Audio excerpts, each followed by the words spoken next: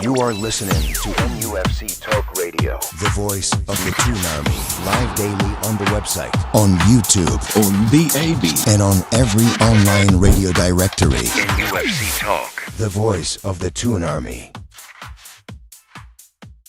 Good afternoon, everybody, and welcome to part one of our three-part show today on NUFC Talk TV. Starting off, of course, with the Geordie Prem show from 6:30 till 8 p.m. Then after that, you got the Geordie Yam Yam and the gang on at 8 o'clock.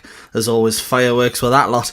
And then Chris and Sean will be joining Bogey and Win for the late night news and entertainment. But for now, and for the best bit, you've got the Geordie Prem show with me, Michael Grahamslaw, Ian Mackay, and Tim in the house as well. How is it going, gents? Are you both well? All good, mate. All good. The sun's back out, so not for long probably, but nice bonus. Nice few hours. What about you, Ian? You good, bud? Good bonus. I am. I'm trying to remember that game we used to watch where there was blokes running around the pitch, kicking the pig's bladder, etc. How long is it since we've watched anything? It just goes on and on and on, doesn't it? Yeah, for me it's been a while. I got into work today, and obviously you have the general chit chat about the football at the weekend, and I realised I'd watched absolutely none of it. So there was a few problems rising there, but yeah, I can't wait for Newcastle to be back in action.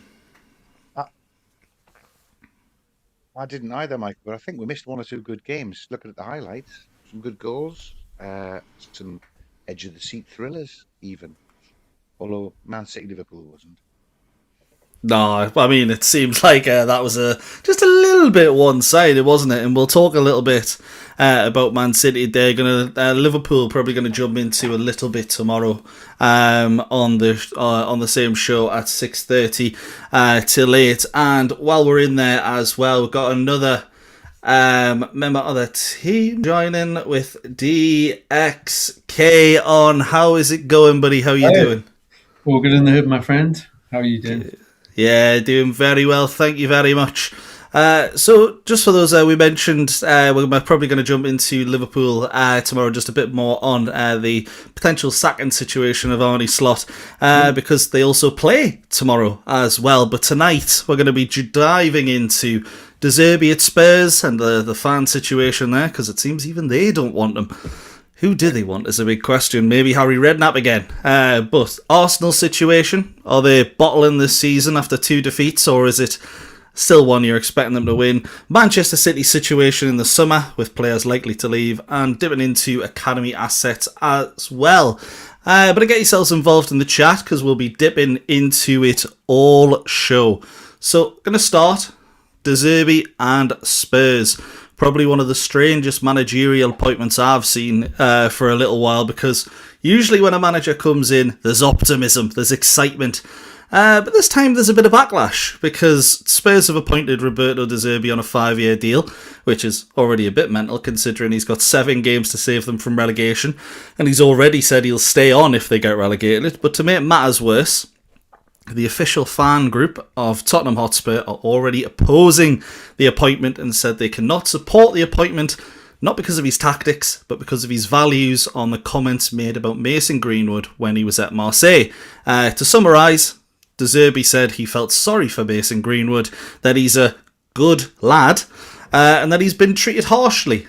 I'm inclined to disagree with that, but for a lot of Spurs fans, he's already crossed that line. Is this for Tim, I'll start with you, mate. Is this a football decision, or is it one where values have become such an issue that the club has massively misjudged with this appointment? I think with the appointment itself, in footballing terms, I think I know where they're coming from, in that they, I think, had their eye on De Zerbi for the summer. And they've had to fast track everything because Igor Tudor did not work out at all, and they kept on sinking. So they've had to get another manager, and they've thought, well, why don't we bring this appointment forward if he's willing to come? I mean, with the Mason Greenwood situation and the comments there, I don't know why De Zerbi would make those comments. I don't know why any manager would kind of get themselves roped into that. Yes, he's your player, or was his player at Marseille. Yes, he's going to be asked questions, but just just saying, I'm not going to go there. I'm not going to be talking about that. I'm here to be talking about the football and not going to go anywhere else. So those are strange comments from De Zerbi to make, considering some of the audio that we heard. Absolutely. Yeah, and yes, the whole thing's probably a minefield, which again, why you don't really go there. So I understand why fans and supporters would see, and then obviously see the club appoint them and be a bit upset at having somebody who seemed to, I'm not going to say have certain values, but seem to be so lackadaisical with their comments around something so serious. But if we stick to the football side of it, I mean, like I say, I think I can see the logic in that way, in that I think he did a good job at Brighton, by all accounts. I think he seemed to do quite well at Marseille. He's clearly a very talented manager, with a clear idea of how he wants to get the team to play. He's fiery, he's passionate. A lot of the Brighton players have spoke really well about him.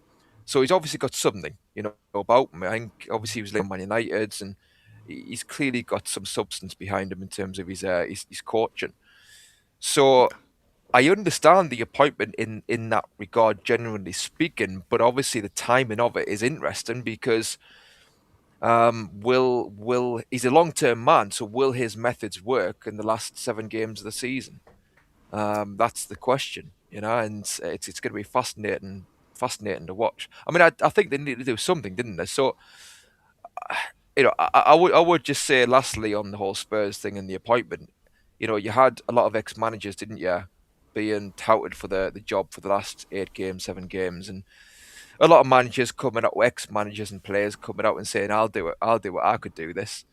Yeah. And it did seem a bit kind of, maybe not underhand, but, it seemed a bit desperate, really. And I understand Spurs saying, look, we want somebody with substance as well in the here and now. We can't just, I understand maybe Redknapp, you bring the field goal factor potentially, and Sherwood maybe, but I think I understand Zerbi as well. It's just a bit of a risk because his methods are so full on and so attacking.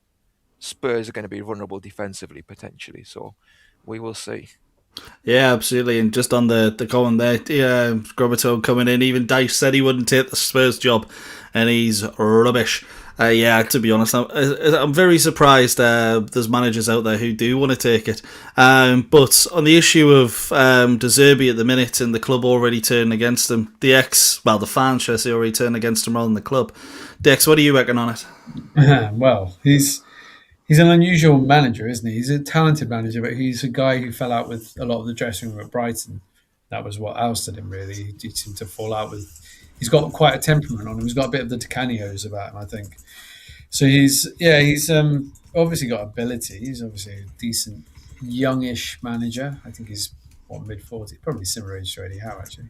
But yeah, he's not a bad appointment in terms of... I didn't think they'd be able to get such a big name in the predicament that they're in with 7 games to go. But maybe he sees it as a no-loss situation, because if he doesn't keep them up, well, they were going to go down anyway, whatever. And he can either stay on or they'll give him a huge payoff if he's got a 5-year contract. So he's in a strong position. So I can see why he's done it. As Tim said, I just wonder if he's a manager who can instantly get results. Like there's certain managers who can come in and you get that bounce, you get that instant impact, like Martin O'Neill or somebody like that. But I don't know if he's one of those. He's a manager who's very methodical. It could take 2 or 3 games to click, and by then, I think who are they playing this weekend? Is it West Ham? I can't remember actually. Off the top of my head. Blanked, but I think it's quite Sunderland. That's the one. That's why I couldn't remember. Sunderland away though, isn't it? So that's not an easy game at all.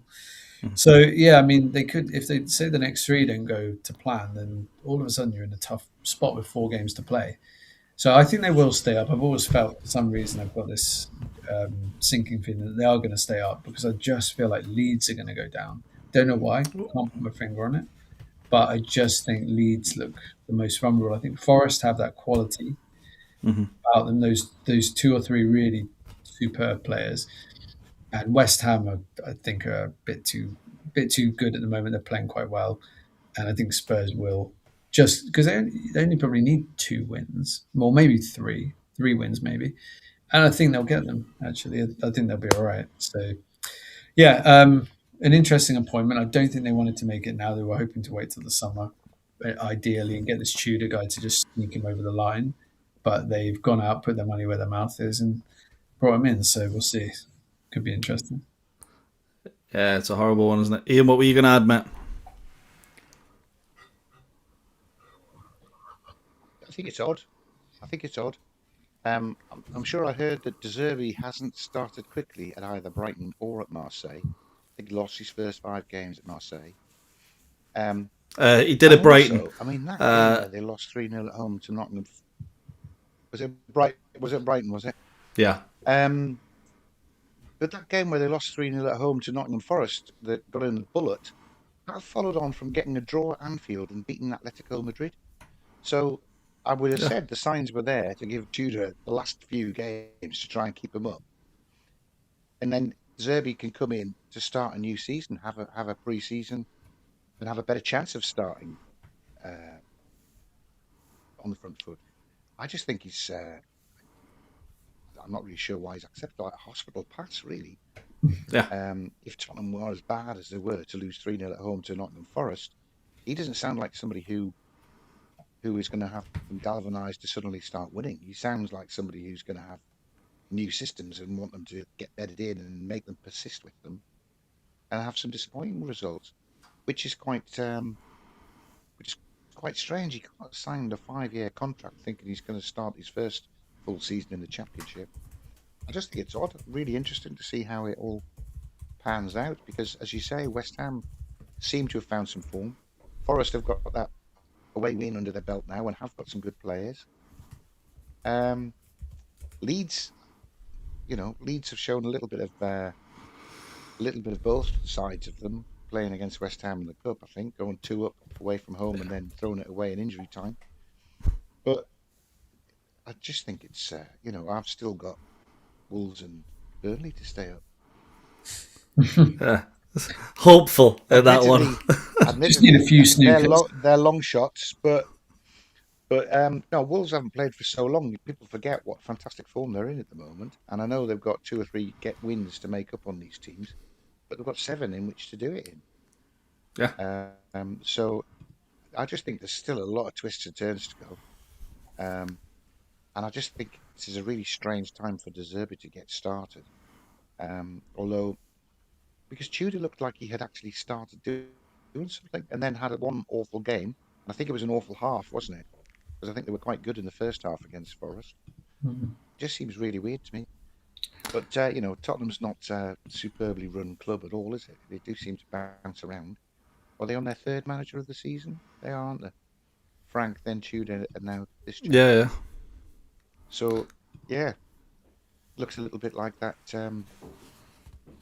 Joe Kinnear, Chris Hughton, Joe Kinnear, Alan Shearer sort of season, doesn't it? Strong parallels, definitely. I was thinking the other one when McLaren was replaced by Benitez because he came in for 10 games at the end of the season, didn't he? And couldn't keep us up. Yeah. So. I mean, I think that was with Tudor, unfortunate though, wasn't it? Because that was because Sam Allardyce came into Sunderland at the same time and did just as well. So we made a lot of ground up on, but not on the team we needed to make the most ground up on. Yeah. I think we only won 3 out of 10 though, didn't we? well, that's the thing with Rafa is like that's a good example because Rafa is somebody who is like meticulous and he's not exactly the most enthusiastic in terms of getting players fired up. So his methods are probably more of a slow burn.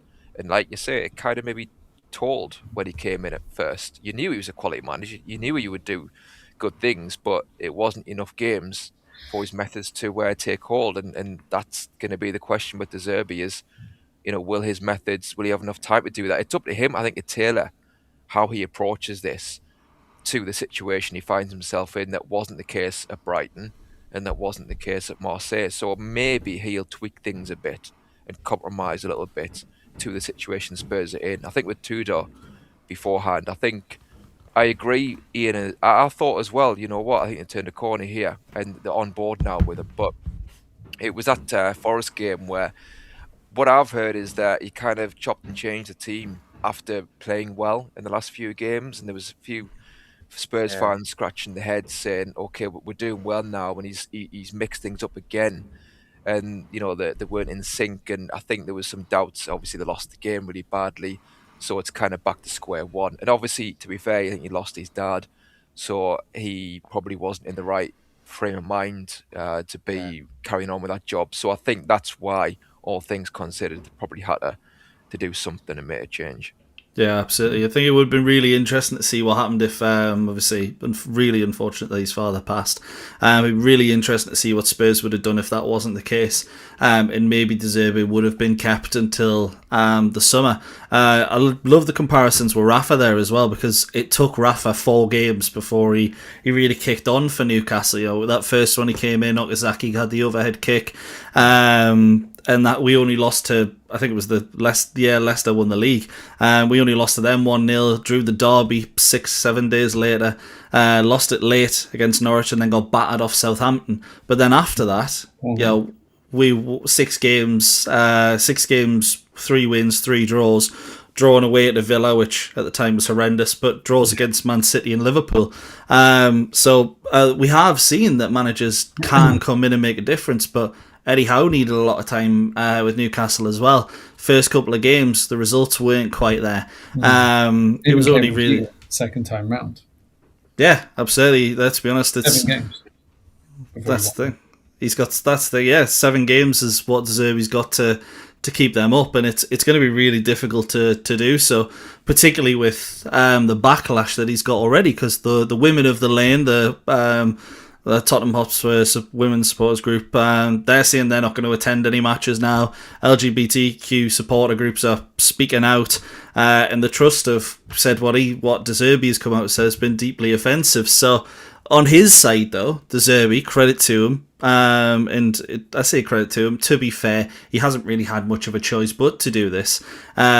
He's apologised. He's come out and said he didn't mean to downplay the incident. Said he was sensitive to these issues because of his daughter, which I can't lie, sounds like that old racist cop out of, I can't be racist, I have a black friend.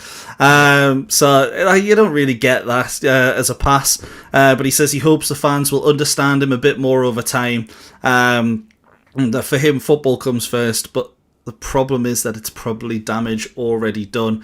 And on top of that, 7 games to save your job. But obviously, Newcastle United, end of the season, it does look like Eddie Howe there'll be conversations about Eddie Howe leaving his job. Would you have accepted De Zerbi at Newcastle in the summer, replacing Eddie Howe? What do you think, Ian? He might be available if they get relegated. He could be sacked. It costs him a lot to sack him, wouldn't it? I think De Zerbi, I don't know. Not really considered Eddie Howe not being there because he just looks so entrenched. I think even if it's a disappointing end to the season, I think they'll give Howe the summer with the new infrastructure in place, with his new director of football, because they've put all of that in place since the disaster of last summer. Yeah. Which he could point to as to why the season's gone so badly. And I just think that, Piff won't want to be rocking the boat too much on that. I think they'll start the season with Howe. Whatever happens. That's my own view. Whether Howe deserves that, I'm not sure. It's strange, being Eddie in and Eddie out. And Your little yo-yo. He's so abysmal in some matches tactically, and yet he's an absolute genius in a match 4 days later. Tactically, it's odd. This season just got me bemused about everything, Mike. I just don't know what I'm thinking about it all. But the way we tackled them, Barcelona at home, for example, or Chelsea away, tactically fantastic. But in between those games, there's bloody thrown away points against Everton and Brentford at home, which was appalling. Looked like we had one idea and it didn't work, and we just didn't have any other idea after that. Very, very strange. Yeah, to be honest, it has been a one really strange season so far, to be fair. And we've got a couple in the chat. Christina saying to heck with De Zerbi. Wissa with a little bit of a pun. I love it. Tottenham De Zerbi everything they get. And GTA fella in there as well saying, as much as I'd rather have Howe resign, the replacement would need to be a top quality league winning manager. Is De Zerbi a better manager than Howe? Not for me. And I think that is to be honest, that is the perfect way of looking at it. I only say that because that's the way I look at it. So of course I'm going to have that opinion. But what do you think? Oh, go on in. Sorry, just to interject on that, when I was asked as a replacement a couple of weeks ago, I suggested Pochettino and was told, oh, he won't come, he's going to Tottenham. Now, he isn't going to Tottenham, is he? De Zerbi's there. So True. I think Pochettino would be a fantastic replacement at the start of the summer. Yeah. After the World Cup, anyway. Yeah, Poch is definitely up there. Would you have took De Zerbi at Newcastle in the summer if Howe left, DX? No, he's not for me. I think he. I understand the Brighton thing that he fell out with players. As I say, that's the understanding I have, is that there were quite a few players. And there was one quite high profile player, Evan Ferguson. He fell out quite badly with him. So I think his management of players seems to be quite hit and miss. And again, is it like you're suddenly upgrading massively if you bring him in over Eddie Howe? Does he ever stay in a job for very long? He's there for a couple of years and then he moves on or gets sacked or something happens. So it seems to be a short term thing, probably better for where Tottenham are than for where we are. But Pochettino, yeah, I'd absolutely love to see him at the club. I think he's a fantastic manager. So, yeah, my gut feeling is with Eddie that I think in the summer, if things don't go the way, I think he might be one of those guys that walks. We've seen first time round Kevin Keegan did it. And we've seen actually Hullett did it. He was another one who walked. So there's a few that have, but not many. I mean, Pardew got poached. So I think it's one of those things where I just think Eddie. I don't think he'll be the manager next season. That's my gut feeling on it. I agree. I'm very on the fence with him. I think if we end up 12th or 10th or something, even if we rally towards the end of the season, I'm really inclined now to lean on the side of I think he's done an amazing job, but I do think it might be the end, kind of the end game now. But we'll see. I mean, maybe if we win 7 in a row, I'll change my mind on that. So you never know. Well, yeah, it's a thing. It's very interesting, isn't it, though? Because you can understand arguments but you can almost understand every argument the way we've been this season and the season before. We do tend to get better. We do tend to have good seasons when we're not in Europe, etc. So it does make it quite difficult to have one opinion one way or the other. Mine is very similar to yours. I do think it is time to go, as the old Arsenal fan TV geezer would say. But Tim, what would you thought if De Zerbi ended up coming in the summer? Obviously he's at Tottenham, but if he hadn't gone to Tottenham, came here, would you have been against it? That was Claude, by the way, so rest in peace, Claude. Yeah. Arsenal fan. I think with De Zerbi, would I take him over Howe? I think it would be interesting to see what he bring, at least in the short term, because, like I said, I think he's clearly got something about him. I think he would get the team set up in a interesting way, an attacking way, and I think whoever we get, I think we should try and keep that attacking identity. So it's not a complete 180 on I would say good foundations that Howe was built. On the flip side, I think he is volatile and maybe. I think some Brighton players did buy into it, but others didn't. So I think Eddie Howe is certainly not volatile. So again, that's where the 180 would be in terms of maybe how he approaches players and manages players. And I think it probably would be too much of a swing either way. And I think it's important that if Howe does go, we do find that smooth transition and that kind of middle ground. I always harken back to where Sir Bobby, when he went and we got Graham Souness in, and that was a 180. You're going from a gentleman in Sir Bobby who was too lenient, I think, with some of the players by that point, and when they hired Graham Souness, I think Souness had a story saying that when he met Freddie Shepherd's wife, Freddie Shepherd's wife said to him, "So are you the lion tamer? You've been brought in to tame these lot." And he went in, basically trying to fight players. So it was just too much the other way. You've got to get somebody in who I think it is that middle ground, and Zerbi isn't that really in terms of his man management. I mean, I like Poch, I do. I think he's proved himself to be a good manager. It's a bit of a weird situation with him now in the last few years, really. I mean, with USA, I wouldn't have thought it's his type of gig in terms of there's no day-to-day coaching.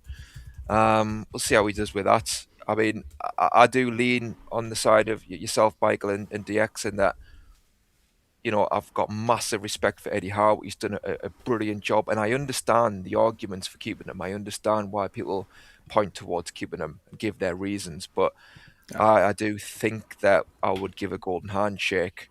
And yeah, I said before, I would hire Iriola from Bournemouth in the summer. Zerbi boy. He's a great shout, isn't he? And I thought he was. Sorry, Matt. You're breaking my heart. I'm not a big fan of Irio. I just don't think he's tactically that good. But I'll be very surprised if he doesn't end up in Athletic Bilbao, to be fair, as he spent most of his playing career there. Ernesto Valverde has announced he's leaving in the summer, so I know it's not really the club that fits his philosophies, and it's very restricted as a Bilbao manager, but I would be surprised if he didn't go back there. But sorry, lads. Now, can't we do a thing like I was thinking about clubs like, well, it hasn't really worked out for Brighton as much with this manager, but Brighton or Southampton a few years ago, where they used to always bring in these. Pochettino was one of them actually, bringing these young managers, and they would do it quite like they had. Who was the Scouse manager? They had a Scouse manager at Southampton, and he was doing okay, and they just drawn with Liverpool. Nigel Atkins. Yeah, that's the one. Oh, shout. Yeah. And they just replaced him, and people going, "What the hell? You replaced him with this guy doesn't really speak English?" And suddenly you could see quite quickly, "Whoa, okay, this was an amazing appointment." And I quite liked that. They just went and got a young manager. I think he was like 39 at the time, something like that. And they brought in a young manager who was a bit of a gamble, but it just was. They could see, like bringing in a young player from another country, that he's got the potential to be fantastic. I wouldn't mind us doing that because we've never really done that. We've always brought in the tried and... trying to think if we've ever done it. We brought in pretty much all the tried and tested guys, or coaches like John Carver or Chris Hughton or people like that to do the job. Yeah. Or old guys who, haven't managed for years like Kinnear. So, well, I suppose Keegan was the last one, wasn't he? He was a bit of a punt, wasn't he? He'd never managed, and he'd been out of the game for 10 years. So yeah, okay, Keegan a little bit. But other than that... That's true, sure, yeah, okay. But I mean, like a young manager. Sorry, go on. We're trying to find magic there, weren't we? Really? Yeah, with Shearer, it was through desperation, really. Last row of the dice, wasn't it? Really, but yeah, just to go abroad and find someone who's had 2 or 3 really good years and shown potential. I know a lot of people like Fabregas. Maybe that's an example. Somebody like that, and just go, right, we'll put all our eggs in that basket and really back this guy and see, because he could be our manager for 10 years. Yeah, you've really got to look to the future with it. And just some chats that I went to pick out as well. GTA filler in there as well. On the topic of replacing Eddie Howe, both Eddie and Zerbi are 6 out of 10 managers. Howe's maybe a 6.5. We need a 7 and upwards.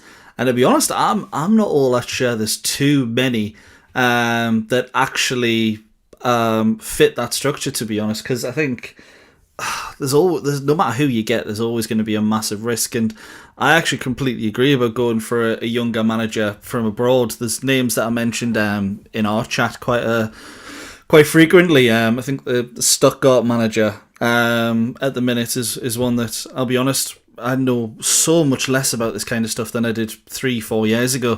Because I used to be on top of everything that way. But I hear so many names now of managers, I'm like, I've got no idea who that is. But those young, exciting managers that come in, I wouldn't be opposed to that at all.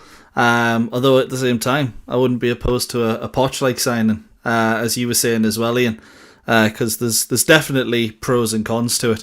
But on the Spurs side, De Zerbi's a coach who demands control, demands that alignment, and he's not going to tolerate players not buying in. And his philosophy is, outside of football, I don't care, as long as you buy into my philosophies on the pitch. Spurs is probably the worst possible club for that, isn't it? Because there's exec changes seemingly every week, recruitment issues, the wage structure's got problems in there as well, and they don't really seem to have an identity. Does it feel like it's a bit of a it's the worst possible environment he could be going into? What do you think, DX? Yeah, it seems like a very combustible club, doesn't it? It's a really weird football club. I can't think of a club that's been as bad. We've been badly run in the past, but the only thing I can kind of equate it to, and it wasn't as bad, was when Kenny Dalglish took over from Kevin Keegan, and after a good start, first half of season, second place, just sold all the good players and then suddenly went into freefall. But there's not even that with Tottenham. They've had injuries, but they haven't. They lost Harry Kane and Son left, so that was their two guys who were maybe the cream of the crop that went. But they've still got really good players. I look at the squad and I'm like, God, they've got some talent there. Bergval, and I really like Jed Spence. I think he's a really good player, and Van der Ven and people like that. You think, God, these are good footballers. There's loads of them in that squad. So I can't. It's just got to be coming from further up. It is quite a toxic club. Daniel Levy's had kind of a bad reputation for a long time. Decent businessman, but never seemed to be kind of aligned with the managers fully. So maybe Poch a little bit, but yeah, they're a weird club, aren't they? They fluctuate more than anyone at the moment. They win a cup, and you think, oh, they're on the way back, and then now they're fighting relegation battles every season. So yeah, I can't quite put my finger on Tottenham. They're an enigma. I think he's got an advantage in that one or two of the big stars that have been missing are coming back from injury, aren't they? Well, that's true. Yeah, I can't think of who that is. Game changer. Certainly, if he's playing against other teams in the bottom half. Which player? If you've got him in your team. Kudus. Oh, Kudus. Yeah, he's talented, but does he have an element of ASM about him where he's a bit like bit inconsistent? On his day, he can be a match winner and that kind of thing. But I mean, Solanke he scored 20. How many did he get from Bournemouth in his last season? 25. But he could be another Wissa who's just sort of, they got him at the wrong time. So, I mean, it would be, if they went down, I'd be very happy if we went and raided 2 or 3 of their players, put it that way. Let's get Spence, let's get Bergval, and say no more. Yeah, that's the thing. When it comes to their young players, Spurs have got so many decent ones that they've kind of had to throw in at the deep end because the likes of Kulusevski, Maddison, Basuma, etc. have all been so injury prone. And Kudus has come in. You were saying just before they're big. He's a big player for them. He came in, wasn't really injured too much at West Ham. Comes into Spurs and gets injured pretty much straight away. He's back, but we'll see just how big he is. But he seems like he'll be the one that, if anything, that can unlock the door for Spurs under De Zerbi. What do you think about that?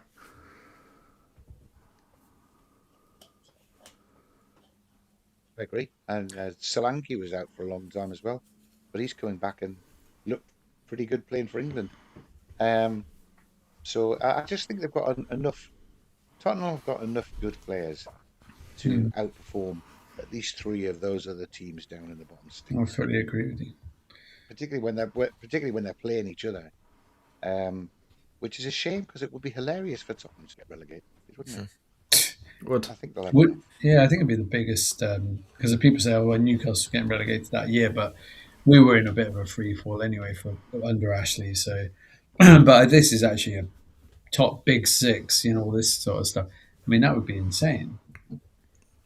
Yeah, it'd be mental, wouldn't it? Tim, what do you reckon? They've been spending. They've been. Oh, all right. Thank you, Ian. Tim? What do you reckon? Is this the worst possible environment that De Zerbi could be going into at Spurs, or do you think it's been worse? Well, in a way, though, it's. Do you mean? I don't know if you mean on the pitch or in the boardroom, but bit of certainly, both, really. Yeah, I mean, in the boardroom, he's kind of maybe pounced when they're vulnerable, in that he's in a position where he can and probably has demanded certain conditions before he signs up. So he's got that 5-year deal, and I heard there was talk that he had some kind of, maybe not say, but at least he has some kind of dialogue around the director of football or maybe the executives that were being appointed to follow him. So in that way, I think that probably was part of the attraction. Do you know what I mean? And that he's going in there where they're going to mold things around his vision. Now they're going to try to, whether or not that actually works or that is followed through with, we will see. But it's going to be really interesting to watch because it's the other way around as to what Spurs have had for a long time, particularly under Daniel Levy, where it was what Levy says, whatever he says goes. Whereas now you're going to have the Zerbi who wants a lot of power, who is very volatile. He'll be saying to the board, we need X, Y, and Z. We need to spend this sort of money. And I think the Tottenham board with Enoch, with Daniel Levy now out, it seems like want to prove to the Spurs fans that no, they are serious and they want to push the club on, and they are trying to make decisions to prove that to the fans. And I think De Zerbi is part of that, in that they want to allow a manager to build a side and talking about breaking the wage structure and stuff like that. So I think with De Zerbi going in there, I think if they can survive, I think it's kind of it's perfect for him in one way, because like I say, they're like putty in his hands in a way. But I wouldn't be surprised if it does end in tears, obviously in a few years' time, because things change and the Spurs board might start to disagree with what Zerbi wants to do, etc. But I think obviously it all hinges as well on whether they stay up. I think Solanke's the big thing with them. I think not that he's the best striker in the league or anything, but he's a good striker. He knows where the back of the net is, and I think if you're struggling up top, that's what's usually gonna kill you. And the fact that they've got a proven goal scorer now fit, even Richarlison, I don't like Richarlison, but he can get a goal here and there. They should have enough, if they have some kind of structure to them and have some sort of fight. They should, but it's still all to play for. Yeah, absolutely. And we're going to finish up on Spurs there, but I'm just going to quickly go around and ask for three. I'm going to start with you again, Tim. Are Spurs going to stay up? And if so, who goes down? I'll say yes. I think Spurs will stay up, and I think West Ham will go down with Wolves and Burnley. Yes. Are we all in agreement? West Ham and not West Ham. Wolves and Burnley go down. Even you, Ian. Sorry, Ian. Even me. I think that is the most likely, but that's why I've backed them at 25-1 to stay up. Both of them. That's fair. If one of them comes in, I'm 100 quid better off. That's why I've done it. But they're both two separate bets. They're both fairly doomed. Yeah. West Ham next. And then probably, I don't see Leeds falling away. They've got the points on the board. When I saw Tottenham lose 3-0 at home to Forest, I would have had them down there, but they've changed the manager, and they've got the players coming back. So it's probably some Forest, big changes. And then Tottenham will finish whatever that is, 16? 16? Tottenham top of the bottom. What do you think, DX? Will Spurs stay up? And if they do, who goes down? Yeah, I stand by what I said before. I think that Leeds United are going down. And I think that Tottenham, Forest and West Ham will survive. I think of the three, Forest will probably be 17th in the end, West Ham 16th, and Tottenham will climb up to 15th. Fair play. So before we move on, if you new to the Geordie Prem show, we do this 2-3 times a week, 6:30 till 8 o'clock. Always the weekdays before that early night show. So give it a like; it'll massively help us out. And don't forget, we got 3 shows today. Us on the Geordie Prem show, 6:30 till 8. 8 till 9:30 with Gary the Geordie Army on Christina and the team, and then Chris Sean will be joining Bogey and Win at 9:30. But for that, you're going to have to stay tuned, click the bell for the notifications, and we are going to move on. Well, we're not going to move too far away because we're going to stay in North London. Arsenal 2 weeks ago, we were talking about a potential quadruple. They were favourites for multiple competitions, potentially had the quadruple on the cards, as I said. It looked like no matter what, it was going to be a historic season. Now, lost 2-0 to Man City in the EFL Cup final without really laying a glove on them. You can accept that. But losing to Southampton in the FA Cup, and all of a sudden it looks like the bottle of the fans is starting to disappear. That 9-point lead doesn't look so secure, and it's starting to get a little bit uncomfortable because we've seen this before. Ian, I'll start with you, mate. Do you think Arsenal have the edge to hold on for the rest of the season? Well, I think they've got the points in the bag, but I mean, you've got to look at that City-Arsenal game coming up as being pivotal. If Arsenal can win that, then yes. If City win it, then it just keeps it going through to the end of the season, and Arsenal will be getting that squeaky bum time even more regularly. But yeah, that would be strange. City beat Arsenal and pip them to the title, then they're just left with the Champions League, and we've seen what Barcelona can do, what PSG can do. I think Arsenal have got as good a chance as anybody left in that, but they do throw the odd stinker in, don't they? Sometimes, like against Southampton. So would Arteta be back on the market to come to Newcastle because he's sacked for not winning anything this season for Arsenal? If he doesn't win anything, it could well happen, because I don't think Arsenal fans will accept not winning a trophy this season. But DX, what do you reckon, mate? Is this just a bad run? Sorry, go on, mate. I think that Arteta will end up at Man City if he goes anywhere else. If Pep goes, but yeah, I think I think they're going to win the league. Yeah, I think they're 9 points clear. Man City have got a game in hand, but I think it's too much with 7 to play.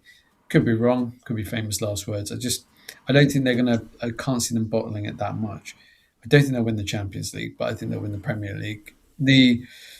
I guess the hope I have, because I was thinking of the fixtures as pertains to us, is I was thinking, if they won the league by the time they played us, then, but it's not possible because there'll still be 5 games left, so they can't have won it. So they could go into that game thinking, if we win this, we win the league. We don't want that. The best case scenario then for us is that they do get slaughtered a couple of times. They've got Bournemouth next.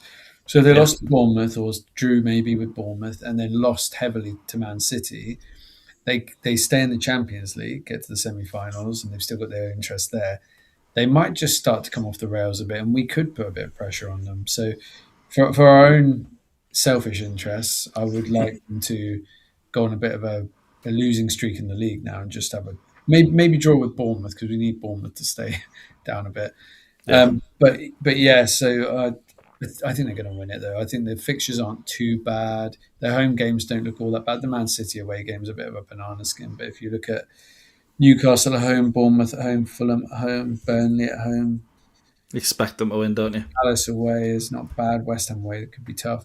Yeah, it's not a bad run of games apart from that one. So I think they'll probably win 5 out of 7, and that's enough. That gets them, or should be enough, unless Man City win all 7 and then goes down to goal difference. And I don't know what the goal difference is. So at that point, it would get a little bit edgy, and you wouldn't put it past City, would you?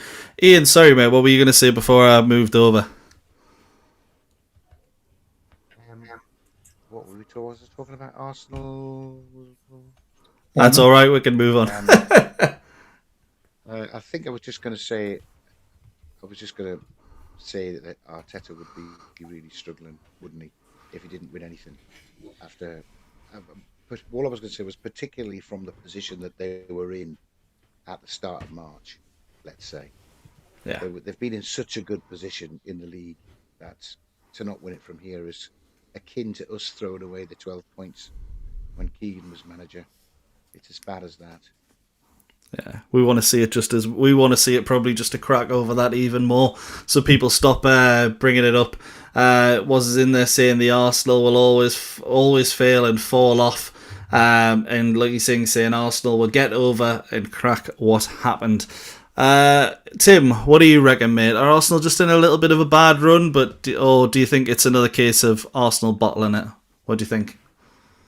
Well, I mean, it's good for them. They've got to play us, isn't it? The Emirates, because you know what I mean. We come gift gift wrapping points. You know what I mean? So I think, I think with what you've said there, though, 9 points ahead, but they've got Man City have got a game in hand, and they've got to play each other. So if Man City win that game in hand, and then Man City also beat Arsenal, then am I right in thinking that'd be 3 points behind?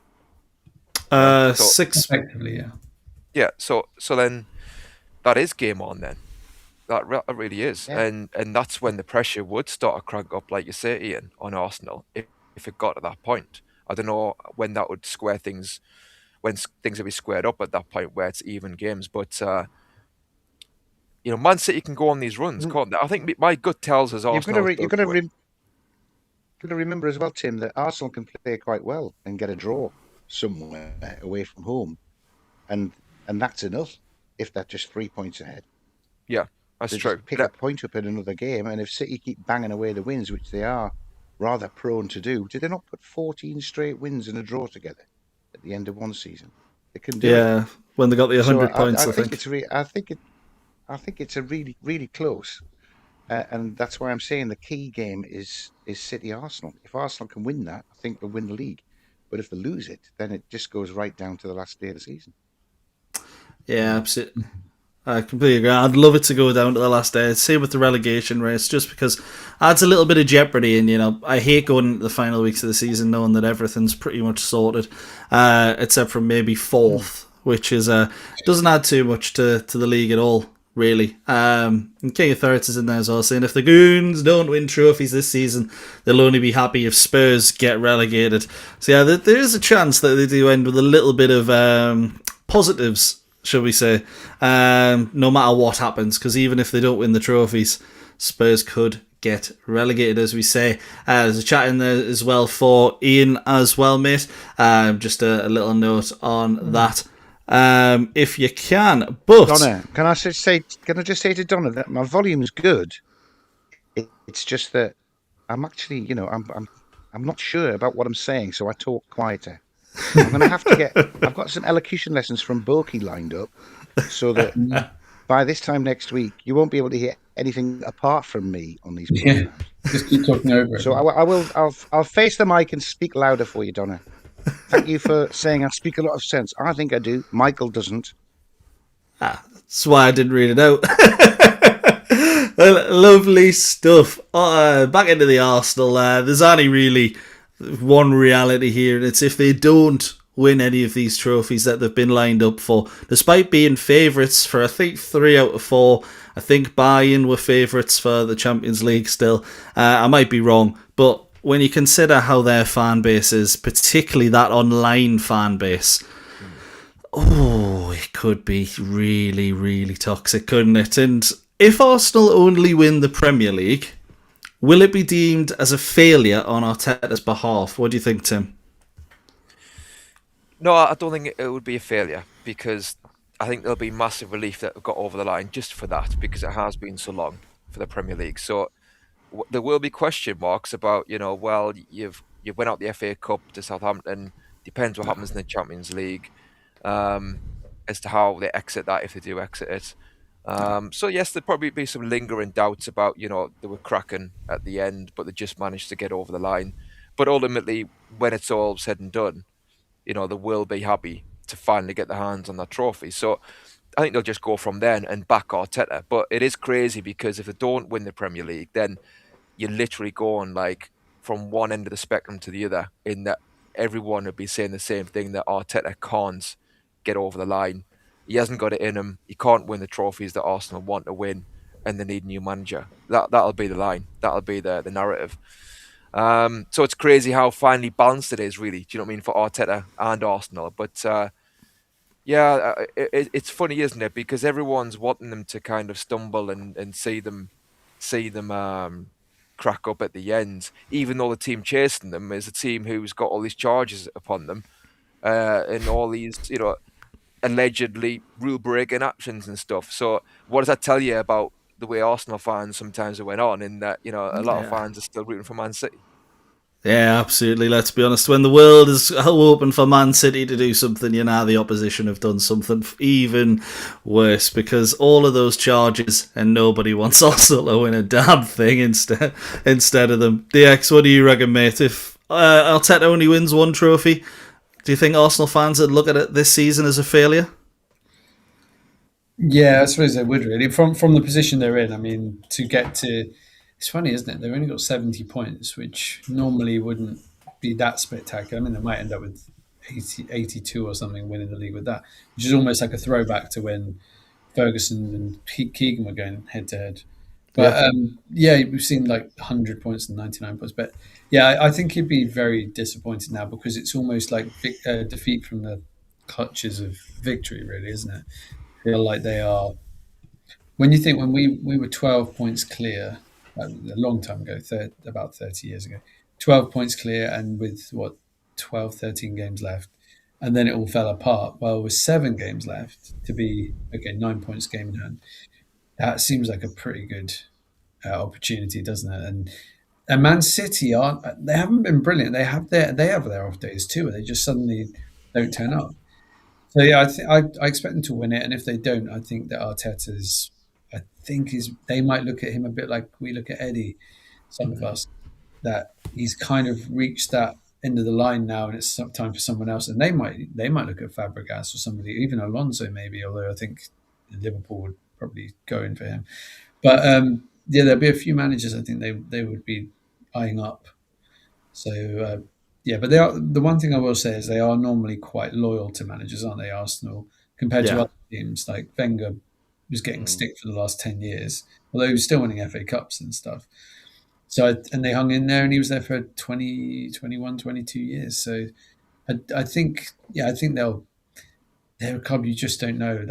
But I think the fans might be hounding them out a bit if they don't win that Premier League this year, or the Champions League. If they win either or, they'll be fine. Yeah, but if they don't win either, could be absolutely toxic, and that's what I would love to see. Ian, what do you think? If they only win one trophy, will it be deemed as a failure on Arteta's behalf? And I'm going to ask you something else as well. Fabregas and Arsenal, does it feel tailor-made and maybe a match made in heaven? I hadn't put the two together because I've not considered Arteta's job being at risk, because they've looked like they're winning this league from Christmas. But if they didn't, and he was swapped, Fabregas is, as you say, match made in heaven for them, tailor made, and probably Arsenal is his first choice of where he would like to manage long term, I guess. Is one they can do either or, I think.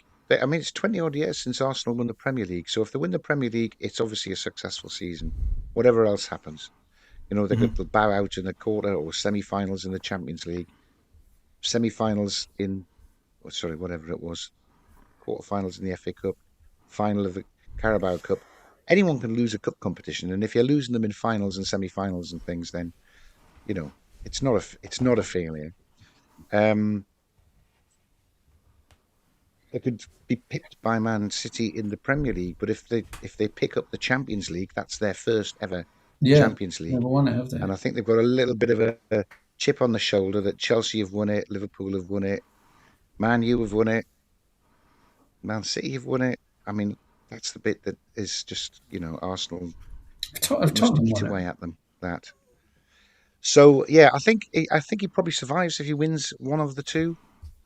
If he doesn't win one of the two, though, I think there'll definitely be lots of discussion, and I think the Arsenal fans have been so full of themselves all season, to come away with knout, they would have their leg pulled a little bit, I would suggest, and that would increase the toxic environment, which meant that maybe Arteta would have to move. Yeah, He'd have to hold his hands up and go, I've done as much as I can do. Their league form hasn't tailed off at all, though, has it? Their league form's outstanding. It's just their cup form that's deserted them a little bit in a couple of games, because haven't they won like 5 in a row in the league or something? Yeah, four wins and a draw in the last five, and they've looked like they're able to get over the line. To be honest, it is unfortunate because I think most people want to see them fail, but those errors seem to have come in games, as you say, in the cups, where they have dropped off. But a big win against Bournemouth, and all of a sudden everyone's talking about how they are champions elect. We've got a question in there in the chat from NUFC Jams.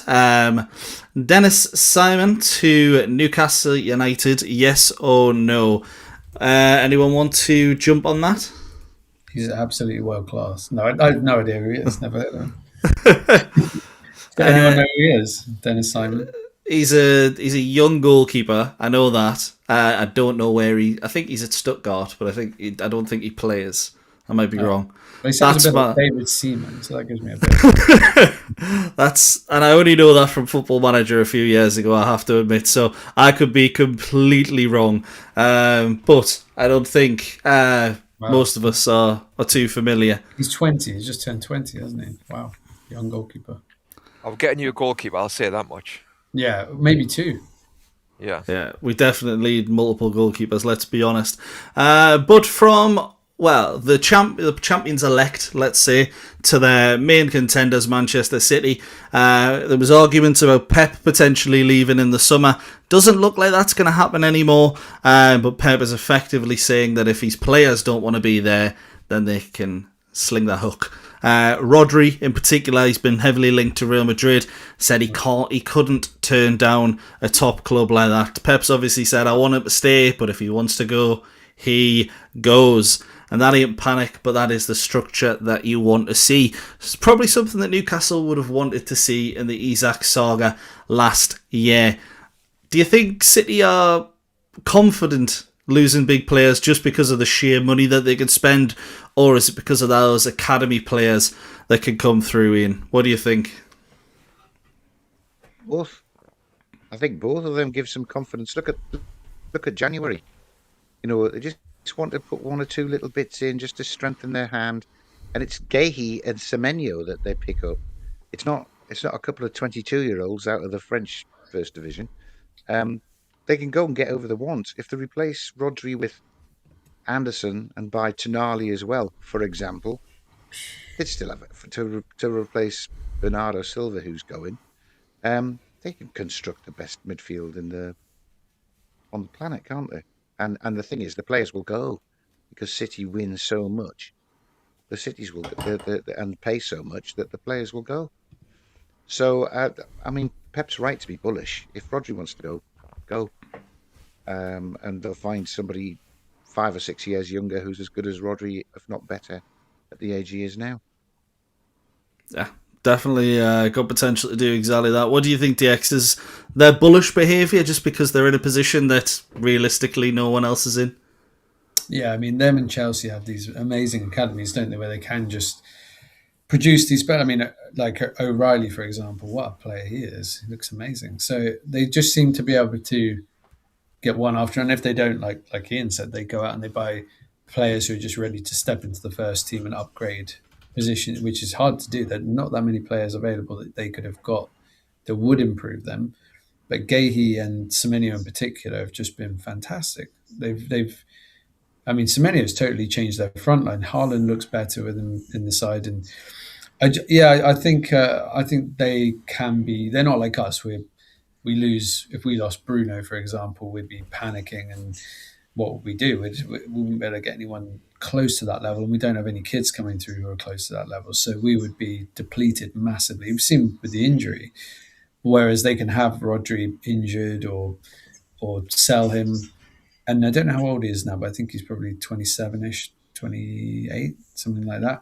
So maybe this is the last chance to really cash in and get the money. And all these clubs are much better, but they're able to do it, but they're much better at trading than we are. We don't have as many assets to do it, but we're very slow to get rid of the ones that you can tell it's time to move them on. So the clubs like Man City, they do it very, very well, and they bring in players they paid 20. What did they pay for Semenyo? 30 million, 35? Not much, was it? Or maybe 45. I think Semenyo was a bit more. I think Semenyo was like 50, 60, wasn't it? Cherky was an absolute steal. So was Gay. Gay was 25 or something.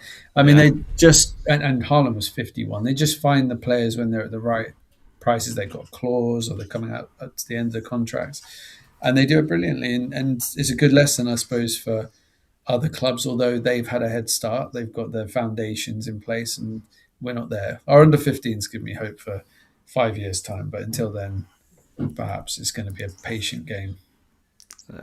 Some absolutely fantastic results for the young ones, aren't there? Wait till we get Mason Miley out and playing alongside Louis. I'm just kind of hoping that one family can have 11 instead of 11 Geordies, 11 Mileys. They're already trying to work out how old Mrs. Miley is as to whether there's any chance that she could just go back onto the production line and produce a couple more. Yeah. Hey, who could blame them, to be honest? They seem to be a very talented set of kids, and Charlie Robinson coming through as well. Won player of the tournament at the Orange Vein Cups for the under-15s, 8 free kick goals to his name. He seems to be one massive talent in that youth environment.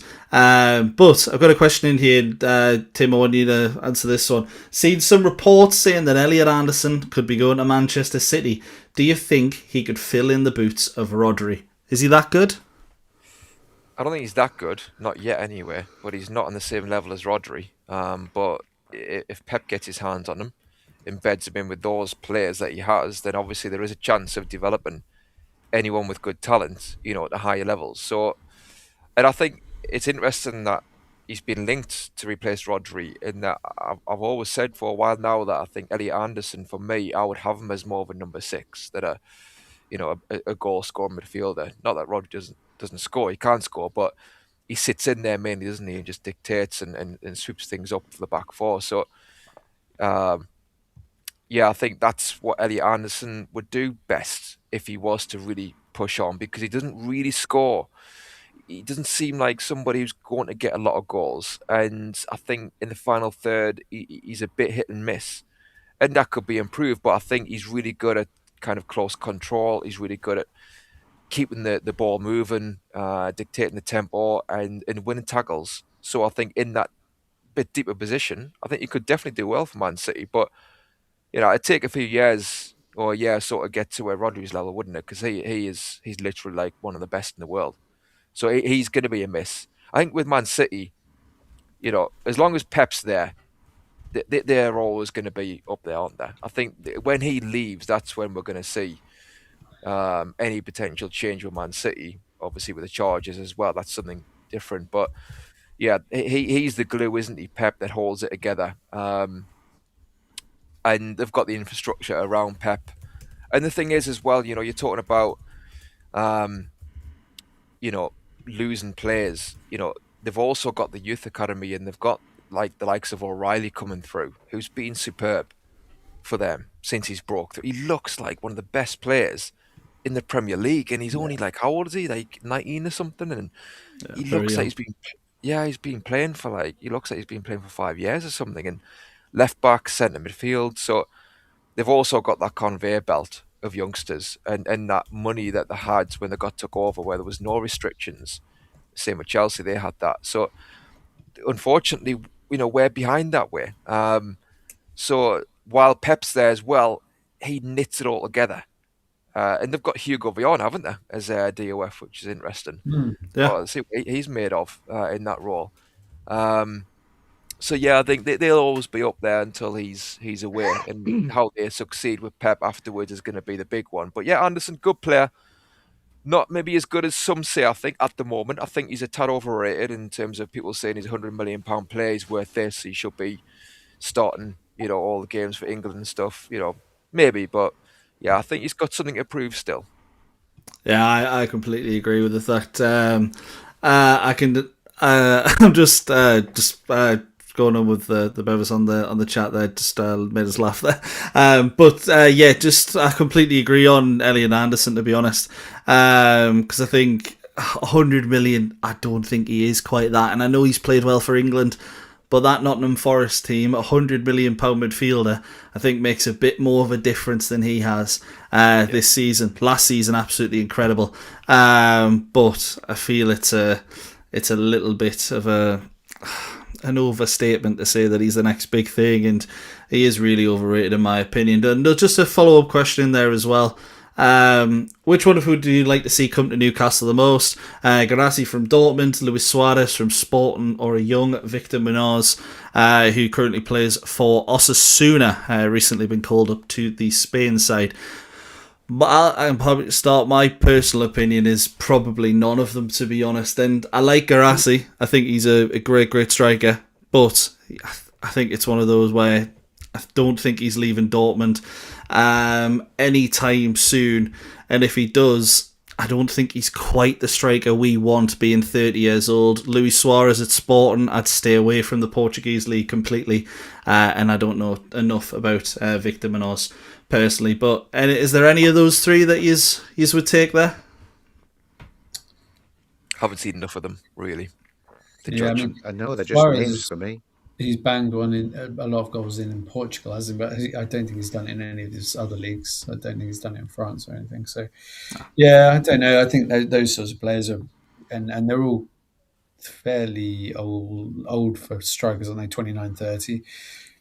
Oh no, one of them's a young player, isn't he? Yeah, I'm not sure. None of them would be my first choice, but as we get further down the list, that's who we might end up with on deadline. I think we need. For me, I said last night, we should be trying to get a pacey, strong striker for me to play with Woltemade. That's my plan. That's what I would be looking to do. Somebody who's got a good age as well. If some of those players are 29, then yeah, I mean, I would. It's not the worst thing in the world because Woltemade is young. You've got the young and old there, but yeah, somebody pacey who can run in behinds is what we've lacked this season at times when Woltemade has played up there. And unless we're going to totally change everything how we play, then I think Woltemade needs a striking partner. So if you've got somebody who dovetails with him in that profile, I think that'd be the way to go. I mean, some saying a Delap because we were linked with Delap, and obviously we were in form last summer. I think he's probably going to go somewhere and find his form again, but I think he's probably he isn't pacey enough for me to be up there. So I wouldn't be going for him. Nicholas Jackson, I think I'd be tempted with. Yeah, obviously he's volatile, he gets red cards, he's hit and miss, but he is talented and he can score goals. He runs the channels really well, and he gets in behind and he can hold the ball up. He is tough and he's got that kind of steely. He's got an ego, obviously, and he can carry the shirt, no doubt about that. But yes, he's also a bit reckless. So, but somebody in that mould who can hold it up but can also spin in behind is what I'd be looking for. Yeah, I completely agree. I think you need someone with a bit of pace in this Newcastle front line. As this was meant to be, wasn't he? But his legs are gone for the moment. Yeah, that injury seems to have hit him hard. Steely's in there saying some that he'd maybe like to see us go for Samu, Ramos and John Duran.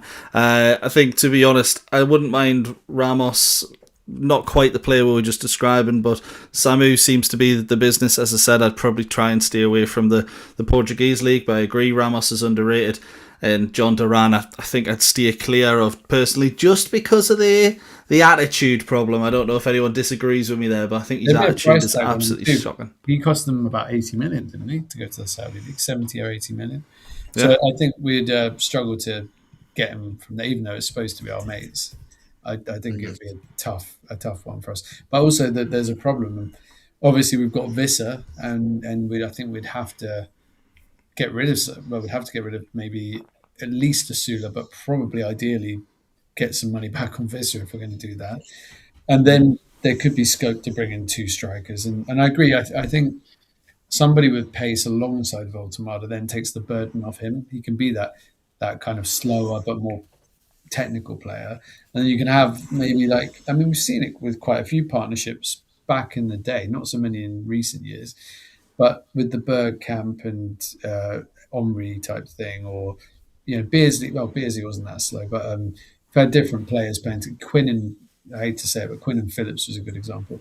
So I think we just need to have the balance there. We can't just have wingers who don't put the ball in and a striker who's big but doesn't have any speed. It just doesn't work. It doesn't work. just with that as well, the Mouse made a great point of us being in for Delap last summer, and interest will still be there. We've heard that quite a bit. Do you think that if Woltemade stays, that probably means Delap wouldn't happen? Because you don't want two strikers who are going to be, want to have the ball in the air, focus on crossing, stuff like that. Do you think that negates that potential signing? Because it does sound like a Newcastle signing. Yeah, I think it does. Chelsea if Chelsea not mentioned that they'd be quite interested in Woltemade. I think there might be a swap plus money deal there. Oh, I think that would be a real backward step. Yeah. Look at that. I want to keep Nick. I want to keep Big Nick. I do. I want to keep Big Nick. They'll know how to use him there. You're probably right. Yeah, because there'll be a side that focuses on the ball a little bit more. That'd be good, and that wouldn't. They won't play him. They won't play him as a sub for Caicedo. That's for sure. Filling in it right back. But I think he's the one, isn't he? He's the one we unanimously pretty much want to keep of the strikers we've got. He's the one we're saying keep him. Yeah. There's a few people saying, well, keep Asula because that he has his moments, but keep him as a right winger. And there's not very many people advocating for Wissa at the moment. So it'd be interesting to find if there's anyone in the chat who's like, oh, I want to see Wissa next season. I think maybe Mighty Wins about the only one who thinks it might be worth. We might have to stick with him, but does anyone? Or SCR. Yeah. Is anyone in the chat still thinking Wissa will come good? I think it's going to be a very much a no. But I'd be very interested in hearing what people think, because he was supposed to be the short-term option, wasn't he? And it doesn't look like, short-term. He's been the short straw, more like. Yeah. How's Samu got on for Porto? What's Samu's goal-scoring record like? Because obviously we were linked with him as well, weren't we, in the summer? And it's like he was looked upon as one of the next big things from Portugal. And I hadn't really seen him play, but heard about him being a powerful striker, pacey, and obviously the seasons now went by. I've got no idea if he's kept up his form. I know, like you say, Michael, it's Portugal. It's a different league. It doesn't mean you're going to do it in the Premier League. But yeah, I don't know how he's done this season. So I don't know if he's an option or not. Yeah, he's kept up his form. Were we really interested in him, though? Was it not a name that popped out when Maybe Sesko and Cunha and Benwo and all of them had already gone and we were working our way down the list? Samu popped up there, didn't he, at the start of September or something? Yeah, I'd seen him a little bit before. Yeah, probably on the list. And to be honest, who could blame him this season? He's carried on his form. He's got 20 goals in 31 games, 13 in the league, 3 in Europe, and 4 in the Cups. So he's kept up that form. But again, I can't take any league seriously when Darwin Núñez has been a top goal scorer in it, and he's another one that's been linked to Newcastle over the years. Returned from Saudi, maybe. Ooh. I would have him. We'd have him ahead of Wissa for sure, and Asula. Fair point, yeah. With Tim, DXK, would you both have Darwin Núñez? I mean, I like the profile because it does fit what I was saying about a pacey striker who can go on behind, but I just think he misses too many. I think he scores twice every time he plays at St James's Park, so that's a really big trade. Exactly. He's too inconsistent for me. I just his finishing is not that of a striker. We did have someone like him, and I think Bellamy, when he first came to us, his finishing was really poor because his pace would get him so many chances, and then he improved towards the end. His finishing was excellent. So, but I think Núñez maybe is a bit past that point now. He's 27, so maybe he's not going to suddenly become Alan Shearer in front of goal. And RSL in there as well. Samu's got a long-term injury. Yeah, he did. A ruptured cruciate ligament we've suffered was in February. The reckon he'll miss the rest of the season, but should be fit for next season. So always a chance in there, but you don't really want to take a risk on players after that. Big injury in there as well. So yeah, completely agree. We do need to take a chance on someone, and the Núñez one is a pretty interesting shout because, as far as I'm aware, Al Hilal are potentially looking to get rid of him because they've got too many. Same reason, I think it's the same. Yeah, same reason they got rid of Mitrovic. Too many players that don't fit the the quota, really, because they've got too many foreign players, so many on the books, and Darwin Núñez is one that unfortunately seems to have been cut.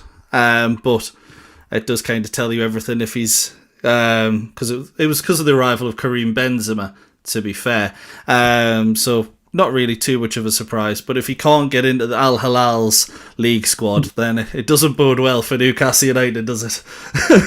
No, I'm trying to think if there's any we're missing in the Premier League. That I know people don't like the Premier Well, League. can I just take a step back? Just take a bit of an overview. Zoom out. Wilson, right? Somebody somewhere had a list of strikers 3 years ago that had Ekatike on it, and we went after him, and then PSG came in and got it. So there must be that list. We must be maintaining that list somewhere with all of these strikers that we've seen something on that nobody's really going too crazy about just yet. Wilson must have that list, and I know people will be craving a superstar signing, but actually, if we've got limited funds and a lot of squad members to replace, I don't mind 80% of those replacements coming off those sort of lists.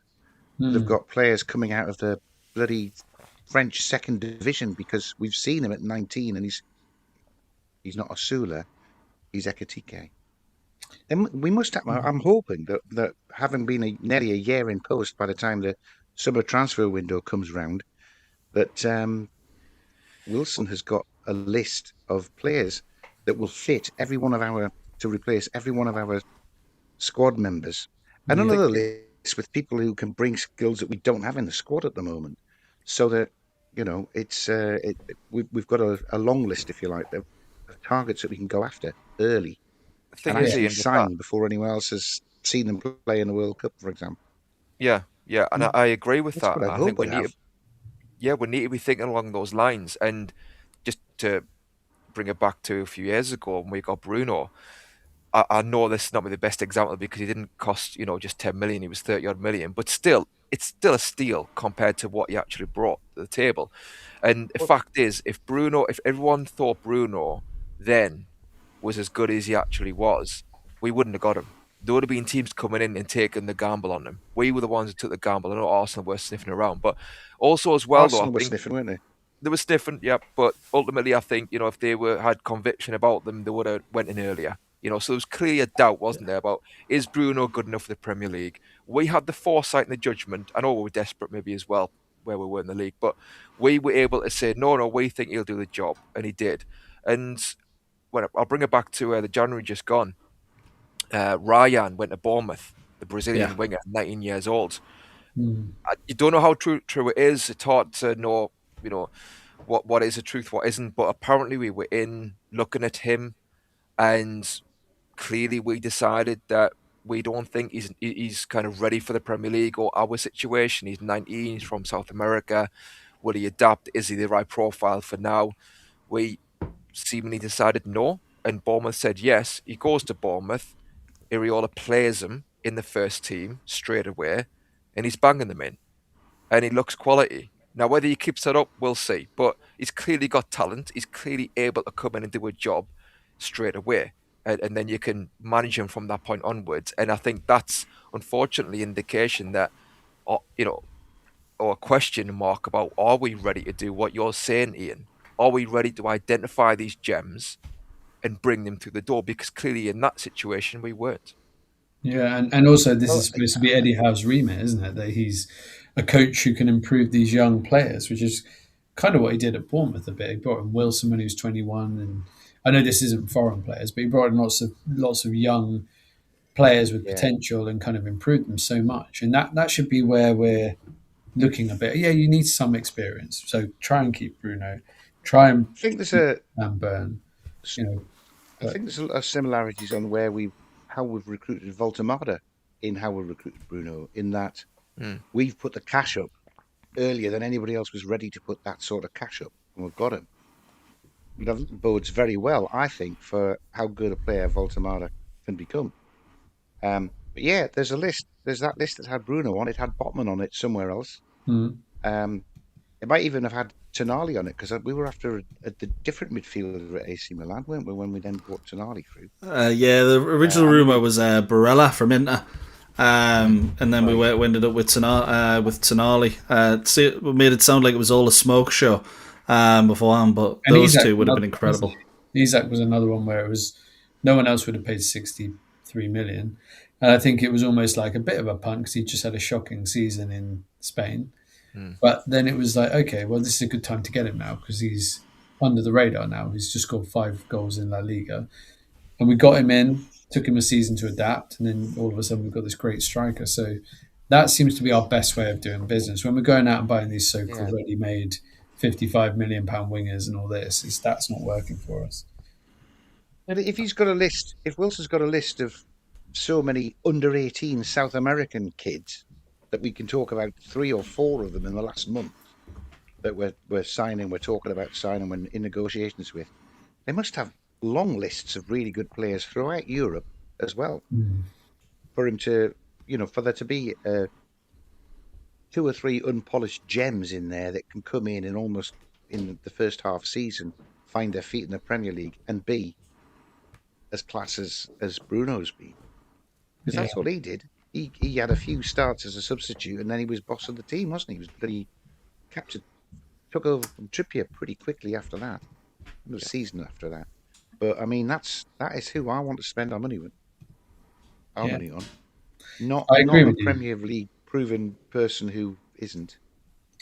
And I actually think they're going to adapt to that now because they have to. The model cut is unsustainable to keep going out and buying like teams that are just a bit below us, like the Forest and the Brentford players, way over, double in some cases their value, and just being held to ransom and then desperately paying whatever these clubs want. It's mad. I know that's it because I think when Eddie Howe, he's very quick, isn't he, to talk about PSR and CSR as it is now. And I understand that, and I understand where he's coming from, and he is restricted that way. But I'm just looking at it, I'm thinking you can't kind of emphasize the restrictions in one breath and in the same breath look at somebody like Ryan and make a call that you don't want to bring him in, like because you don't think he's proven, you don't think you can mold him, because the very fact that you're talking about PSR means that you need to be bringing players in who you can mold and improve. So that's where there's a bit of a disconnect for me between what Eddie Howe says and some of the actions that I'm seeing. It's quite harsh because we don't know the details behind that particular signing, but I'm just using that as an example where I'm a bit wary going forward, with regards to what we do in the transfer market. Because I think Eddie Howe, I agree the manager should have final say. I think he's the one who manages these players, so his head's on the block. But the question is Eddie Howe the right man to have in the dugout? That's where I'm coming from. Yeah, you want that foundation of English players in the squad, but don't be afraid to go out and take a gamble on some of these other players before the Bournemouths and the Brentfords and the Brightons and all the other teams with B at the start of their names get these, Brazilians and wherever else they're getting these brilliant talent. Like Igor Thiago, for example, he looks like the next one off the. It's like they just had him lined up on the conveyor belt. Like as soon as these guys go, you're in. And Brighton do that all the time. Okay, we're selling him. We're going to put him in the team now. They've got the next one. So we need to be able to evolve like that, I think, rather than go, oh God, we sold Isak. Who can we get? Or we're going to sell Isak. Who do we bring in now? We don't. Yeah, hopefully we're learning. That's what I hope. Yeah, I completely agree. And to be honest, I'd love us to actually bring in some of those young players from South America. Obviously, we have mentioned them on previous episodes, some of the players we are linked with. But just to finish off, because your early night news team are coming in, I, of course, have a little game for us. So, a little quick one, 5 minutes just to finish off. Ian, you've always been so happy when I do this. But this one is Newcastle United related. It is tenable. So what we have He is. So we've done this before, but for those that haven't seen, as a collective, you'll have 3 lives. You're working together, but I want you to take turns and give me an answer. So we'll start off with the XK, then to Ian, then finish off with Tim. That makes sense to everyone? I think so, yeah. Yeah, so I want you to get the top 10 answers for the following question. Who has had what 10 players have made the most appearances with Kieran Trippier for Newcastle United? So, the X, I'll start with you, buddy. And yes, you can confer there's not a winner in this. Okay. Well, it's got to be Dan Burn. This is top 10, right? So Dan Burn must be in the Yes. top 2, I would have thought. Okay. Tim, Ian, do you agree with that? That was my first choice, but I can go with it for the top 10, yeah. Okay, spot on. So Dan Burn in there. I can give you a little bit of a spoiler. Dan Burn is number 1 with 133 matches. Ian, you're up next, buddy. Another name for the list. Gotta be Nick Pope. Nick Pope, the big goalkeeper, obviously not had too many more appearances this season, but he comes in at 6th, and he had 104 appearances with Kieran Trippier. I did think he'd be a little higher up that list, but he's in there. Tim, what are you thinking? I'm thinking Fabian Schär. I know he's missed the last few months, but surely he's in there. Oh, Fabian Schär.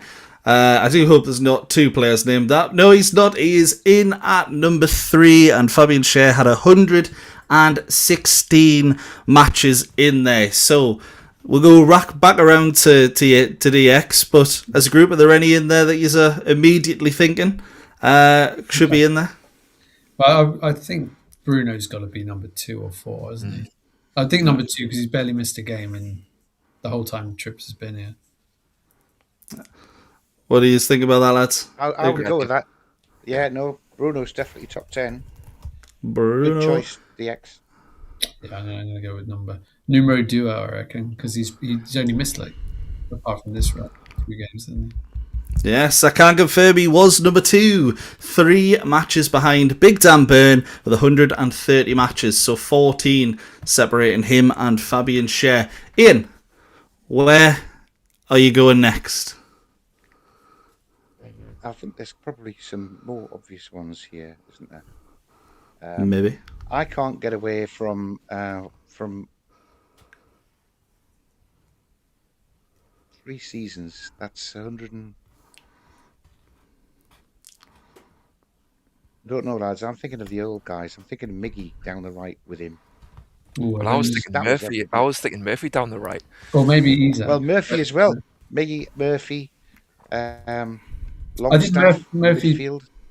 been with the club a bit longer, after Miggy left, maybe. Gonna push his for an answer, Ian. Isn't he? Come on, Ian. Jacob Murphy. You nicked my answer. Jacob Murphy, and I can confirm Jacob Murphy is 5th with 110 games. Tim, if that was your answer, what's your backup?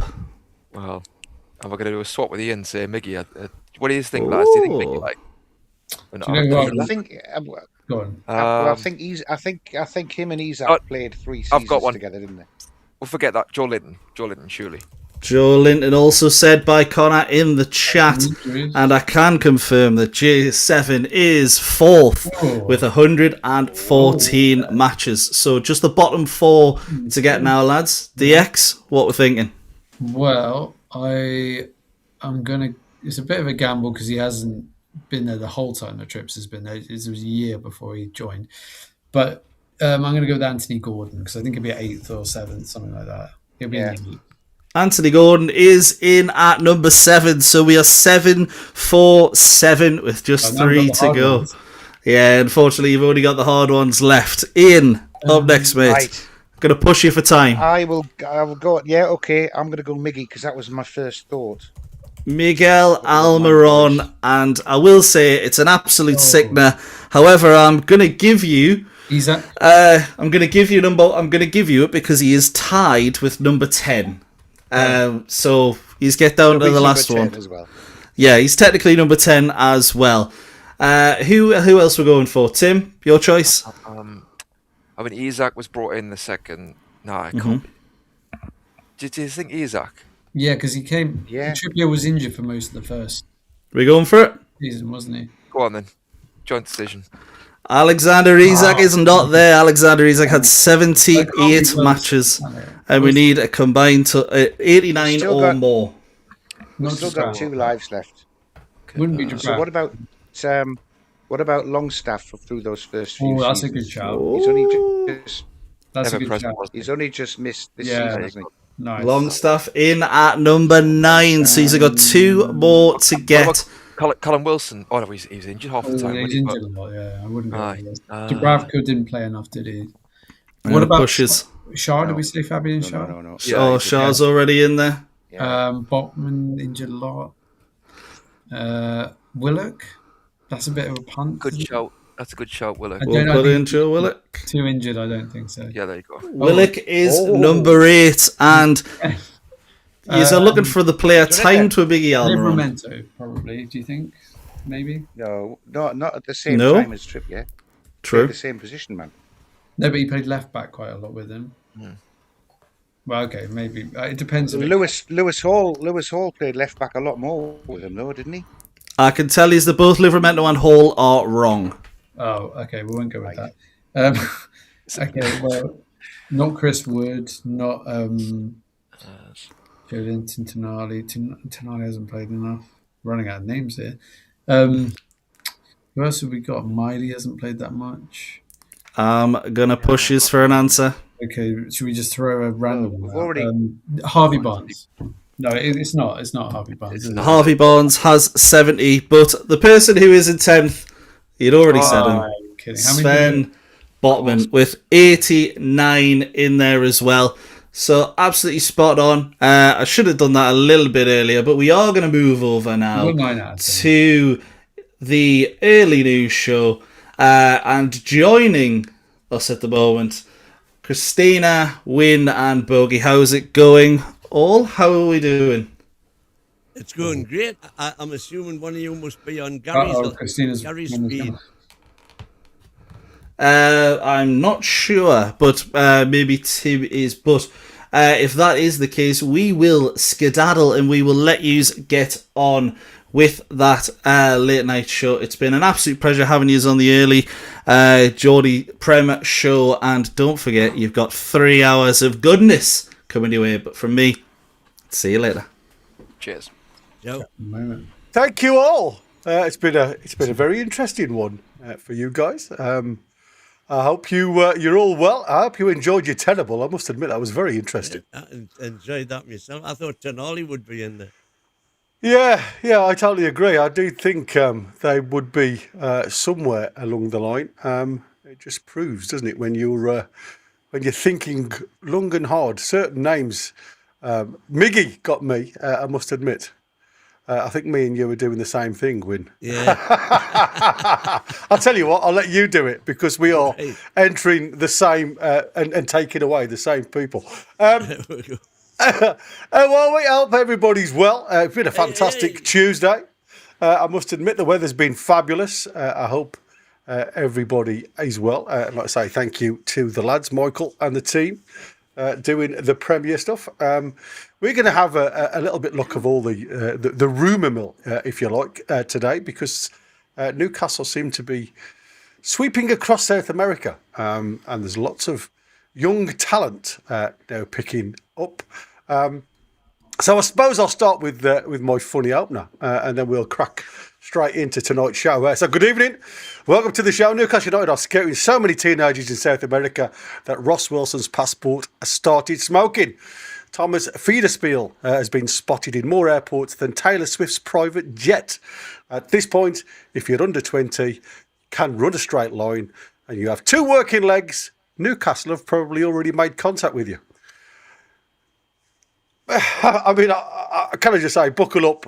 It's going to be a global chat tonight about all things young with 2 legs that can run in a straight line. And I think, like I say, we can only assume from that show. I mean, it is an interesting one. Again, you know, we've seen lots of people airing names and things like that. And like I say, we've signed a young 16-year-old 2 years before he's actually allowed to leave his country and move to us. So, like I say, things are changing, the mentality within the Newcastle under Ross Wilson, like I say, is changing. And maybe, like I say, that will either be to Eddie Howe's advantage or not. So it's going to be an interesting one. Before we get in then, so ladies and gentlemen, are we good on this Tuesday? Looking forward to the weekend's match with Crystal Palace. I must admit, the closer it gets, the more excited I feel. What's your thoughts then on all these rumours and gossip before we get into the full echelon of tonight's show? What's your thoughts then on the rumours that have been spreading the news today? Well, the first reaction is, as you said in your opening comment, it's good. It can be nothing but good that we are casting our net further afield. And it would appear that Thomas Federspiel's doing a great job. Does, yeah. The proof of the pudding will be in the eating, won't it? And you know what are these? What they're like? We don't know. I mean, that's one set of leagues that I don't follow at all. Basically, because you can't get them very much, and the time difference is weird. So, well, before I get to Boki and Teen, what I wanted to do, I wanted to literally tell you guys what my title was for tonight's show.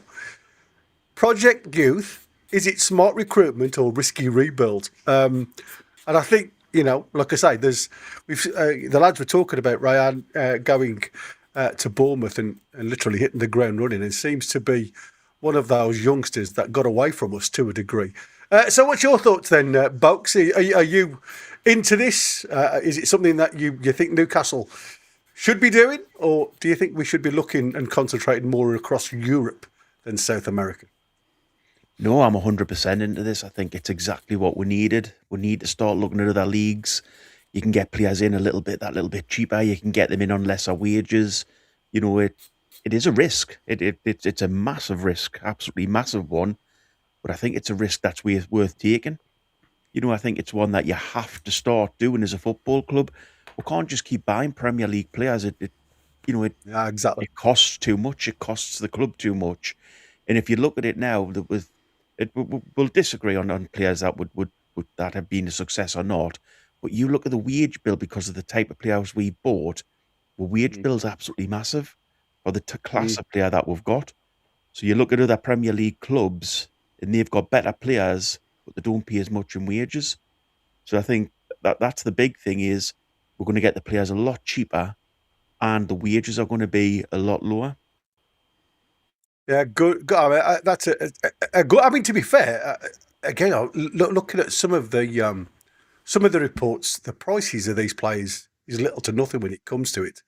But there's some out there that obviously are quite a lot of ka-ching before they even come through the door. So it's going to be an interesting one. Tina, your thoughts, sweetheart? Oh yeah, I suppose we better do this super chat that's just come in. Have you got it, Mighty? To be honest, it's from. Come on, Chris the American Mark. Now kiss and make up, you two. I think it's already been done. You can see. You can see. Yeah. Come on, team. In regards to the players that we're bringing in from, South America so far, I don't think it is too risky. The question mark I've got about it is because it's obviously the players that we've went for so far, we are signing before we're able to get them. So hopefully they're not going to turn out to be complete crocs before they even turn up here. Hopefully they're looked after by their current playing conditions.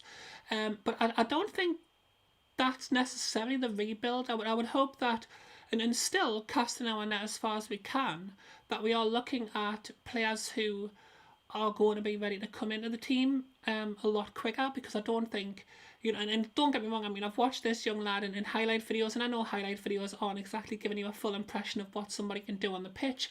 Otherwise, every freestyler in the world would be playing for Manchester City right now.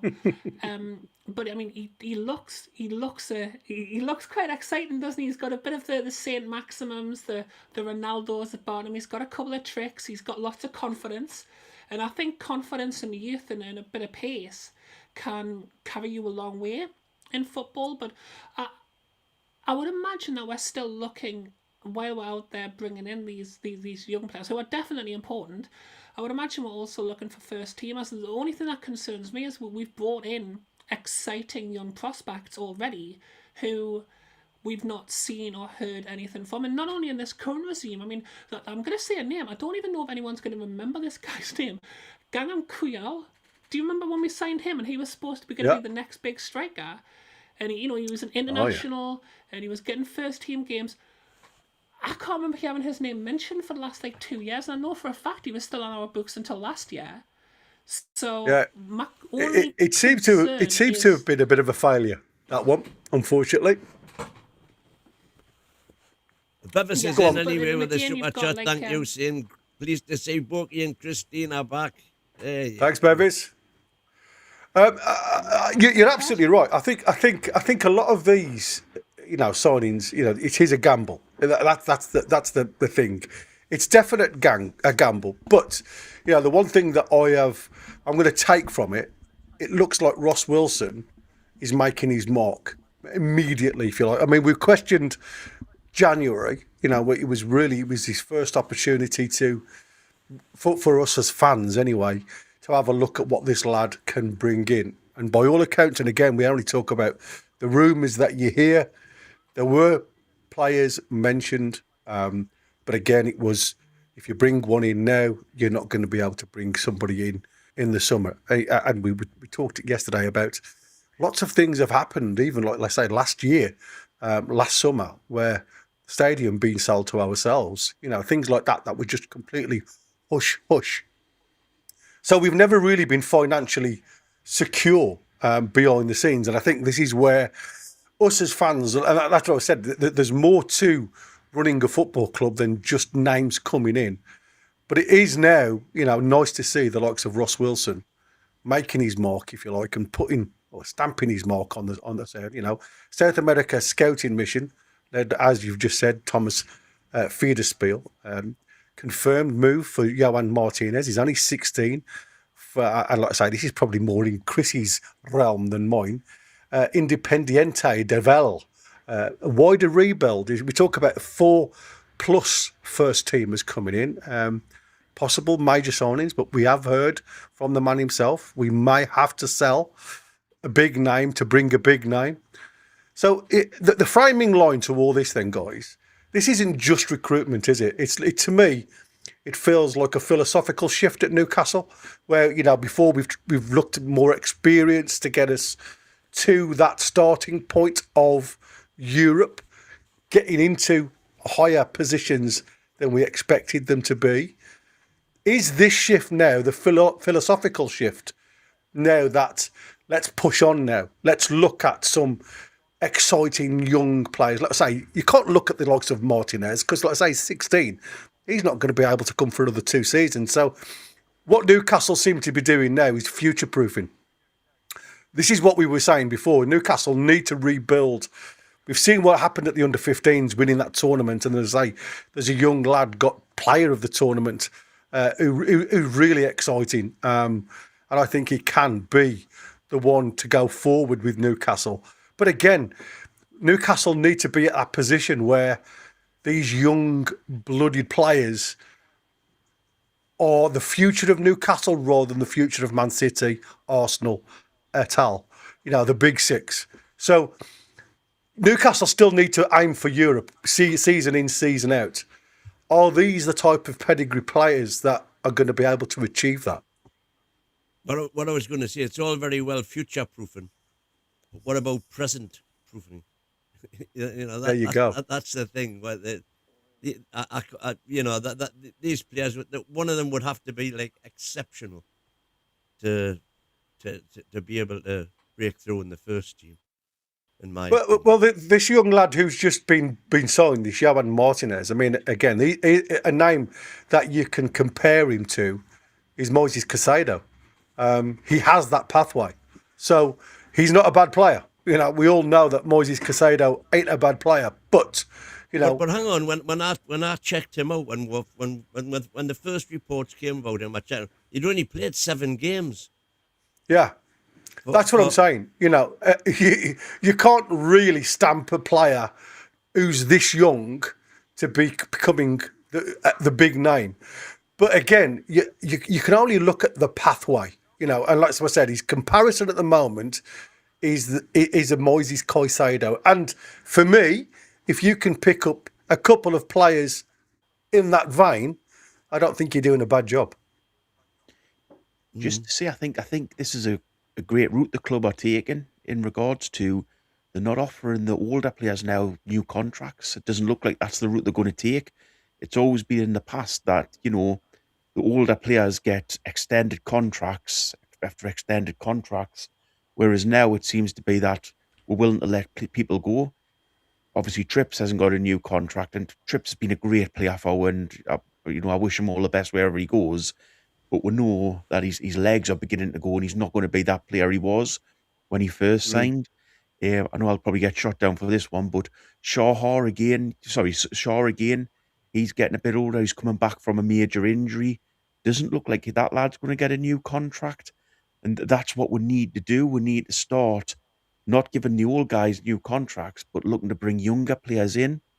And you need the management team and the whole structure of the club to be focusing in on that and getting, you know, the younger players in, but also giving them a chance in the first team. You know, the coach and staff, whoever they are, need to start developing these young players into the first team structure. So you might see young players on the bench that you think, well, why are they on the bench and why are they coming on? But it's because, firstly, you're either going to develop them into a great Premier League player, or secondly, you know, you're going to develop them into a better player than what you bought, and they're going to have a sell-on value. So we need to stop football factory. Exactly, and I know me and you hate that. And me and you hate that win. I hate the thought of that, but that's what we have to. If we want to become this by 2030, the massive club, it's exactly what we have to do. We have to become a football factory, and it's a horrible thing to do, but it's where every club's gone, and it's the way we have to go down. The route we have to go down. You keep the cream and you sell the milk. That's it. Yeah, there is that. Yeah, the cream floats to the top, and the rest of them you sell on for a little profit. Sell on. Absolutely. I mean, you know, I said just that these pathways like Caicedo, but I mean, you know, you think of what's come through their academy, likes of Incapi, Plata, and stuff like that. I mean, he's a winger by trade. When you look at this young lad of 16, he's an explosive wide forward, very strong 1v1 situation, which is, you know, for me, when you've got that ability, everybody's the way they cap him now, he has the early signs of being an elite player. 16, things can change. Your body can change. You know, you pick up a little injury, you don't recover from. Everything can change. Girls appear. Well, I mean, I think the one thing that I think about with the South American side of things, football is in the blood. You know, everything else is second. Football seems to be very much in their blood. Unlike when we were kids, it was always the girls. But I mean, it was, you know, if you think this to me is a massive gamble for Newcastle. I do like the fact that, you know, they've got a long-term vision, if you like, signing players 2 years before arrival. It is a long-term vision. And it's competing with that Brighton model, which, again, it's been successful for Brighton, a mid-table club. Is that what Newcastle... Yeah, I agree we need to follow that model, but like Boki's just said there, Tina, if we look at being a cash cow for players, are we ever going to be able to reach those higher levels, if you like, within the Premier League if we have to keep letting young starlets go? You know, Elliot Anderson's gone. We've seen what's happened to him since he's left Newcastle. Again, may not have been the same player if he stayed at Newcastle. It's probably done him the world of good leaving. we're in this limbo at the moment, aren't we? Of we need to get rid of the old to bring in the new, but are we going too new? That's my question. Prosaic, thanks again for a membership which you've gifted, and it's gone Cheers, to buddy. Taz Music 101. Welcome along, Taz Music. Thank you, Prosaic. Thank you so much. Thank you very much. I mean, finding. I mean, if this guy is legitimately going to be elite, if he's an actual diamond, there is no such thing as finding them too young, because you need to find them young, because otherwise the Barcelonas, the Real Madrids, the Chelseas, and the Manchester Cities are going to gobble them all up. In regards to the success of having like a football factory almost, as you were saying, how that's going to affect us is how well they do for us, and how well our like backup is behind that. Because if you get like a good group of kids, you get them for like 4 to 5 years, and then you have to move them on. That's great if they can win you some trophies, get you into European positions, and then if they're going to have to move on, we're going to have to make sure that recruitment stays sharp the whole time, so that we've got another crop coming in behind them. And hopefully eventually our academy is going to get to that level where when we do need to dip into the academy, we've got kind of like a ready-made player there for ourselves. But when it comes to, like, nobody likes to see their best players being sold on, but if that is the path that the club's going to have to go on, then we're just going to have to enjoy the ride and hope that we get plenty of good times and good nights and nights under the lights at St. James's in Champions League with these kids. And you know, 1 or 2 of them might catch that Geordie bug and not be so quick to move on. I mean, the younger they are, the lower their wages are going to be. So you've got a little bit more time before it becomes a desperation to move them on. And maybe, 5 or 6 years' time, once we are this, I'm not sure about you, but I've already bought me Champions 2030 top. I'm guessing everybody has, because since it's a definite thing that's going to happen. So maybe, a few years after that. I've just brought me Premier League champion 27 top. 27? Oh, but to when celebrate, are you jumping the gun? 100 years since the last one. When we're building this up for the FA Cup this season, though, that didn't work out too well for us, did it? You're going to say, yeah. But did you enjoy the last one when you were at the ground? Oof. It was fantastic. Yeah, Huey used to love Huey Gallagher. He was a good pal of mine. Like to drink with us. Oh, bless. I mean, Michael's in the chat there saying that I'm building this player up, and it's ridiculous. I think that we've still got this Korean lad that we don't see. That's a winger. Don't forget, he's not going to be here for another 2 years. So, like I say, this young. I don't think a lot of this is, Gary, with these players. I don't think we can think of them as first team players as such. You use them to get you to maybe be reserve or bench players. But then you sell them guys on, and they're the ones that give you the finance to buy the bigger players. So that you make the profit on those guys, and that it is a football factory. It's exactly what it is. But you bring young players in cheap, get them to a level, and then sell them on at that level. That's the way you do it, and it's horrible. That's the model, and it's horrible. But it's horrible to think that you're using players to get there, isn't it? And I think that is, like I said, that is where. I mean, that's how football is now, Boca. We are literally all top clubs use kids as cash cows, and it's a horrible thing to say, use kids as cash cows. The one thing I like about this, though, I mean, we've seen, like the Dowmans at Arsenal, the young 15-year-old that makes those little fleeting appearances now and again. One thing that worries me under Eddie Howe's tenure is the fact that has he got the vision and the will to throw these kids in at the gauntlet. And I think that has always been the balance for me with Eddie when he's not done it with our own lads. Now, there's going to be a lot of people throw back at me, well, are these kids good enough? Well, we won't know unless they get a chance. And I think that is the biggest worry for me, going too young. There is a young lad that's got away from us, if you like, and that is being looked after by his family. El Mala, the deal collapsing, players leaning towards Brighton as we speak to go to. And the lad from Cole is an attacker. We've approached him. He's been mentioned so many times, if I'm honest with you. But according to his family, they've turned Newcastle down. It looks like the asking price is around about 50 million euros for this kid. But Brighton are only willing to pay 35 million euros plus bonuses.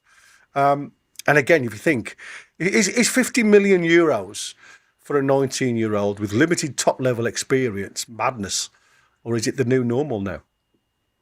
Well, it's too much for me on an unproven 19-year-old. I would agree with Win on that. I think again, you go to the reason for doing this is to make money, and if you're paying £50 million, sorry, 50 million euros, is a flop.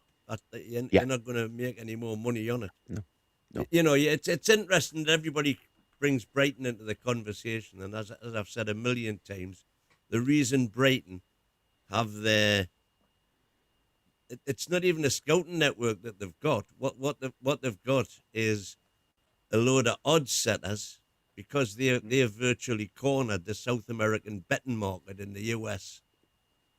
And the reason being able to corner that market is because they offer better prices than the other American bookies. And the reason they're able to do that successfully and not lose a load of money on the bets is because they've got odds setters all over the leagues in South America who can spot these kids and see what a difference they're making to the team they're in. And therefore, when they come to play against somebody else, and there might be a ridiculously short price or ridiculously long price, Brighton's chairman, his company, offer better prices for whichever one suits them. And they get all the bets on that particular football match. And the reason they're successful both in the betting and then being able to identify these football talents in South America is purely because of betting. Tony Bloom's betting company in America has virtually cornered the South American gambling market, which is huge. Sorry, Win, I don't really understand. I generally don't understand that. So, in regards to betting, what's that got to do with the players that they're buying? Are they doing something wrong, or is it the odds setters watch all of these matches, and they can see that a team that might be bottom of the league, for example, today, if there was a match today, Liverpool versus Burnley, Liverpool would be massive odds-on favourites. Burnley would be 10-1 or something. Their odds setters might have seen things happening at Burnley because of one or two players who were coming into form or whatever, improving. And they know that 10-1 is a false price for Burnley. There should only be 7-1 or something. Now, that means that Liverpool shouldn't be 5-1 on. There should only be 4-1 on. So whichever way that goes, whichever one they fancy the most, the odds setters, Tony Bloom's betting company offer bigger odds for the other one. So anybody who was going to have a bet on them goes to his company instead of the other one. And his odds setters are so accurate that he makes damn good money out of it. They don't get it wrong, because if they get it wrong, they're sacked. So take the betting out of it. I'm guessing what we're calling these guys is scouts. So they're effectively they are. Then effectively they are. Scouts. Yeah. I get that now. It's except they're not getting paid as scouts by Brighton. They're just working as odds setters for Tony Bloom's betting company. They're reporting back on the players and saying, "Look, this guy's going to be a good player." You know, so basically they are sort of an old school scout. You would call them, I'm guessing. That's right. I think, for me, you talk about Brighton, but what is the attraction of Brighton? Because obviously, they're for me, they're a smaller club. Yes, it's a seaside club, but it's a smaller club than Newcastle. So why are players more susceptible going to the likes of Brighton when, again, we've talked about being a cash cow? Surely they know as players that when they go there, that they may not really get much time there before they're sold elsewhere. Or is that what they're looking for? Are these players, these young players now, utilising Brighton as a springboard? I'd be surprised if the South American players even knew that Brighton was on the south coast. All they'll know is that there's a Premiership club interested in them. And this is Al Mala. They'll know all about the Prem, and the fact is he's German. But Brighton know about them before Man City and Chelsea do know about them. Yeah. Gary, on that, Gary, is it partly because as well they'll know they'll be given a chance? They've seen players come out of there. So, which young player you see, Anderson's a standout, fair enough, but which young player you've seen come out of Newcastle that's been developed and sold on for massive profit or has went on to bigger things? In regards to that, is that why Brighton's model works, because they actually give the players a chance? I think as well as that, which I think that is a big part of it, but I think also Brighton being what you would perceive as a smaller club, when the big move does appear, you've got less chance of getting any pushback as a player to force that transfer through. Like, Brighton's not going to hold loggerheads with Liverpool for an entire summer transfer window, are they? Liverpool comes in, offers them the money, they sell the player. Real Madrid, it's the same. And the bigger the club it gets, the more that team wants to hold on to their players, the bigger the expectation is to hold on to those players. So as well as getting the opportunity, which is good for your own development, you've also got the fact that if you are seeing a team as a stepping stone, pick a team where you not only know you're going to get good exposure and good game time, but one that probably isn't going to argue tooth and nail to keep you when you decide that it's time for yourself to move on. Is it more the fact though, we know how Brighton work, right? And they always seem to be 2 or 3 steps down the road, don't they, in front of everybody else? It's manager out, manager in, virtually straight away. They've earmarked somebody. Same with players to a degree, even though there doesn't seem to have been a major catalyst from where they are. But Connor's just sent me a thing here. Brighton are very happy to sell on players. They don't want to hold players back, whereas other clubs like Newcastle. If I was a Brighton fan, I'd be livid. Because well, yeah, exactly. You're not ever going to get any better, are you? They don't need the money. They've got no PSR worries at all, and yet they keep on. If you put a team together now of players that Brighton have sold for in excess of 50 million over the last 3 seasons, you've got a team there that could probably, be challenging for the Prem, for the Champions League. And if I was a Brighton fan, I'd be livid. Yeah, I mean, look, again, you talk about what's more important for the team, and it does seem a bit strange where, as you quite rightly say, they've made the money now. They don't need the money. Why don't they go and push for something, a little bit higher up the league? Maybe that's what they're trying to do. I mean, there was talk that the lad was close to losing his job not so long back, wasn't he? What's his name? Not Hessler. Is it Hessler? The Brighton manager? Yeah. Hessler, yeah. And that's what I'm saying. I mean, I don't think anybody's job's 100%. But again, if you're the coach going into that type of mentality, knowing from literally one window to the next, you don't know who's going to stay and who's going to be gone. I don't think that must be, like I say, you need the right mentality, the right approach going into that job for me. But it seems as though that's going to be a tug of war, if I'm honest with you. I don't think, like I say, Brighton are going to be the ones that throw the money out there. Like I say, I still think 50 million euros is a lot to spend on a 19-year-old, if I'm honest with you. Even though he does come with a decent pedigree, there's been a lot of people looking at this lad. We're going to just jump over to what David Hopkinson said about the club still can make this box office signing, but might need to sell a big name. Now, obviously, again, there's lots of names, and believe it or not, little Lewis Hall, who, as Wynn kept on saying, I'm surprised that nobody's come in for him. Looks like Chelsea are on the curve to sign him why back. didn't you stay quiet about Lewis Hall? Why did you alert everybody? I knew that was going to happen. The second Win mentioned it, I was like, oh, you've done it now. You've absolutely done it now. He's been on the phone, isn't he, saying, come on, lad, we can get you a better deal than this. Why aren't you interested in Lewis Hall? Have you been watching this lad? He's fantastic. All right, Chaz Win will put a bid in for him. Yeah, but what I also said about Lewis Hall, if you remember, was could the reason that we haven't heard any rumours regarding Lewis Hall be that, those inquiries have actually been made and they've been knocked back by his agent?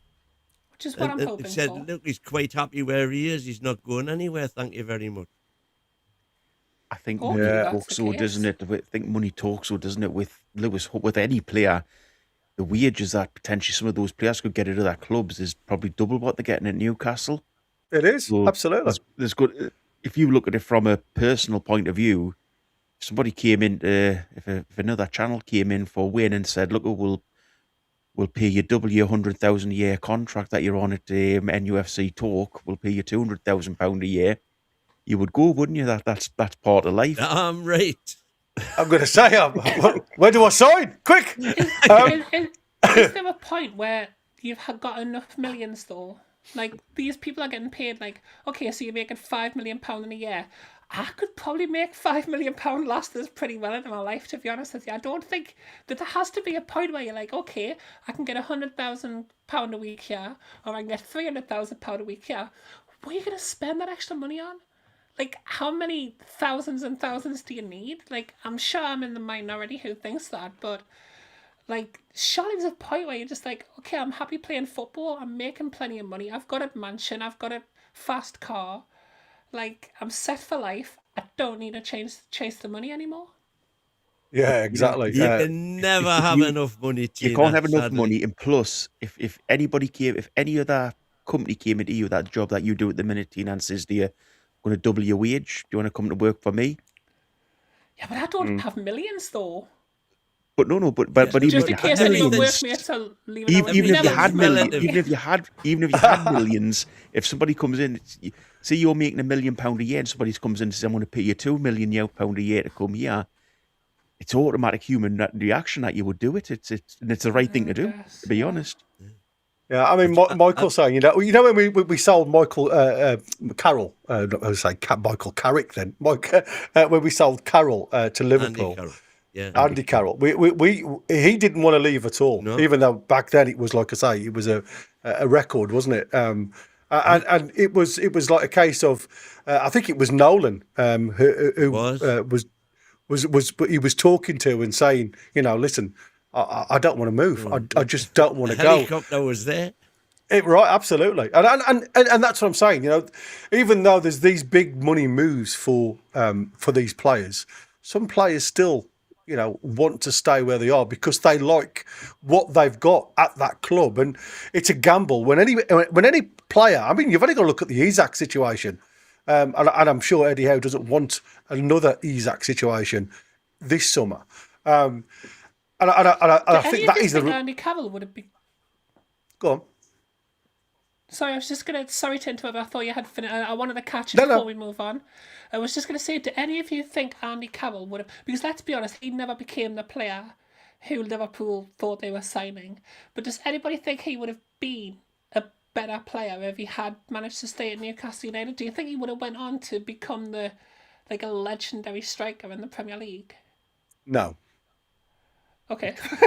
Listen, as much as I hated Mike Ashley, when we got offered 35 million for Andy Carroll, I thought just take it, But of course, my hope was that the 35 million would get spent, which of course it didn't. It didn't. Yeah, exactly.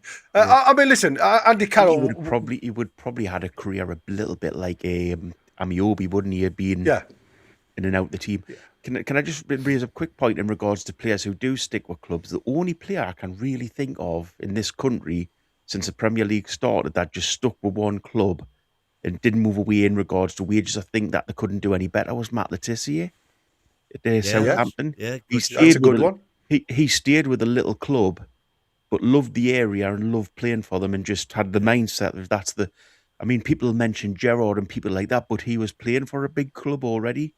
But for a big player that could have went somewhere and done something different with a career, I think the only one that's really done it is Matt Le Tissier, Premier League wise. Yeah, that's a good shout. Yeah, absolutely. He had lots of opportunities to go to a big club as well, didn't he? Yeah, absolutely. So let's just. And like Shearer, by the way, whenever he's interviewed, he's got no regrets at all. No, none whatsoever. I would do the same again when he had his chat, didn't he? I mean, he said he was going to be one of those players, same as like Shearer was talking about the Manchester United rumour. He chose Newcastle. If he had his opportunity again, he'd do exactly the same. That was Le Tissier. He would never change the outcome. Now, obviously, having these big names spending the summer with this UEFA's new spending rules, it may have them walking a tightrope. Again, finances are going to be the big question point. But let's talk back about the Brighton model, because to me this is where I start to get a little bit what people say, and we talk about what Hopkinson was talking about and what Piff have mentioned. If the sell to buy, right, if that's what we are into now, does that fit with what the fans were promised under PIF? Well, it doesn't really matter whether it fits. Doesn't really matter, does it? Because this has just been forced on PIF. This is not PIF's choice. Let's be honest. If they could have come in and spent $1 billion, I'm pretty sure they would have done, or whatever it was going to take. But do you think though? If you look back at when PIF bought us, I mean, like I say, there was interest back in 2017. But do you think that they would have still, if they knew all the details, which you'd think they'd have had the due diligence done by Amanda and Mirdad, do you think they would have still bought Newcastle, knowing all the restrictions that are upon us now? Because back then there obviously wasn't. No, they were introduced after the bought. Exactly. That's exactly. The thing. Just you're going back to the Brighton model. I've just had a quick look here. This is who Brighton has sold for big money in the last few years: Caicedo, Cucurella, Pedro, Ben White, McAllister, Bissouma, Trossard, and Undav. Goodness and me. Sanchez. Yeah. Oh, and That's a wild list. Estupiñán to AC Milan, of course. And Dan Burn to us, going back as far as 22. Dan Burn to us. That's that's a bit of a lineup that would have been, wouldn't it? But certainly would. Your question, Gary, yes, PIF would still have bought. We know these restrictions are in place because potentially we're a cash cow for them. We can become with the focal point of their investment fund, and sort of we can be basically the reason they buy players anything is to make money. They're an investment fund. That's exactly why they do it. And if you look at it, they bought us for £300 million. How much are we worth to them now? How much is this club worth to them? So. Well, they've already mentioned £1 billion, haven't they? Yeah, somebody said if they were going to sell it, it would be over $1 billion. So, well, the only thing to qualify that statement with is because that's the figure I used to be fair, 300,000, 330, whatever it was. But they did, in order to get the deal over the line, they did have to be $1 billion to be in sports. The piracy thing. There was a good shout in the chat not so long back. Stevie Bull for Wolves was another one that stayed when he had the opportunities to run away to bigger and better. I don't even recognise that name. Well, Stevie Bull, he was a strange character, I must admit. Another player I don't think would have fitted many clubs. Very much Andy Carroll-esque. Foxy was saying he had a cracking season where everything he headed literally hit the back of the net. One season he had a purple season. Stevie Bull was renowned for just being in the right place at the right time. It's something that you can't teach kids. Scoring hat tricks against us. Absolutely, yeah, I'm going to say. He just seemed to love black and white shirts, didn't he? I think over his career, I don't think you could put him in the same category as Letizia, though, could you? Oh, Letizia no. Letizia had a touch, Did Steve Bull actually get an England cap? I don't think he did. Yes, he scored. He did. Yeah, he scored. He scored on his debut. All right. I was actually... he did. He actually scored. I think he's only got one cap, if memory serves me right, and he actually scored. And it was didn't get picked again. Didn't get picked again. No, exactly. I think that's right. I mean, I might be wrong. Again, I'm not an old gold and black boy, so I don't know. I mean, for me, the talk is Isak was a good signing. That's what Hopkinson said, and I think it was a good sale. Right after what we paid, it's double your money. It's a good one. For me, it was the way it was dealt with. I don't think that Newcastle can afford to do what they did, in the summer and get away with it again. Whatever they need to do, they need to highlight quick, get it sorted, get the deal done. And like I say, they need to highlight players now coming in. Rather than this 11th hour signings, they need to really move it on. I agree with him, it was a good sale. But I still don't think Newcastle have recovered from that good sale. And I think, like I say, that has really affected them going forward. Should we brace for one? The one thing we can all agree on, Gary, is that if someone comes in for Toon Army with a multi-million-pound offer and he turns around to the club and says he wants to go, you sell him like that at the start of the window. You don't hold on and try to keep him here against his will. You basically just say, we've been made an offer, we think you're worth that. That's fine. You go and speak to them and you're away. And that gives us time then to get new players in. Just by the way, Steve Bull played 13 times for England. Is it 13? Including 14 in Italia 90. There you go. I'm going to say. Completely forgotten about. Scored 4 goals, including a goal on his debut in a 2-0 win over Scotland. So Scotland, yeah. I knew he scored against Scotland. 13. That was a bigger number than I expected. I didn't think it was that many. 306 in 561, 306 goals in 561 appearances for Wolves. For Wolves, yeah, he was a rocket. He was an absolute steam in front of goal for the Golden Black. What I was going to ask you guys then, I mean, we've already seen there's a lot of noise. Livramento's been on the back burner for a long time. Now Tonali seems to be the flavour of the month. Everything seems to have moved away from Bruno, if I'm honest with you. But, we should brace ourselves for 2 players going, I think. 2 big names going this summer. And according to the reports, you've heard Hopkinson say they leave on our terms. I agree to disagree on that one because we've seen the Isak situation. There has to be movement conversations from both sides. Because if a team comes in with a low ball offer, then obviously there has to be a conversation about, you're still under contract. But we aren't a big enough team for me to carry players that don't want to be here. And I think that's where we've got to be careful. And I do believe that Newcastle, at this current situation, do have an arm pushed firmly up their back. So as much as I agree with what Hopkinson said, it's under Newcastle's rule. I think they have to be treading carefully if a player wants out. All I would say about that, Gary, is that we've got 7 games to go.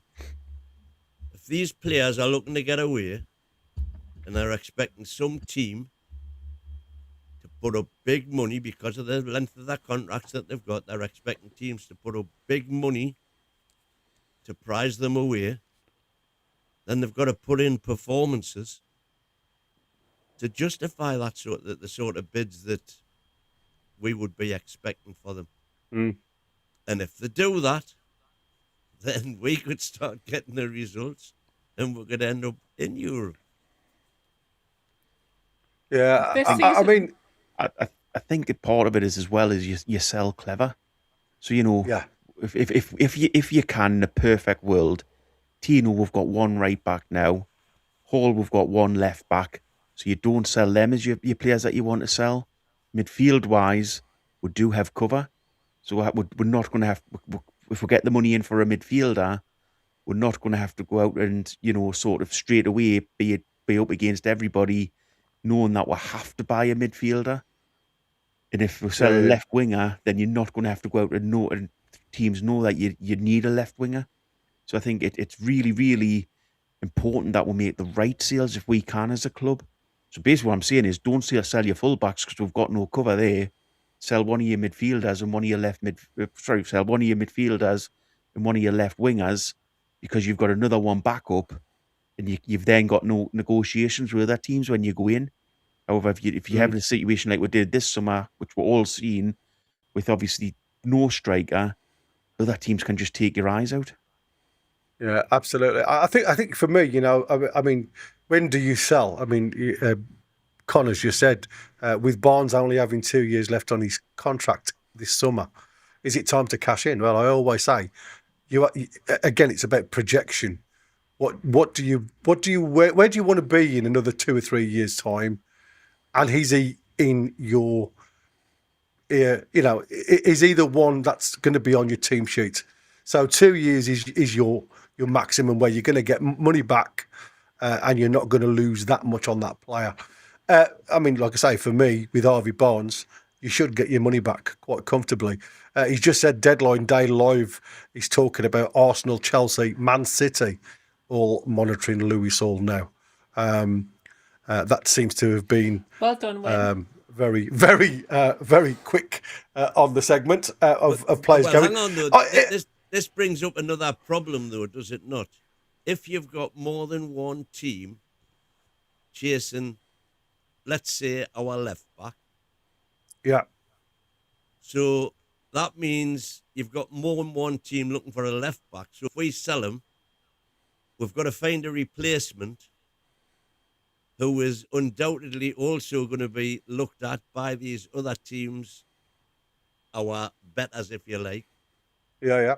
Who are looking at Lewis Hall. So you're then going to be competing with them. This is if there's more than one team interested. This is why, because I haven't heard of any other team interested in Livramento other than Man City, although that seems to have cooled a bit lately. If they are the only team looking for a right back, then it makes our chances of replacing Tino successfully better, because there's not a bunch of teams looking for a right back. No. Does that make sense? Is this not the point how we missed the trick in the winter transfer window? Absolutely. And I think we both agreed that we should have signed a defender then, or at least one defender, if not two. And then you don't have these worries going into this transfer window, because it looks like now potentially there's a chance we could have no fullbacks and have to go out and buy 4 fullbacks in this window. Yeah. Whereas if in January we had went out and bought, we knew we needed a left one. Technically, we knew we needed a right one. Why the hell didn't we just go out and spend the money then and get it? Wilson had been here long enough to have scouted. Why didn't we go in and get a couple of a couple of fullbacks then? And then it takes the pressure off this window. And now, not only that, they would have been available to help us for the rest of the season. Exactly. Yeah, it was a win-win-win situation. I don't get why the club never done that. And it's not as if we didn't have the money there financially wise. We did. It seems as if we've literally, you say you bolt the gate after the horse has gone. It just seems to me as though Newcastle have been a little bit slow doing a number of things over the last few seasons. I mean, they've galloped well when it comes to being Champions League contenders and things like that. But and this is why I questioned yesterday about, for me, it's about getting the board right. There just seems to be an upheaval somewhere at board level where we aren't getting the right people in the right positions making those decisions. And you're absolutely right, Bowker. This could have already been dealt with. We could have already had one nailed down. So if the big boys do come in, the Arsenals, Manchester Cities coming for Louis Hall, does he have that temptation, that urge at his age to go and potentially win more medals with them than at Newcastle? Well, you would, wouldn't you? More money, as you've already rightly said. So there's a lot of question marks. And again, I think the problem Newcastle face going forward now, with it being not a great season under Eddie Howe, and the board.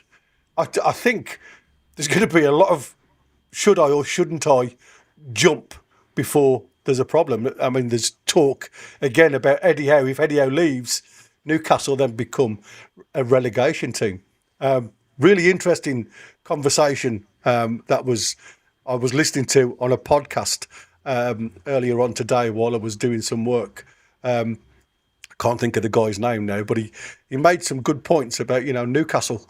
If Eddie Howe goes and the rest of the guys say, or the big boys start saying, mate, I don't want to play for Newcastle anymore, do we then go back and slip back into those bottom runs that we started back in 21? And I certainly don't want to be involved in any of that. Let's move on quickly, because like I say, I can see the time. Just Go quickly on that, just in regards to that, this is why we need to see a spade in the ground somewhere doing something. We've seen things where they've been positive news this week about money coming into the club, and the Adidas deal was great for PIF. They've made a fortune off that. They've made a fortune off sponsorship. They've built the club up to a point, but we need to start seeing things actually physically happening with the club getting bigger, because if not, then the rate that in regards to basically from Ashley's days, apart from spending money on players and being willing to get more sponsorship in the club, where's this club moved to actually? I mean, I know we won the cup, but I mean off the pitch, where's it moved to? Well, that's what I said. I know there's been a lot of emphasis over Howe and his tenure, but when you actually you've hit the nail on the head, and that's why I said for me there's been more problems, bigger problems off the pitch at Newcastle, because these are the type of things, for me, that they've just put into place now with this new big training ground sponsor. Could have already been the irons could have been in the fire. We could have already recouped a few million quid from that, in my eyes, unless something stopped us. I don't know whether it's been a change, contemplating changing the training ground altogether. I don't know. But it's an interesting one. Let me ask you guys then, and maybe I can ask the guys in the chat as well. If you had to sell just the one star, say we're going to put Tino Livramento, because obviously we know he's probably the one that's going to be gone. And we're going to put Tonali. We won't put Louis Saul in there. One star has to go this summer, sell to buy. Who goes willingly, and who do you chain to the Gallagher corner until September? The only player I would chain there is Bruno. And then that would be followed by Lewis Hall and Lewis Miley. They would be me three non-negotiables, if you like. What about you guys? Tina, what do you think? I mean, obviously I wouldn't want to lose any of them, but I mean, I would probably be willing to let Tino Livramento go, and I do get what Buggy was saying earlier about we don't have a fullback, but I would hope that we're already planning on signing a fullback anyway, with the fact that Kraft and Trippier are both leaving. And it would mean that we'd need another one on top of that. But, Tino Livramento, maybe Anthony Gordon, maybe Harvey Barnes, I would consider. But if I was thinking one of the players who are rumoured to be going to leave, Tino Livramento would probably be the one that I would allow to go, just purely because I would prefer us to keep Tonali. As for players I would chain at the Gallagher end, probably Lewis Hall would be top of my list. I think he's a sensational footballer, and I would absolutely hate to see his development continue at a club other than Newcastle United. I thought if you're going to chain any player, it would be Shaw. Yes, Shaw. I'm going to say. As I said it. That's the Gallagher end. I know where that chain will be. As I said it, I did think, shall I just say Fabian Shaw here? But then I thought, no, because everyone's just going to roll their eyes a bit and go, take a conversation seriously. But no, fair point, well made. Yeah, indeed. Can I be serious with it? In regards to a business, probably the player that you'd be best off signing for the money you would get for him would be Bruno. And I know we'll all sit here and I don't agree with this, but the truth of the matter is that because of his age, and because he's still got a lot of value in him, if you do it from a business head point of view, it's Bruno, you would say, at sell. Well, and Harvey Barnes, I think, like I say, when you get to that landmark of 28, in today's market, are you coming to the end of your peak? Well, perhaps not now, as it was, when I was playing. You've got to that point now where you're looking at, I think, 2-year contract, 28, get money back, get them gone, bring in the new, and that's how I look at it. And it 28? doesn't about named. Yeah, I think he is. I think he's 28 with 2 years left on his contract. I might be wrong on his age. Nobody ever won out with kids. Well, that's true as well. That is also very true. Ferguson. Yeah, do you apart from understand Alex. that? You get that point, though, don't you? That the business point of view is sell Bruno. No, I think Bruno is irreplaceable. He is, and I agree with you as a character, but actually as a footballer, I don't think we've got a better footballer than Bruno. I'm not saying Bruno's not a good footballer. What I'm saying is, for the money you'll get for him at this point in his career, he's the one that you should be keeping a Tonali. You should be keeping a Tonali. You should be keeping a Hall. You should be keeping a Livramento because of the age. And I know it's harsh. Not for me. But that's the top and bottom of it. Not for me at all. No, the issue might be with he's 29. He's got still got at least 3 brilliant years in him, and maybe 4. But how much time have those other lads got in them, Win? Well, they've got more, but they're not as good as Bruno. But they can be. They can be as good as Bruno. Do you not think Tonali's as good as Bruno? No, I don't think he can. Okay. I actually think Tonali's better than Bruno. As a technical footballer, Tonali's a lot better than Bruno. Yeah. The if you could have amalgamated, I was going to say, listen, that's all. That's what I said. It's all about opinions, isn't it? What certain people will see in a player, somebody else won't see in a player. I just think what you get out of Bruno is that commitment, that drive. I think sometimes, I see sometimes Tonali just gives up a little bit, and that's why I said, I question his leadership. It's the fact that when you see a player get, you running deep, and you just can't be bothered to get back. It's like, how much is that will, that want to get back? I mean, I'm not saying Bruno would, because we know Bruno's only got 2 speeds, slow and stop. But I mean, for me, and Connor's right, is Eddie Howe getting the best out of Tonali because of the position that he plays? And I think that has to question. It's like, throwing Woltemade in midfield. You're never going to get the best out of a player if you're not playing him in his right position. And I do think that, unfortunately, Tonali has been held back because of where Eddie Howe plays him. I don't think you'll ever get the best out of Tonali at Newcastle. Even though we have seen brilliance. Well, absolutely there is. That's what I said. There's got to be questions. Yeah. Well, we don't play with a 6 according to Eddie. We play with 3 8s that are fluid. Yeah, with fluid. Just a quick one on Barnes. Is this the perfect time to sell him as well? New England international. I like Barnes a lot, but in regards to this, is this again because of his age? Is this the peak that you're going to get for him? Especially as he just became an England international. So that gives you that little bit extra. For Barnes? I think how much would you want for Barnes? How much would you accept for Barnes? I'm guessing you'll get about 40-50 million. So we're not going to make any money on him? We're not going to make any money on him, but we're not going to lose any money. Well, that's true, actually. We will make money on him because you will. He's got 3 years. You will, but in regards to that, this is the only point you're going to get that much money. I think if you start going further down the line, if he starts getting 29, 30 as a winger especially, you're not going to get anywhere near that. So at this point, is this the perfect opportunity to sell him? And if Gordon's staying, so if you sell him and keep Gordon, you're buying a 20, 21-year-old as a winger? So yet again, we've turned Barnes into an international, and we're selling to somebody else to get the benefits of that in his prime, when he's at his peak, when he's getting his first cap. But when at 28, though, that's what I said. At 28, for me, you see, that's what I said. 2 years left on your contract, you're going to get prime money back, and that's what I said. You've got to move sentiment away. for me, if you're going to run it as a business. And I think that is where Newcastle need to change the philosophy, if you like. For me, he's at the prime age, as you correctly said.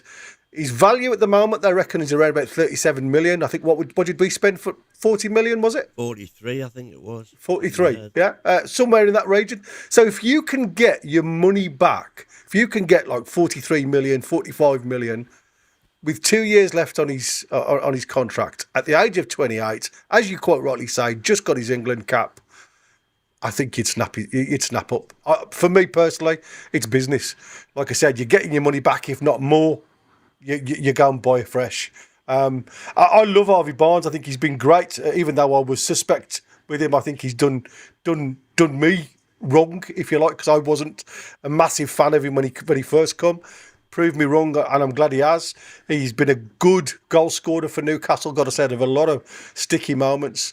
But I do think there has to be a right time to sell, and for me, this summer is the right time to sell. Unless he wants to stay, and you do get him a new contract, and he finishes his career at Newcastle. But for me, are you still going to get the same Harvey Barnes year in, year out as it starts to tear away? And then what have you got to sell on? If he signs another 5-year contract, I just think you've got to be very, very careful at where you are. Another youngster that seems to be hitting all the headlines is Marco Palestra. Again, comes with a high value, this lad, the Atlanta defender, impressing on loan at Calgary. 50 million quid he's been targeted at, and Newcastle seem to be the one leading the race. And again, Atlanta seem to be elite track record of developing, fullbacks, wing backs. He can play right and left. Very good. He's got that physicality. He's got that technical blend as well. So he's a decent player. But again, 50 million, clever scouting or just wishful thinking for me. I'm not sure we should be paying that type of money out. But like I said, for me, for elite players, I think that's the type of playing field that you're going to have to start paying out for these type of players. But like I said, he's on loan at Calgary at the moment. So what's you thought? I mean, for me, I think Palestra would walk, especially if Bayern had beaten Real Madrid 2-0, by the way. Wow. If you get Madrid. In Madrid, exactly. If you get the right player for me, and Tino wants to leave to Manchester City, I think this would be a great signing. Gary, do I have to take a chance on one, maybe two, with these players that are going to we're going to overspend for, or it's going to look a lot of money for somebody who's completely unproven? But as a club, do I have to take that chance at some point? Yeah, we took chances. We haven't took. This is the big problem. We haven't. It doesn't look like we've took chances on transfers because we're both Premier League proven in the past. But then, if you want to move forward and you want to get that world elite star, you want to get that player who is brilliant. Do you have to take that chance and spend money on a player where you think to yourself, that's a hell of a lot of money for that player, and we're taking a hell of a chance, but you have to do it as a club? Mm. Yeah, I think for me, you're looking at what Eddie Howe wants from, and I'm saying Eddie Howe's still going to be in tenure. Again, I don't know, but if you're looking at Eddie Howe's stats, he wants players that progress the ball going forward, and I think he can do that. This lad, I do think he's one of those players, Palestra, that would be maybe Foxy can give me some insight into this lad. From what I've seen so far, doesn't look a bad player at all, but again, I have only seen snippets of him. Interesting one from the Championship. Just a quick look, and I'm just looking because you mentioned him. The last 12 months, he's hovering around the 7 mark. Some weeks he's above 7, and that's on SofaScore, who are notoriously mean. So if he's hovering around 7, he's doing okay. Yeah, exactly. Like I say, that's in Serie A. So yeah, I've only seen. Yeah, It's in exactly. the international setup, but it's Italy. I mean, I know that's not saying much these days, as much as it would normally mean, but the Italian defenders, how many of them have you seen not be good? I mean, That's if right. you were It's going in to the pick blood. the best, It seems to be. yeah, if you were going to pick the best defensive line in the history of football, you're probably going to have at least 2 out of those 4 players being Italian. So I would say he's worth a punt. I haven't seen a lot of him. But he seems to fit. If we are resigned to losing Tino Livramento, is there a better replacement out there than him? And I would happily, see us pay 50 million for him. I mean, we spent 65 million for Wissa, for crying out loud. Exactly. If we can justify that, then surely we can justify giving this kid a go. But again, though, you need to then have it figured out whether Shahar is backup for him, because that might be the only backup we've got left, and we're gonna need somebody to give this lad time to bed in, because he's like 21 years old. He's never played in the Premier League. You're gonna need another player as well, and if you're spending £50 million on a right back, I'd imagine you're not then going to spend the type of money that you would need to bring in another first choice right back. Yeah, you're right. We go from one who has Nico a Williams, lot. a shout. Yeah, well, like I said, Nico Williams, they reckon he's going to be gone. So let's see what happens with that one. I'd take him as well, like. Yeah, and me. Vipotnik is the next name that comes to mind. Zan Vipotnik, I bet that's a name that you haven't known very often, because it was certainly a name that I hadn't heard of. And that's because he's at Swansea. He's the Swansea City striker, 24-year-old, top of the Championship scoring chart, valued at around about 15 to 20 million quid. And I suppose, again, he's been looked at by a number of clubs, Sporting, Coventry, because obviously Coventry have got a massive chance of being promoted winners, if you like, multiple Premier League clubs towards the tail end.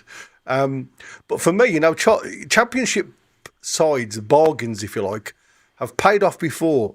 Could he be the next Callum Wilson story win? I haven't seen a lot of them, got to be perfectly honest. But funnily enough, I did notice his name when I was looking. I was watching, because Coventry were played twice in 3 days or something, didn't they? Something silly. I was just looking to see how Target and Middlesbrough were doing table-wise, and I just happened to look at because I was specifically looking at Championship top scorers. And I saw his name, and I thought, who the hell is this? 30 goals in the Championship. Yeah. And the nearest was Coventry's, I think, and he had 19 or something. So he's knocking doors out a window down there. And the Championship is not an easy competition to score goals in. I mean, everybody's saying that, he could be the next Steve Antoni, Watkins, Solanke, success story, if you like. He's still got time in front of him. I mean, for me, as all the rumours and the lads at 9:30 will come on and talk about what's happening, or the rumours out there regarding Woltemade and stuff like that. If Newcastle, it's an interesting read on Wissa today. Kean, 49 goals in 41 games, unbelievable. Your man is still hitting the high notes, Win, at 30. We could have had him effectively, we could have had him for 90 million in the summer. Yeah, crazy, isn't it? £60 million buyout clause and £30 million contract. Do you think he still scores that many goals in the Premier League? Maybe not, but he would still score 20 in the Prem, definitely. Oh yeah, probably. Yeah. Again, for me, we talk about this Vipotnik for a little bit. I think he could be a good understudy, but surely Newcastle need a top 9 rather than just somebody that could be a backup player. I mean, again, that's if he is willing to come as a rotational player. Again, we don't know what's happening to Asula, whether he does go to Frankfurt in the summer. Who knows? I mean, the story's still rife out there that he could be off. Have any of these strikers ever played? Can I just ask any of these strikers that were mentioned? Have any of them ever played in midfield? And he never went to midfield. Woltemade has, mate. Woltemade has. Because if not, Eddie won't want them. What I'm going to say. How to develop a top-class striker is to pull them back into midfield, basically. Yeah, but I suppose the other argument to that is how many of these strikers have got a first touch. Maybe that's going to be the counter argument to that one. I mean, he is always going to be, that type of striker. This lad, as Wynne says, he does know where the net is. And it is a hard slog back in the Championship, and the Championship players have come good in the Premier League. But it is a different animal, if I'm honest with you. And if he could get up to the Premier League standard, why are other clubs looking at him?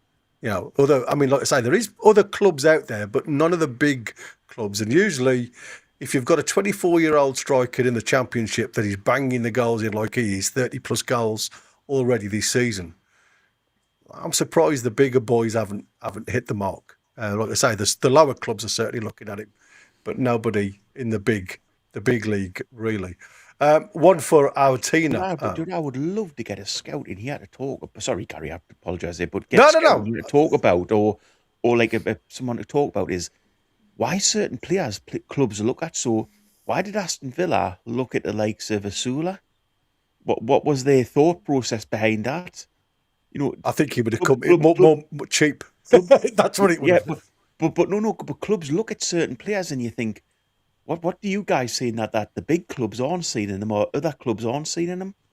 It's sort of a strange process, sort of scouting, isn't it? Well, I'll tell you what I see in this now. When I look at the likes of Aston Villa coming to Newcastle, Nottingham Forest coming to Newcastle, right? I see this is more of a gentleman's handshake deal. Can we do some tradings? Do something like we've already seen, with both Aston Villa and Newcastle in the past, where you're both at loggerheads to a degree. You've got a surplus player that's not getting many minutes, and you're desperate for a player to be in there. We got, I think, for myself with Vlachodimos, I think that was just a bit of a tatering, if I'm honest with you. I think Newcastle were mugs to take on that one, but I think it also shows you what a dire situation Newcastle were in when it comes to finances. Taking on that deal. He was a little bit skeeved in the deal, wasn't he? Yeah. Say that again, bud. I'm saying he was a little bit. Oh, sorry. To be fair, we only had 7 other goalies as team. Yeah. Oh, yeah. Well, I was just saying that back of me. I can't even see his name, but he came out the day and was quite scathing about the transfer, his transfer. That he was made promises that weren't kept by Newcastle United. Yeah, absolutely. And he's not the only one that's come out and says Newcastle promise a lot and don't deliver on those promises. And that's what I said. There's something else going on behind the scenes that need to be sorted.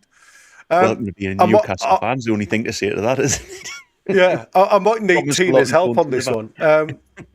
Because I'm going to be terrible at this Polish pronunciation. Jan Zielkowski is a Polish promise, apparently.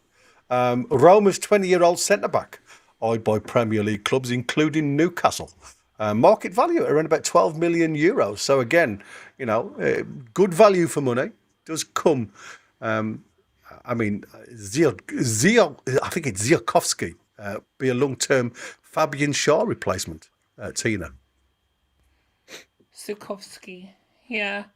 I've not actually. I'm just looking him up now. Jan Zielkowski. Roma. How old is he, Gary? Just while Tina's looking. 20-year-old. 20. That's 20 years old, centre-back. And he plays for Roma. I mean, that's a pretty good CV from the start, isn't it, for a player that you're going to be looking to bring in? Obviously, I quite like Polish players. I would love us to get a bit of Polska power in the team. as they say, do odważnie Swiat należny. There you go. Exactly. I coughed that one up earlier. NUFC need, obviously, young centre-back. I've always, it's something that, for me, has been a massive problem for Newcastle. Even under Eddie Howe's tenure, we just don't seem to have young fledglings coming through at centre-back level. But his profile, he's very aggressive, and he's, again, He's a front-footed defender, and again, it's hard to describe a front-footed defender. He can see a pass. He's one of these players that that likes to get forward as well. He's not one to shy away from a tackle.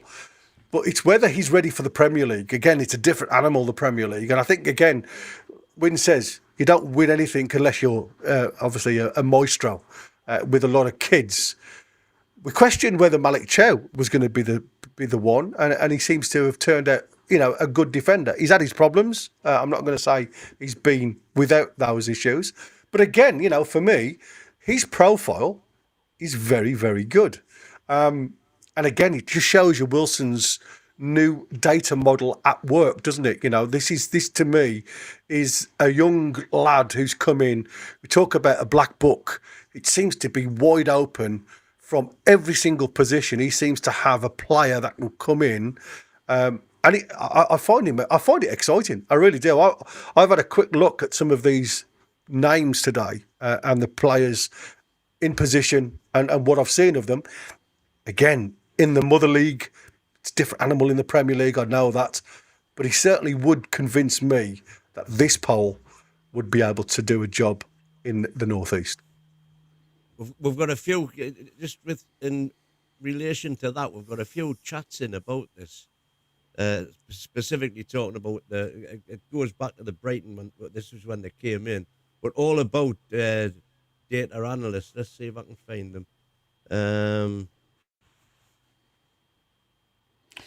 Because the thing about Newcastle lately Newcastle in the accounts, for example, we employed 68 extra people backstage, as it were, and we remember when he was appointed, because we had fun with his name, Sudarshan Gopalade Desikan from that's the one.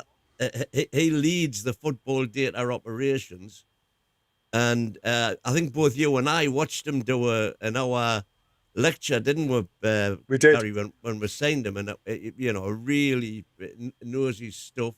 And then you've got head of data and insights has been appointed, Michael Emerson.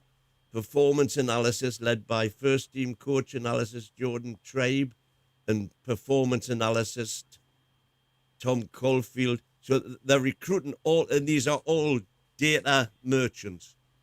Which Bogey doesn't like. I know.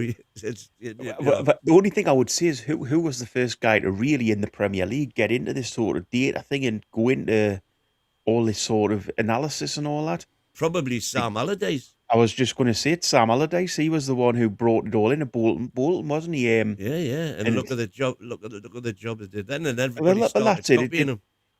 Well, it did to a point. But I mean, in regards to this, I think what you've always got to do is keep your eyes on the pitch.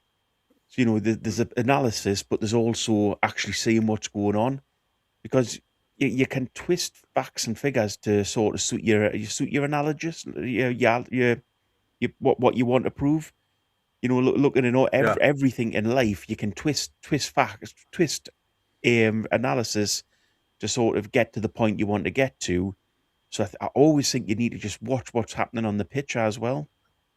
I think you're right. You can't watch everything that's happening on the pitch. That's why you get your data. That's why they've all. No, I'm saying I think there's room. It's impossible to watch all that. But there's room for it. But I think as a manager, you can maybe go down that route a little bit too far. I mean, look at the likes of Allardyce with the players that he had when he first came into Newcastle United, and he didn't play them right. He upset players because of and he upset the crowd.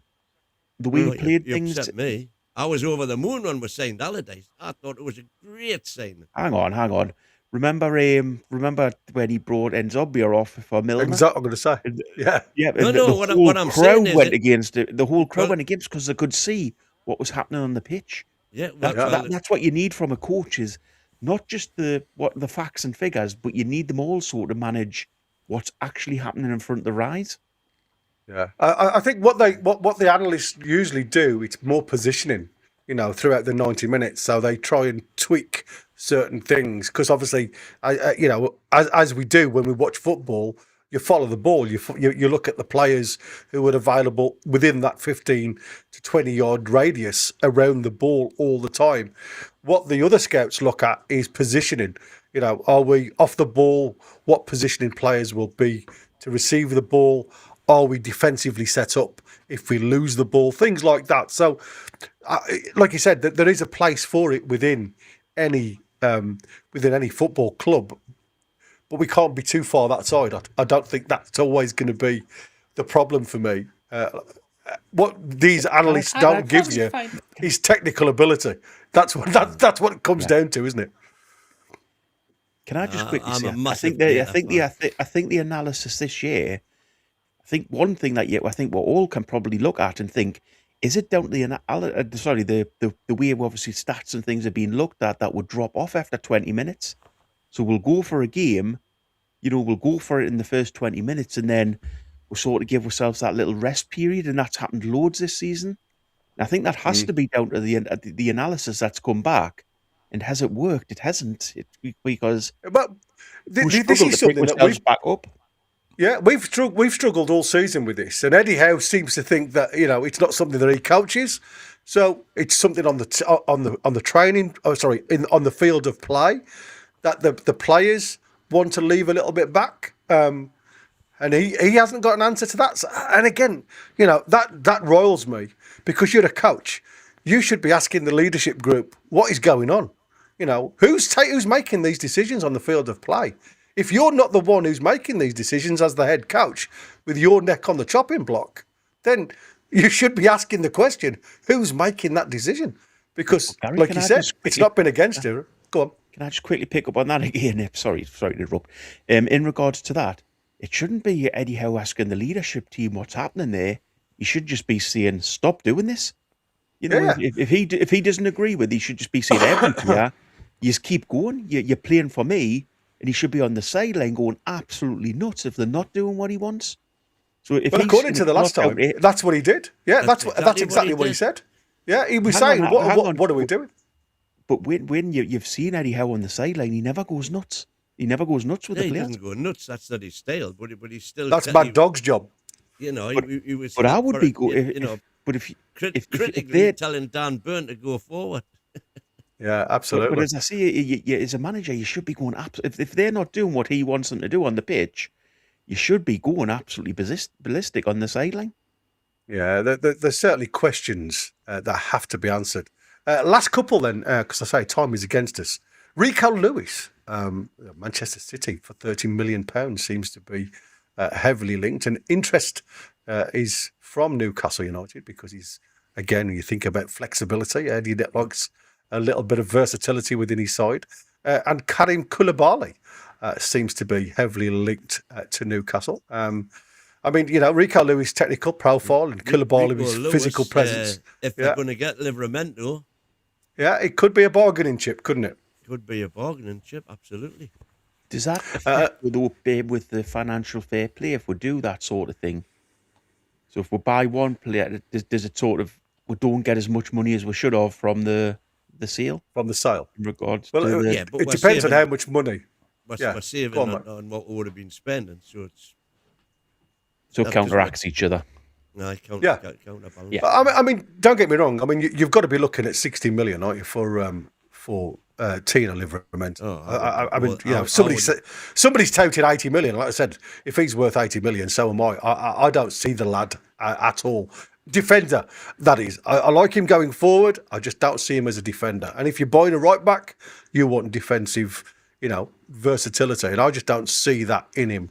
He makes too many mistakes. He switches off too many times for me at right back. Love him going forward, like I say, but not as a fullback. But for me, Rico Lewis does give you that versatility. But again, I don't see him as an ideal right back. If I was going to go for a player, I'd want somebody with a little bit more grit. And like I said, we've already named the player that I would bring in. But at 30 million quid, as Boki said, is finance going to draw the line in the sand for us? And I think that is where Newcastle need to question which way which way we go with this one. Rico Lewis will be a stand-in for me. A bit further down the line, I think he'll be one that's pushed out eventually. But he may just be that stopgap player if they're not willing to go and pay the £50 million for the other lads mentioned. And that is virtually where we are when it comes to players. There's lots of, well, like I say, lots of players being named there, all very young within this group, if you like, that are heavily linked, and I'm going to say heavily linked. But again, you know, heavily linked, because on social media somebody puts it out and everybody picks it up. But I'm going to agree to disagree on that, because these are heavily linked regarding decent backgrounds that have been linked with these ones. So there's more names. I mean, I could go down a hell of a list of names. If I'm honest with you, like I say, it just seems to grow by the hour with Newcastle.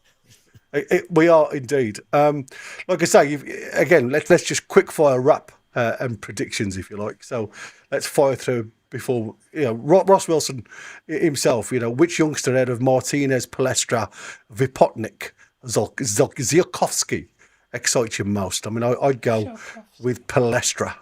If I'm honest with you, I think he's a good player. And Vietkovsky, I mean, potentially. And like I say, Martinez, yeah, who knows? But I mean, out of these guys, I mean, I would imagine you guys don't know much about any of them. So it's no point in me asking which one you would choose, or all four. Ziakovsky and Palestra, I would take 100%. Yeah. Ziakovsky just because he's from Warsaw, Poland. But Palestra, I think, will be the ideal replacement for Tino Livramento if he does go. And we already know Trippier's leaving. Yeah, if you look at what Newcastle are aiming for, the first four is a keeper, right back, a midfielder, and a striker. So to me, they're all going to be gone. You know, you're going to be losing keepers, you're going to be losing the right backs, you're going to be losing your midfielders, and you're going to be losing your strikers. So if that's their aim at the start of the summer window, you know there's going to be players leaving from those positions. And I'm going to leave it at that, because the boys are ready to enter the field of play. Here we go. Christopher. Hello. How's it going? Oh, good one. Very good. Oh, yeah. We're back. 9:30 p.m., ladies and gents. Good show all the way from 6:30 p.m. UK. So good stuff from the earlier boys as well. Now we're going to continue all the way until later on in the late night of over there in the UK. The late night show starting now, folks. Smash that like button. Don't forget to subscribe. Become a member right now. Set up for maximum confrontation and super opinionated debates. The NUFC Late Night Show with Chris the American Man, Derek the Matey Wendy, and the rest of the panel, Monday through Thursday from 9:30 p.m. UK and UFC Talk Radio, the voice of the Toon Army. Hello, everyone. Welcome to the late night show. We got a few things to talk about, of course. Don't forget to smash that like button. Subscribe to the channel if you are new.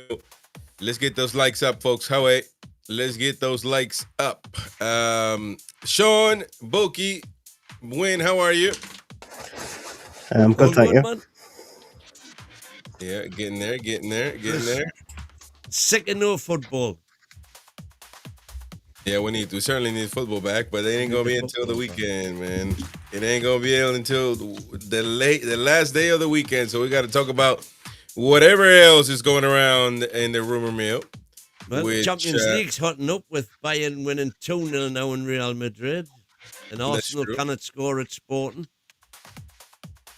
That is true. Bayern Munich up. I mean, a bit surprising that one, but. Not having a good season, Bayern Munich up to the standards, of course, but they're managing to being able to go up 2-0 against Real Madrid. That decimated Man City.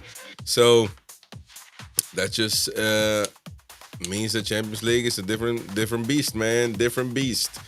Yeah, Sporting and Arsenal tying right now. Of course, you got Barcelona, Atletico Madrid tomorrow. PSG, Liverpool tomorrow as well. I heard that Klopp is knackered. He's leaving Liverpool. Is that the end of the season or now? Slot. I think it's the end of the Slot. Yeah, that's right. Who did I say? Klopp. I keep getting it to. He'll end up going back there, man. No. Well, maybe he will. Maybe he'll go back. He took a sabbatical. maybe that will be it. Mo Salah leaving as well. So Liverpool are looking pretty dire at the moment. Isak hasn't been the signing of the lifetime as they thought he was going to be. So there you go. Yeah. Got a lot of good games in the Champions League. So stay tuned for that, of course. And right. So what do we got? Fingers crossed for Liverpool. No, I don't want anybody to win, especially English teams, man. What's the matter with you? We need Liverpool to win and no, we Aston don't. Villa to win the Europa. How about seventh place gets Champions League?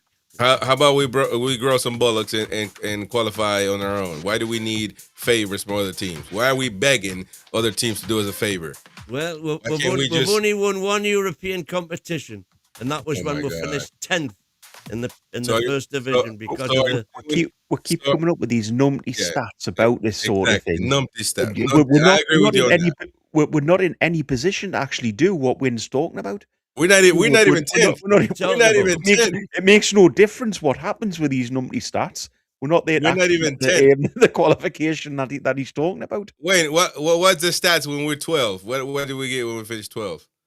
Well, we are currently 4 points off 7th. No, but I'm saying, what do we get for being 12th, as Chris says? You get nothing for 7th, for 12th. With potentially Champions League for 7th, another 4 Well, according points. to your stats, we get nothing for 7th either. So according to you, it's just land on that 10th, and then we can win the Europa League. No, a 7th will win the Europa anyway. But no, but we never won anything with a 7th before. We won everything the one time being 10th. So we should just be 10th. That's what we need to target, right? That's according to your numpty stats. That's what we should do. 10th could potentially win the Conference League, which we could definitely win. Man, you are a pro, but how are English teams performing in the Conference League? Doing very well, thank you. How? What do you mean? Hey, Sean, come on, man. Listen, you expect me to sit here and just, I understand we got to go back and forth. We're going to yell at each other. We're going to debate. It is late anyway. But, Sean, you're out there. This is a comedy show to you, man. Listening to a guy like Win. You're like, come on, man. You can't argue with this guy. No, I like the atmosphere. Like, you know what I mean? Like, I like the hunger to see if we're going to get there, but I just can't. And we're relying on teams. We shouldn't rely on them. It's Newcastle. Exactly, man. We do it our own always way. rely on other teams. No. And how does that work out for us? How does that look? As the teams ever worked out for us? Win. Well, it certainly worked out last season. If you wanna go with the Bokey argument, where it was Villa cocking up that got us in the Champions League. That's not good, man. How can you? The season is 38 games. And? That's where we end up after 38 games. Yeah. Where every team ends up after 38 games. And there's nothing to say we can't finish 7th after 38 games. And what's it to say we can't finish 12th? There's nothing. Nothing to say we can't finish 15th. Exactly, I was about to say, what can we go any worse? Come on, man. Dude, this dude is unbelievable, man. You are just wild, man. I'm telling you. Come on, you have nothing to base your argument on. You just say things just for the sake of saying them. Okay, that's what I'm basing my argument on is the players that we've got available. And how they've done all this season. They haven't done very well this season. They've had a poor season so far. Now we've got one game a week. We've got a lot of players back from injury. Hopefully, we haven't had that confirmed yet. But hopefully Bruno back, Miley back. But do you see any of these players actually putting a performance in, like so the English players, where they've got the chance to go to the World Cup? Because I can see some of them backing out of challenges. Well, that's going to affect their chances of getting to the World Cup, isn't it? Hey, that's a statement. That's a statement that he made there, man.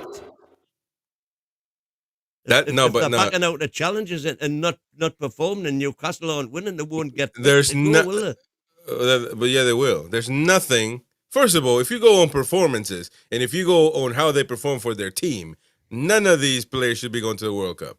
That's just the bottom line, because none of them have performed any good to warrant going to the World Cup and the biggest stages of it all.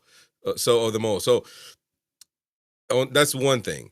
Second of all, So why are they getting is picked? nothing. No.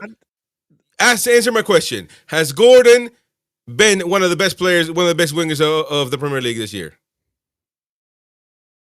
In the Premier League. English. Come on, man. Yeah.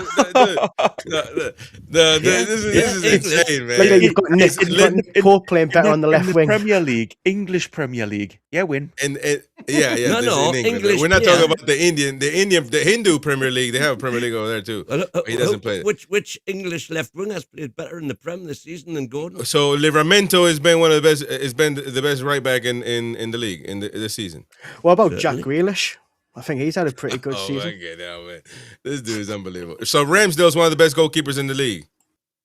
No, but he's Byrne is one of the best center backs in the league. Yes. Harvey Barnes has been one of the best wings in the league. Come on, dude. Stats wise, yes. Nah, come on, man. I'm talking about English players. We didn't talk about English players and which one of the players, the six that went to the international at the start, which one of them deserves to be in the England squad to go to the World Cup? Based on this season. Based on this season. All of them. Based on this season. All of them. Based on this season, all of those lads deserve to be going to a World Cup. That's why they're getting picked. Nah. I would only say if I was going to pick one, I would go Lewis Hall. Exactly. He's only your Lewis Hall for me. And if you're gonna go on Gordon's he's not even on, is he? Is he on the list? Yeah. Oh my God. Yeah. But if you're gonna, he is, isn't he? He is, isn't he, on the list, isn't he? So I don't think just to put this to win, Barnes is a World Cup winner. Ramsdale's going to be potentially a World Cup winner. Come on, man. But We had Bird's a World Cup winner. If they go to the World Cup, of course it could be. So you think they're better English players than we've had in previous seasons? They're the best. They're the cream of the crop. No. But in previous seasons, we haven't had a decent manager. But you're saying Gordon. Do you think Gordon should deserve there? Because if Gordon didn't have them penalties and scored that many goals, I don't think he'd be there. So you think Tuchel is picking Gordon on the fact that he scores penalties? No, I think he picks him. I think he picks him on the fact that he just likes him. Yeah, it's that easy. He just likes Gordon. Because you tell me He's what a good Gordon's winner. actually done this. So that's why I like him. Funnily enough. No, he just likes him. That's it. There's just some the managers have fetishes. Just like you got fetishes, you like feet. You buy pictures of feet online.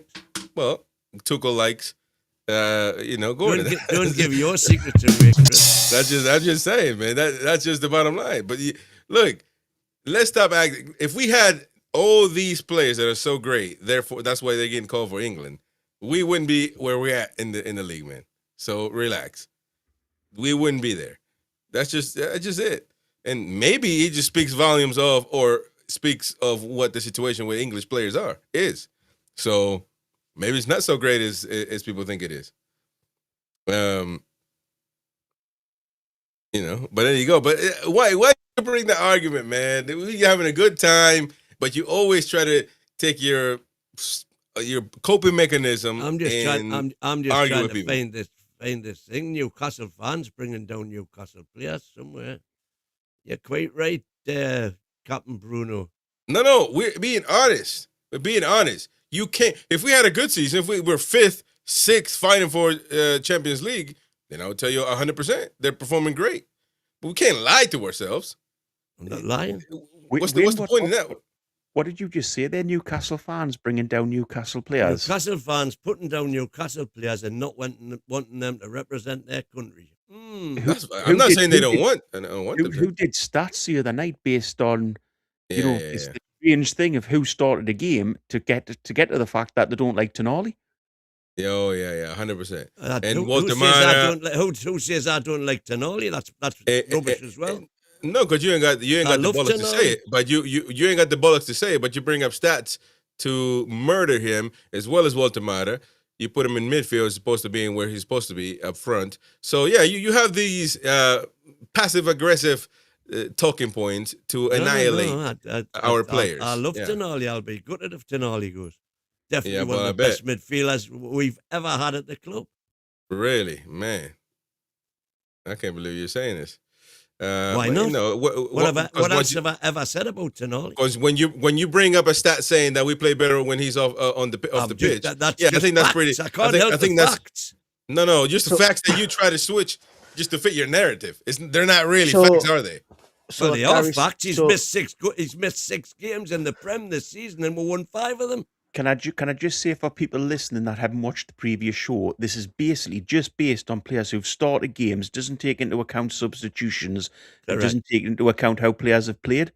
Correct. So calling out individual players based on that is absolutely ridiculous.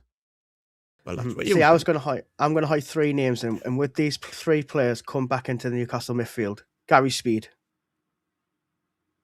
Yeah, I mean, he'd get on for Joe Linton, no doubt. Rob Lee. Well, not over Tonali, but Bruno and them, it's about the same. Not a chance. David Batty. No. Well, hell Batty, we're going to play a 6, but Tonali. I say tonight. That's what I mean. Like, we've had quality, you know what I mean, players, haven't we? 100%. 100%. So that's why we should be playing better. It's not about lack of talent. We should be playing better. We should be in a better position in the league. So this what Wynn says all the time about fans expecting more than we should get is all rubbish, because we got a lot of players now that can compete head to head with the best teams that we had before. So you're talking about Trippier, but you're not going to have 11 great players, man. That doesn't work like that. You got good engines, you got spare tires, you got great players, you got all of them. You got to have a good mix of them. So we shouldn't be where we're at. I mean, I don't know. It could be good comparing them. You know, like Kevin Keegan, when he proved to be back, like when we were back and competing for leagues. Did we ever finish in mid-table? I can't remember. No, he was spending more than what paying higher wages than anybody else. With the spending, man. We're breaking the world transfer record. We breaking records too. You wanted to go back there. We breaking records too, man. See, we have the same argument all the time. What records are we breaking now? We bought our selling records. We broke our center forward. We paid the highest amount on Woltemade. We broke our own record. We broke our own record. Yeah. Win, can I just quickly pick you up on that? Kevin Keegan bought Shearer in his last season. Before that, he hadn't paid anything over the odds for any real player. And I don't think he paid over the odds for Shearer. Shearer was the best player in the world. We were paying multi-million pounds when nobody else was paying Man United always paid a lot of money, man. Stop lying. Chelsea in the late 90s always played a lot of money, man. I've done all the figures, man. So before Shearer was bought, what was the biggest thing that happened in Newcastle? What was the biggest buy? Selling Andy Cole. So we made more on one player than Keegan. So there was other clubs buying players for that amount of money because we sold Andy Cole for 7 million. There was only us and Man United competing then. Chelsea spent a lot of money when they No, Chelsea weren't even in the race then. Late 90s, man. Chelsea weren't at the race. Arsenal. You just look at what Arsenal's squad was worth at that time. Arsenal criminal, man. Come anywhere near us in the transfer market. Nah, get out of it. But they just beat the hell of us. That's how easy it was. Yeah, maybe we just spent it. You talk about that, but we'd just been promoted. So, we spent a lot because we didn't have the same squad as the rest of them teams. Just like Sunderland did now. A lot spent. The promotion squad did exactly what Eddie did with our squad. Went from promotion to third as opposed to promotion to fourth. And then we were second the next 2 seasons. So the promotion squad, which he wasn't spent a fortune on, he managed to get the best out of them as well because he got with it the third. Exactly the same as Eddie did, I. Fair enough. So and then in the fourth season, he finished 6th. And where's Eddie at the minute? We are knackered. Well, in his 4th season, he finished 7th. So he did worse that season than we are now in Eddie's progress. Come on, man. We're good. Well, after that, it just went downhill after that. Well, it Way has lower went than where downhill. we You- finished this fi- season. Finally, it's went downhill. I'm talking about Keegan's team went downhill after that. And by the way, Niall Powell brings in a good point. We don't need to break records to get good players. I agree with that. 100%. 100%. But if you do break records, you will get good players. Not just good players. Great. No, not really. Well- Not really. You got to. Depends on who you spend on, man. What? Money is just what one man decides his asset is worth, and what the other guy is deciding to pay. Get away. Whatever. Thank you for It's that that easy. economics lesson. No, We spent because 50 you million pounds. because you're the numpty that doesn't get it. I can charge 100 million for Trippier. If there's a numpty out there that buys him, well, that's the numpty. That doesn't mean that Trippier is worth 100 million. So we can go on about this all day. If there's somebody prepared to pay 100 million for Trippier, that's what he's worth. Dead simple. No, it isn't. So Nah, it win-win. isn't. Just Get outta quickly on here. that, we're not breaking records. What's the most expensive winger we've ever bought? It's all relative, man. No, you can't. This dude never will lose the You're, argument. you're talking about records. Who's the most expensive winger we've ever bought? In real terms, probably Ginola. In real terms, we paid £4 million for Ginola. Exactly, We £4 spent million 55 then, man. £4 million we- then. We spent No, £55 million pounds on Elanga, so you're saying inflation's gone up. What, 100? Football Jesus inflation, Christ. of course it has. Jesus. No, it hasn't. Yes, what it year? has. What year was that? 19. Shearer, Yeah, world record, that's what I'm 15 trying to find million. out, like. What's the world record now? 190 million. What year was the Ginola signing? 95, 96? 94, I think, right? 96. So let's see what £4 million in 96 is in 2026. That's literally 30 years from now. Literally. Do you want to have a look at the You don't wanna look at this. Do you want to look at the gifted memberships yeah, where we're actually- looking at the figures? Sean Theme Park, thank you very much, man. Appreciate you. He's been, Christina Cage, she's not a member no more. Oh, Boki, you made it that mad. She canceled her membership. Come on, man. Fuck it. That's Now, my what is fault. going on? That's 5 what's going on memberships, here, wow. man. Thank you. Well, welcome, Christina. Welcome back. Joe Linton as well. And Eden Ray, welcome to the membership club. Talks of the Devil. Well, you can tell one is not going to renew, but there you go. Cheers, man. Appreciate it. And as well as Candyman 10. Welcome to the membership. Thank you very much, Sean Theme Park. Thank you, bro. Appreciate you very much indeed. So let me tell you this. Based on 26 inflation data, £4 million in 1996 has the same purchasing power as approximately £9.75 million. So it's just about five-ish. You know, come on, man. That's Get outta general here. inflation. Now let's loosen up. No, general inflation. That's the way it works, bro. You're talking utter rubbish, by the way. No, it's not really. It's not. July 1995, when we bought Let's just- Ginola for $2.5 million, by the way. Let's just go 100% that, right? July Let's just say 1995. No, win. Just go crazy and double that. Let's say it's not worth $9 million no more. It's worth $20 million right now. Let's double that. It's still not enough for you to say world-class winger, man. Shut up, man. No. You're losing the argument. That's I'm the not losing issue, the man. argument. No, So who is the listen, highest transfer record then? Do you know? 190 million for not Mbappe, man. The Brazilian. No, Neymar. it was 200-something million.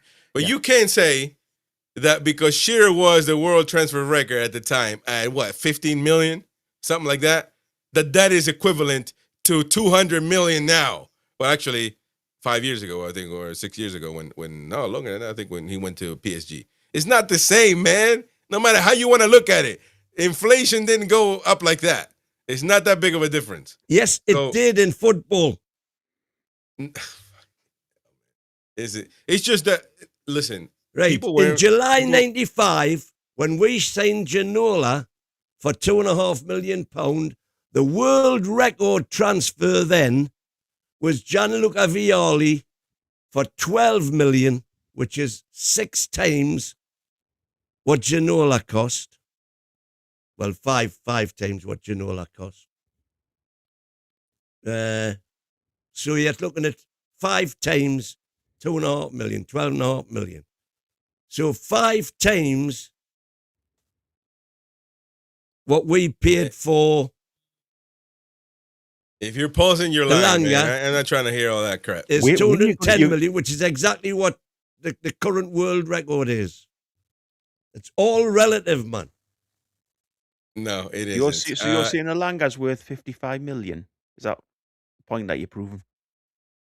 That's not the point I'm proving at all. What I'm saying is you can't compare transfer prices just with retail price index from 1995. Tell you what then. Let's forget all about prices. Who's the better player, Ginola or Elanga? Even if they were signed for around the same price in each time, who picked the best player? Keegan or Howe? Who's the better player? But Keegan, obviously. Yeah, but so even if they were worth exactly the same, and how many times better was Ginola than Elanga? Much, much, much better. That's what I've always thought. If you want an argument, pick a different subject. That's what I've always thought. Elanga's been a flop. So we've spent so in your view, even if we use your figures and say the costs were in relative terms exactly the same, the better signing's been Ginola, and he was 1,000,000 times better than Elanga. I didn't say 1,000,000 times better, but considerably better. So that blows that argument out of the water again, doesn't it? No. But if how many 55, people were signing £2.5 million wingers in 1995? He was the best. He was the best available winger. No matter who we had in that squad, it wasn't same as worth as the one that Arsenal had. They had unbelievable players. So no matter how you want to sugarcoat it, dress it up, it's just impossible. So listen, man, we had a good team at the time, but we got a good team now. We don't have numpties playing around. We got a pretty good team, and we should be a lot better than we are. That's the argument. Ain't that right, Sean? Yeah, absolutely. I was about to say though, if Ginola was worth 2.2 million, what's he worth this current value now? If he was playing now, then 100 million. Times have changed, but obviously exactly that's what you'd have to pay to buy is Ginola now. And if Shearer's worth 50 million, first of all, Ginola wouldn't be 100 million. Let's not lie, man. Ginola wouldn't be 100 million. But no, can I just ask that? How much would Ginola be when we signed him? Would be the question, not how much would he be worth when we had him?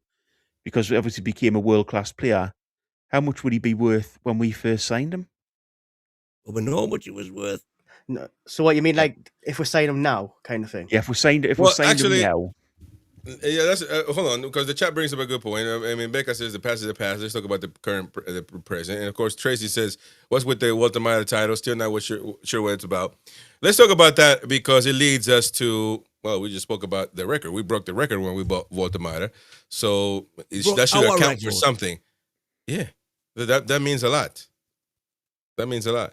So it looks like Borussia Dortmund is targeting Nick Woltemade. That's a pretty big club. For him to be a potential replacement for Guirassy, who we were linked with a while back. Goal scoring machine, to be honest, at the moment. And recent reports suggesting that Guirassy is targeting a move away from Dortmund this summer, and the black and yellows are on the lookout for a potential replacement for the forward. Woltemade has so far insisted that he is not considering a move away from the Premier League, but the situation could change in the summer depending on how the remainder of the season unfolds.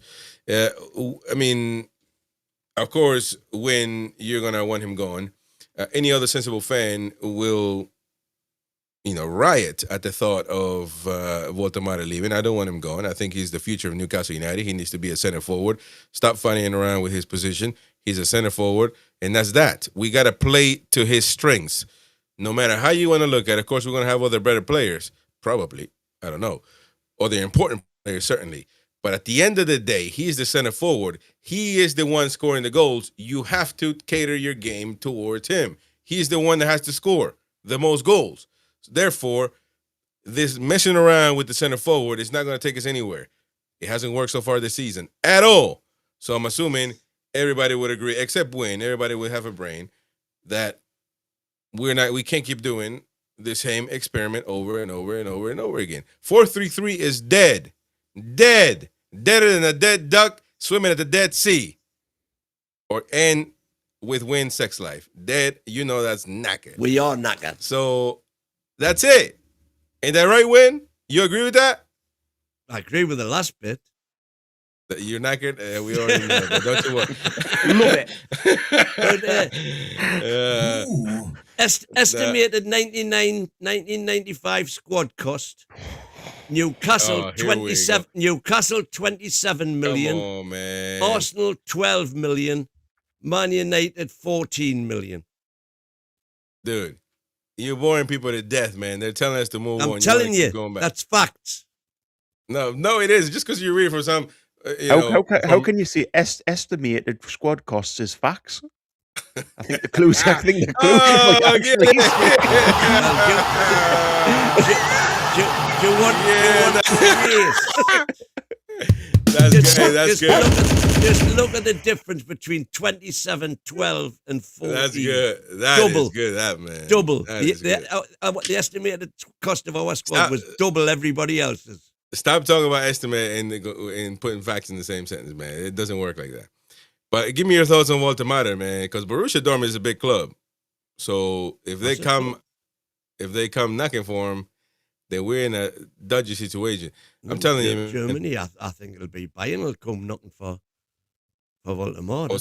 So you're saying we're in the worst position then? I don't know. It depends what we do with them. Yeah, of course it does, man. But we're here to talk. So I didn't know if you knew that. I don't know what you want to do. You want to cut the music on? It depends. It depends how we can incorporate him in the team, how he can incorporate into our team. It's not all one-way traffic. But look at that. And if we can't, we'll certainly not lose any money on him. But look at this. Because that's why the chat is good, because they put comments like this. Love Volt, but if it's over 60, we need to get him going. We need to make a profit on it. But listen, it might. But why? We shouldn't even be entertaining selling them. That's the problem. See, you see how your little agendas come out. You entertain. No, because if I'm given the choice between selling Woltemade for 69 million and selling Livramento for 69 million, bye Nico. So but I would rather keep Livramento than Woltemade. Are you serious? I'm absolutely serious. Dude, you can get, and you got your priorities mixed up, man. Bad, man. The bad. No wonder Hazel just chucked you, man. But listen, Nick, as a fullback, is not as important as a center forward. Never is. You're going to spend millions and millions trying to replace a center forward. But at the minute, Woltemade is not doing his thing as a centre forward. And doing something. But he's not getting played. He had 23 games there, man. Sean, come on, man. Sean, say it, man. Say it. Say what you just said. He's not getting played there, is he? Really? He played 23 games there and did nothing. But if you look at that, though, Nick scored them goals. If Nick didn't score them goals to win the games, where would we be now? We'd be now. Oh my God. We keep saying it because those are facts. There's not estimation there. Those are facts. Without Woltemade's goals, where would we be? And that was never sustainable. 5 goals and 6 shots. Well, you wouldn't know. You just got to keep playing them and see. We did, but 23 games. No, we didn't, man. And first of all, you're not discovering America. You play your center forward there, whether he scores or not. We did, and it didn't work.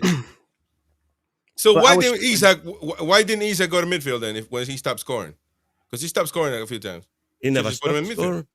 But none of our strikers are scoring, are they? Can we just pull out this conversation and talk about in regards to any player that's played up front for this season? Exactly. None of them have succeeded because the coach and staff haven't set the team up to actually play with them.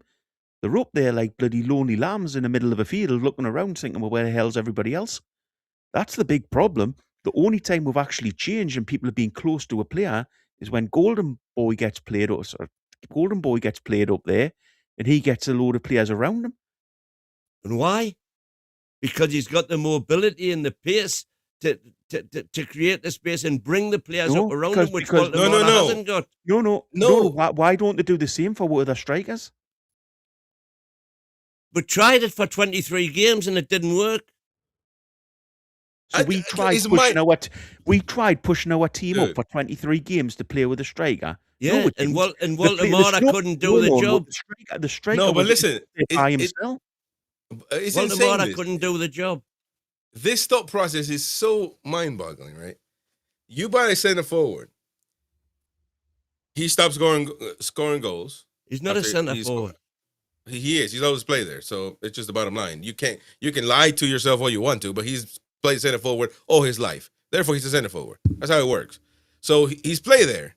He stopped scoring goals, and we think, you know what? I'm just going to put him in midfield. That's going to be the solution. Because if he doesn't score, he goes to midfield. That's the solution for a center forward that's scoring. It's unbelievable. This is insane. It's blasphemy.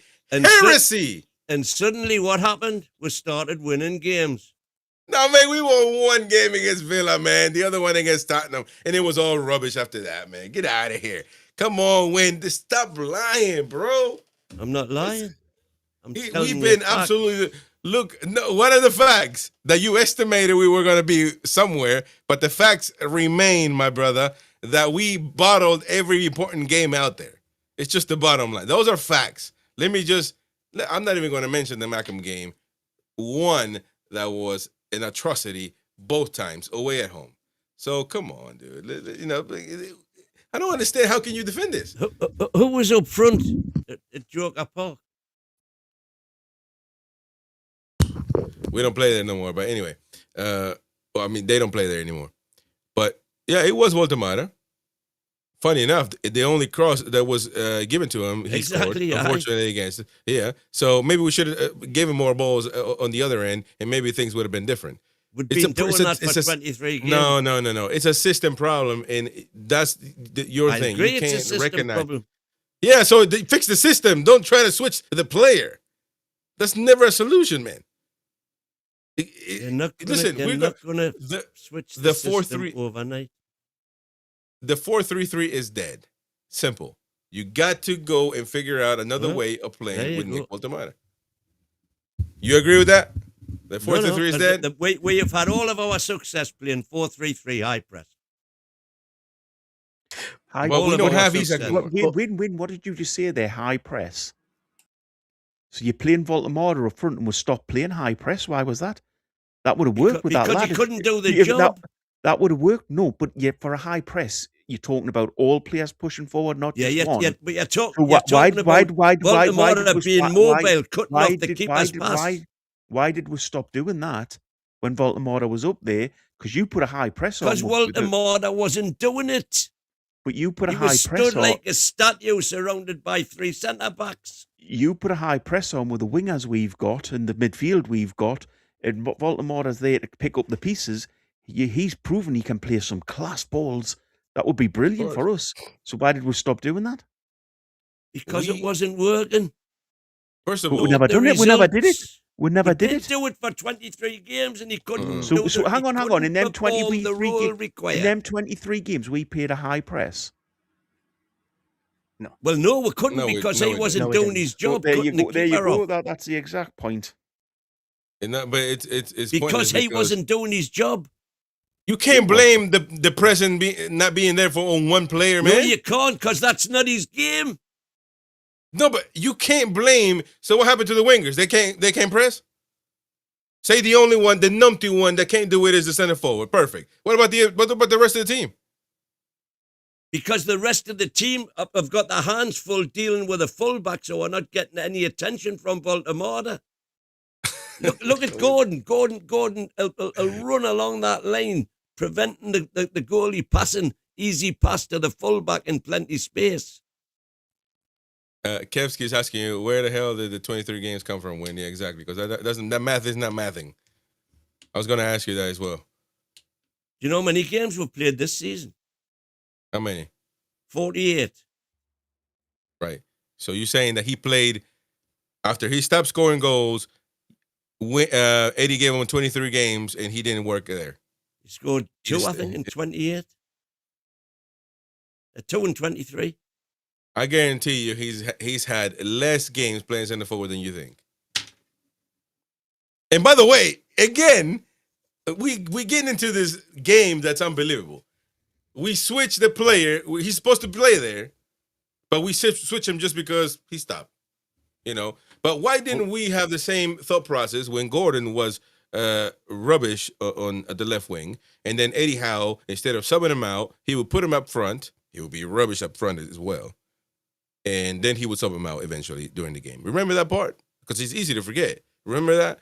When he was absolutely bad at left wing, instead of subbing him out, Eddie Howe would put him up front. He would be as bad as on the left wing, and then he would sub him out eventually. Well, you see, I disagree. Because he kept wanting to give him an opportunity to get himself in the game. It didn't work. But when it comes to Woltemade, out or put him in midfield. But see.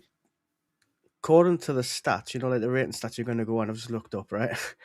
And according to like FootMob, his average rating is 6.4 for the season and 6.6. So he's not. It's an average. That's what they're saying. So he's doing something decent to get all right ratings. But that's playing out of position, not playing as a striker, playing as a midfielder. He was both as a striker. You should have been playing. Exactly. He's the most scapegoated player in the history of Newcastle United in the last probably 100 years and 130 odd years. It's just it's unbelievable, and so-called fans want him out and want him sacked and want to sell him back to Dortmund. They will entertain 60 million. Some say, come on, man, this is unbelievable. You can't.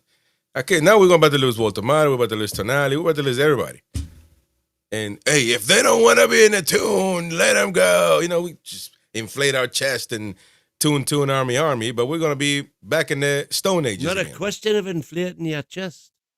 Yeah, it is actually. Instead of saying, you know what, mate, why do you want to leave? Don't Can we make want something to better be for you? here. We don't want them here. Well, no, but that's easy because you can't handle people anyway. You're not a people person. But for example, things happen all the time. But I could inflate my chest and say, you know what, if you don't want to be here on the channel, blah, blah, blah, blah, blah. But instead, I'm like, calm down. Let's talk. What happened? Let's come up with a solution. Let's get it together. Let's find a way. That's how managing people work, man. Stop being like that, Win. Okay, can I just say you have a Win, diamond in your bench. You're the one that started all this off, by the way. You're talking about Woltemade not scoring goals. He scored on average one in 2 goals when he started up front. That's not a bad average for any striker, especially one that your team's not actually a striker. And then when he scored his goals, didn't we? Everybody was going, "Oh, who needs Isaac? Look what we've got now. We've got Woltemade." He scored his debut, didn't he? That was at the start. Yeah. Yeah. Do you know what the worst thing is? Do you know what the worst thing is? Win was the biggest advocate of Woltemade when he signed. He was the one sitting there. I think Woltemade is a great player. He's not a centre forward. Until he had to compete with Gordon, and then of course you can't, you can't do that. Yeah. You can't do that in Win's eyes. But listen, anybody who have a brain would love Woltemade to be on their team, and we can't afford to let people go like that. We can't do it because now what are we gonna do? Now what are we gonna do? We gotta have to sign a striker, another 80 million, and it has to be somebody that runs. But we already got Wissa there, by the way. So what's he done? He's not working either. He's fast. And, he can get out there. He's got a good shot. He's very similar to Isak. So what's going on? Oh, he's not fit. Oh yeah, that's right. Yeah. Okay. I'm already the excuses. I already got them engraved in my memory. Osula, very similar to Isak. Oh, but he's a numpty. He can't headless chicken. Blah, blah, blah. Always the excuses. You see what I'm saying? That prevent us from getting to the main problem. And of course, Win is going to look away at his OnlyFans website, making sure that he's swiping right on Tinder. He's gonna be involved in that right now, ignoring the facts in front of him. No estimation here, Win. Only facts. So from the 25th of October, 2025, to the 10th of February 2026, when he started 23 Premiership games, he scored 3 goals at centre forward. It was only against Man City away But why? that he was dropped back to attacking midfield, What? second striker, attacking midfield, second Okay, striker. let's just For the say, last let's just 4 say, games he played. right. Let's just say you're right. And I am right. no, let's just say you're right. End. And what's your statement? So every player that doesn't play good in their position, we just move around. I'm that saying what you're you saying? cannot afford to go 23 games. Can we Well, how many afford to have goals? a goalkeeper that's giving up goals left and right, wasting points? What do? We put him at midfield. We put him at Depends right what wing. you've got available, doesn't it? How many goals did Callum Wilson score? Goalkeeper's a specialist position.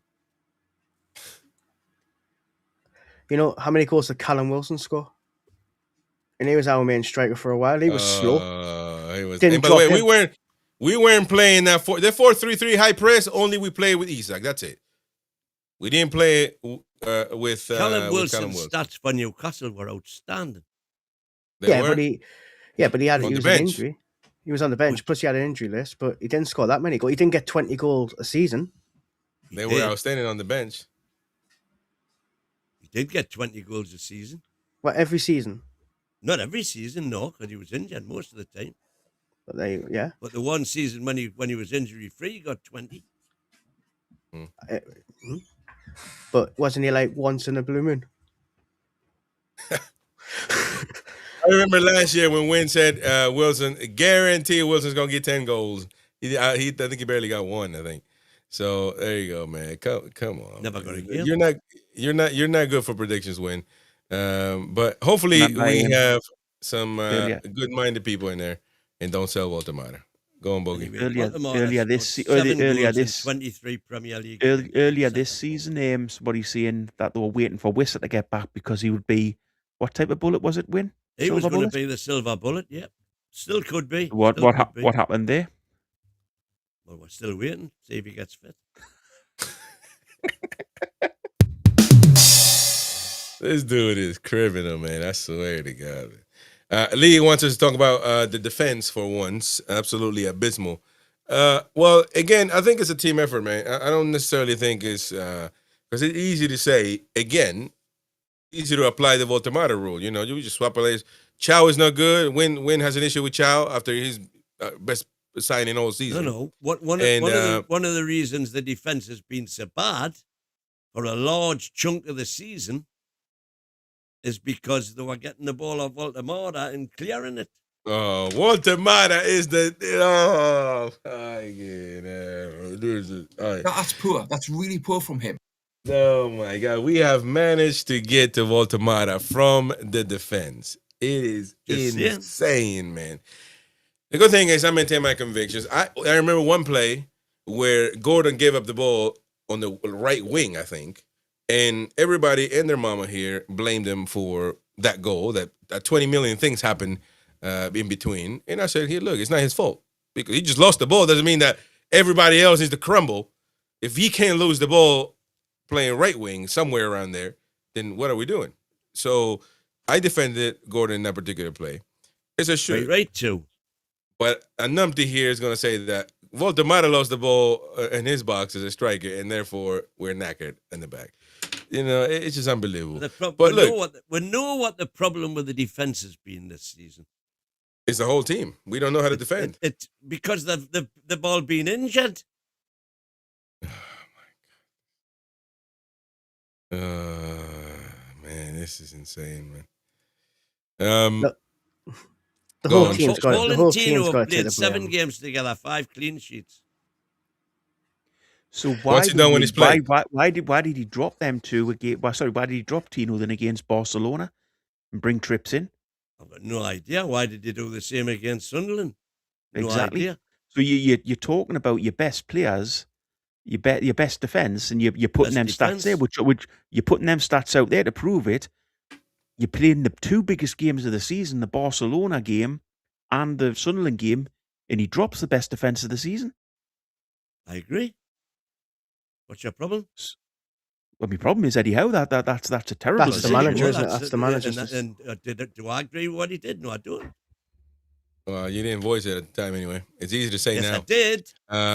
Anyway, I did. I would have definitely had Burn playing against the Mackhams. I've never heard you say that, by the way. No, he did. And what was your reason Maybe for on that? the 'Cause he airline, was a local lad, and he would show passion. Yeah. Well, I And agree then- with and that. then- That's something he would say, definitely. And then I went. You're out your mind, man. We had a terrible game against Barcelona and didn't show any passion and didn't shout at players. And I got back. He isn't a local lad against Barcelona. What I'm saying is, I would have kept the Chelsea defense for Barcelona, but I would have had Burn back for Sunderland. This local lad nonsense, man. I swear to God, man, it's just unbelievable. And I hear it, all the time too. Listen, our whole team is a mess. Bruno said it best one time before the manager decided to, gag him, go against him, and say that he was wrong for saying we were a mess. We're a mess. We're a mess. And that's just the bottom line. The whole team can't figure out how to perform, and that's the main issue really at this moment in time. But we just got to figure it out. We just got to figure out. We got 7 games, and the truth will be laid out in front of us. It's already we can already tell what is gonna happen really. But something again. You're my almost assessment, wishing for it to happen, aren't you? No, not at all. I'm balanced and objective, man. I don't do this nonsense you do. When we go out there in the Toon, we go to the stadium, we drink some pint, we eat some good food, some proper sausages, some hockey sticks, hockey pucks, the little black thing. We eat all that. We have a good time. But when I'm here, I'm doing a job. I'm doing my job, man. I don't do this, get pissed on camera, for the hell of it. So 7 games. 7 games. That's just the bottom line. We got 7 games, and we shall see. We shall see. But my assessment doesn't change. We already got into this position where we have to wait for other teams, where we have to wait for miracles from our players, from our team. So, it's done for me. I don't want to be in this position again next season. Even if we finish in Conference League, nothing changes. We can get there by the skin of our teeth. That doesn't change anything. The progress has been abysmal, and there you go. But I think I agree with you in the sense, I don't know if you're saying this. I think you're just saying it just to say it. But the PIF or CEO will not get rid of Eddie Howe if we finish in Europe. If we barely scrape and barely get there because Arsenal wins and Aston Villa loses and Man United ties and all these things happen, then I agree with you. He's not going to be sacked. I think that's the wrong way of looking at things. You got to look at progress. You got to look at everything that's going on and make that a proper assessment. But we don't make decisions here. We just got to ride the waves. That's it.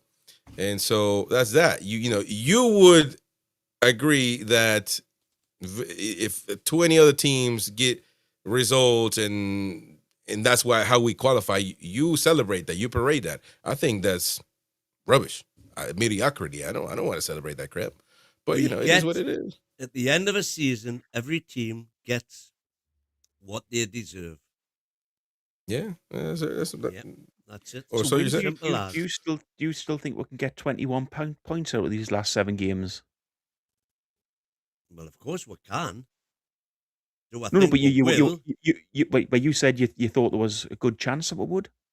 Yeah, looking at the fixtures, you would say there is a good chance, apart from Arsenal away, obviously. But they look as though they've hit another bump in the road. So you think out the last 7 Premier League games we're potentially going to pick. So in a worst case scenario, how much do we pick up? How many points? I know it's 0, but in your view, if we don't pick up the 21, how many should we be picking up from these last 7 games? Well, we should be picking up at least 11, I would say, which would be 3 home wins and 2 away draws. Fair enough.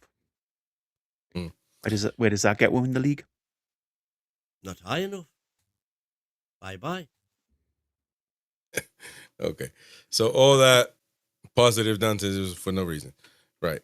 Let's go for No, because it's still absolutely possible to get 21 points and finish 7th.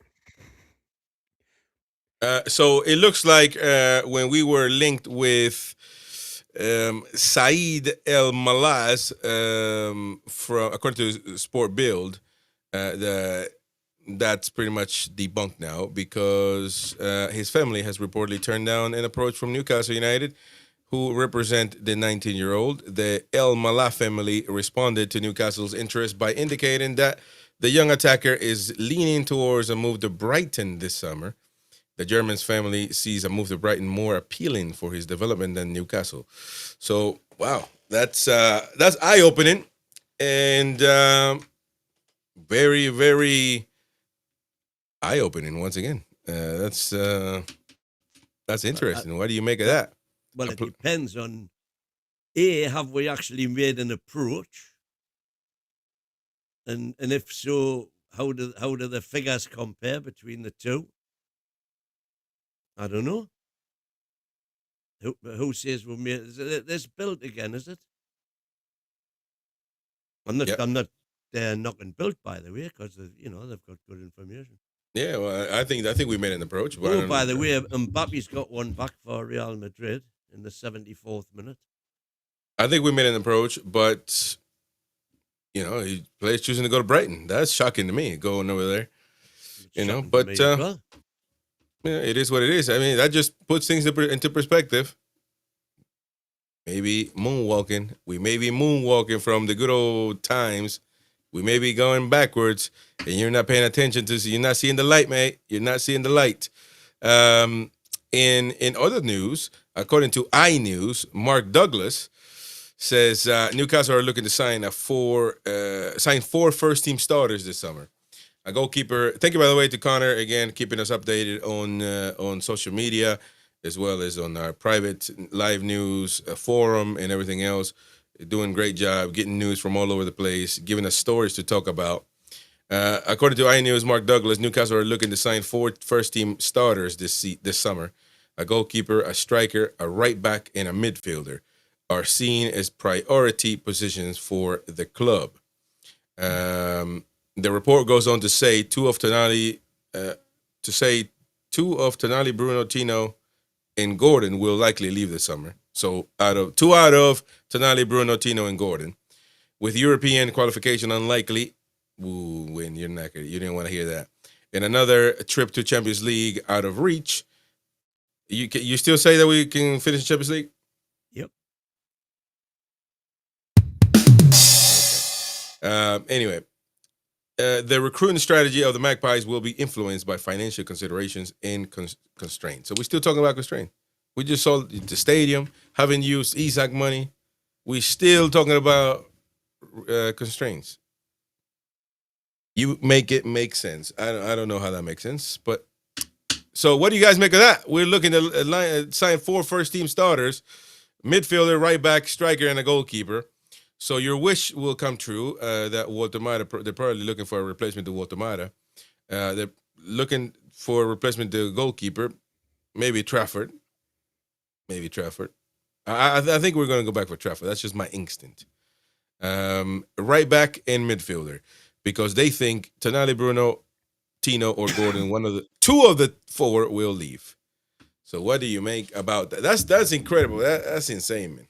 Losing 2 of those. If I was picking 2 to lose, it would be Tonali and Gordon. Of course. Both to Man City. And we'll get... Gordon ain't going to, but they don't want a player like him, man. Trust me.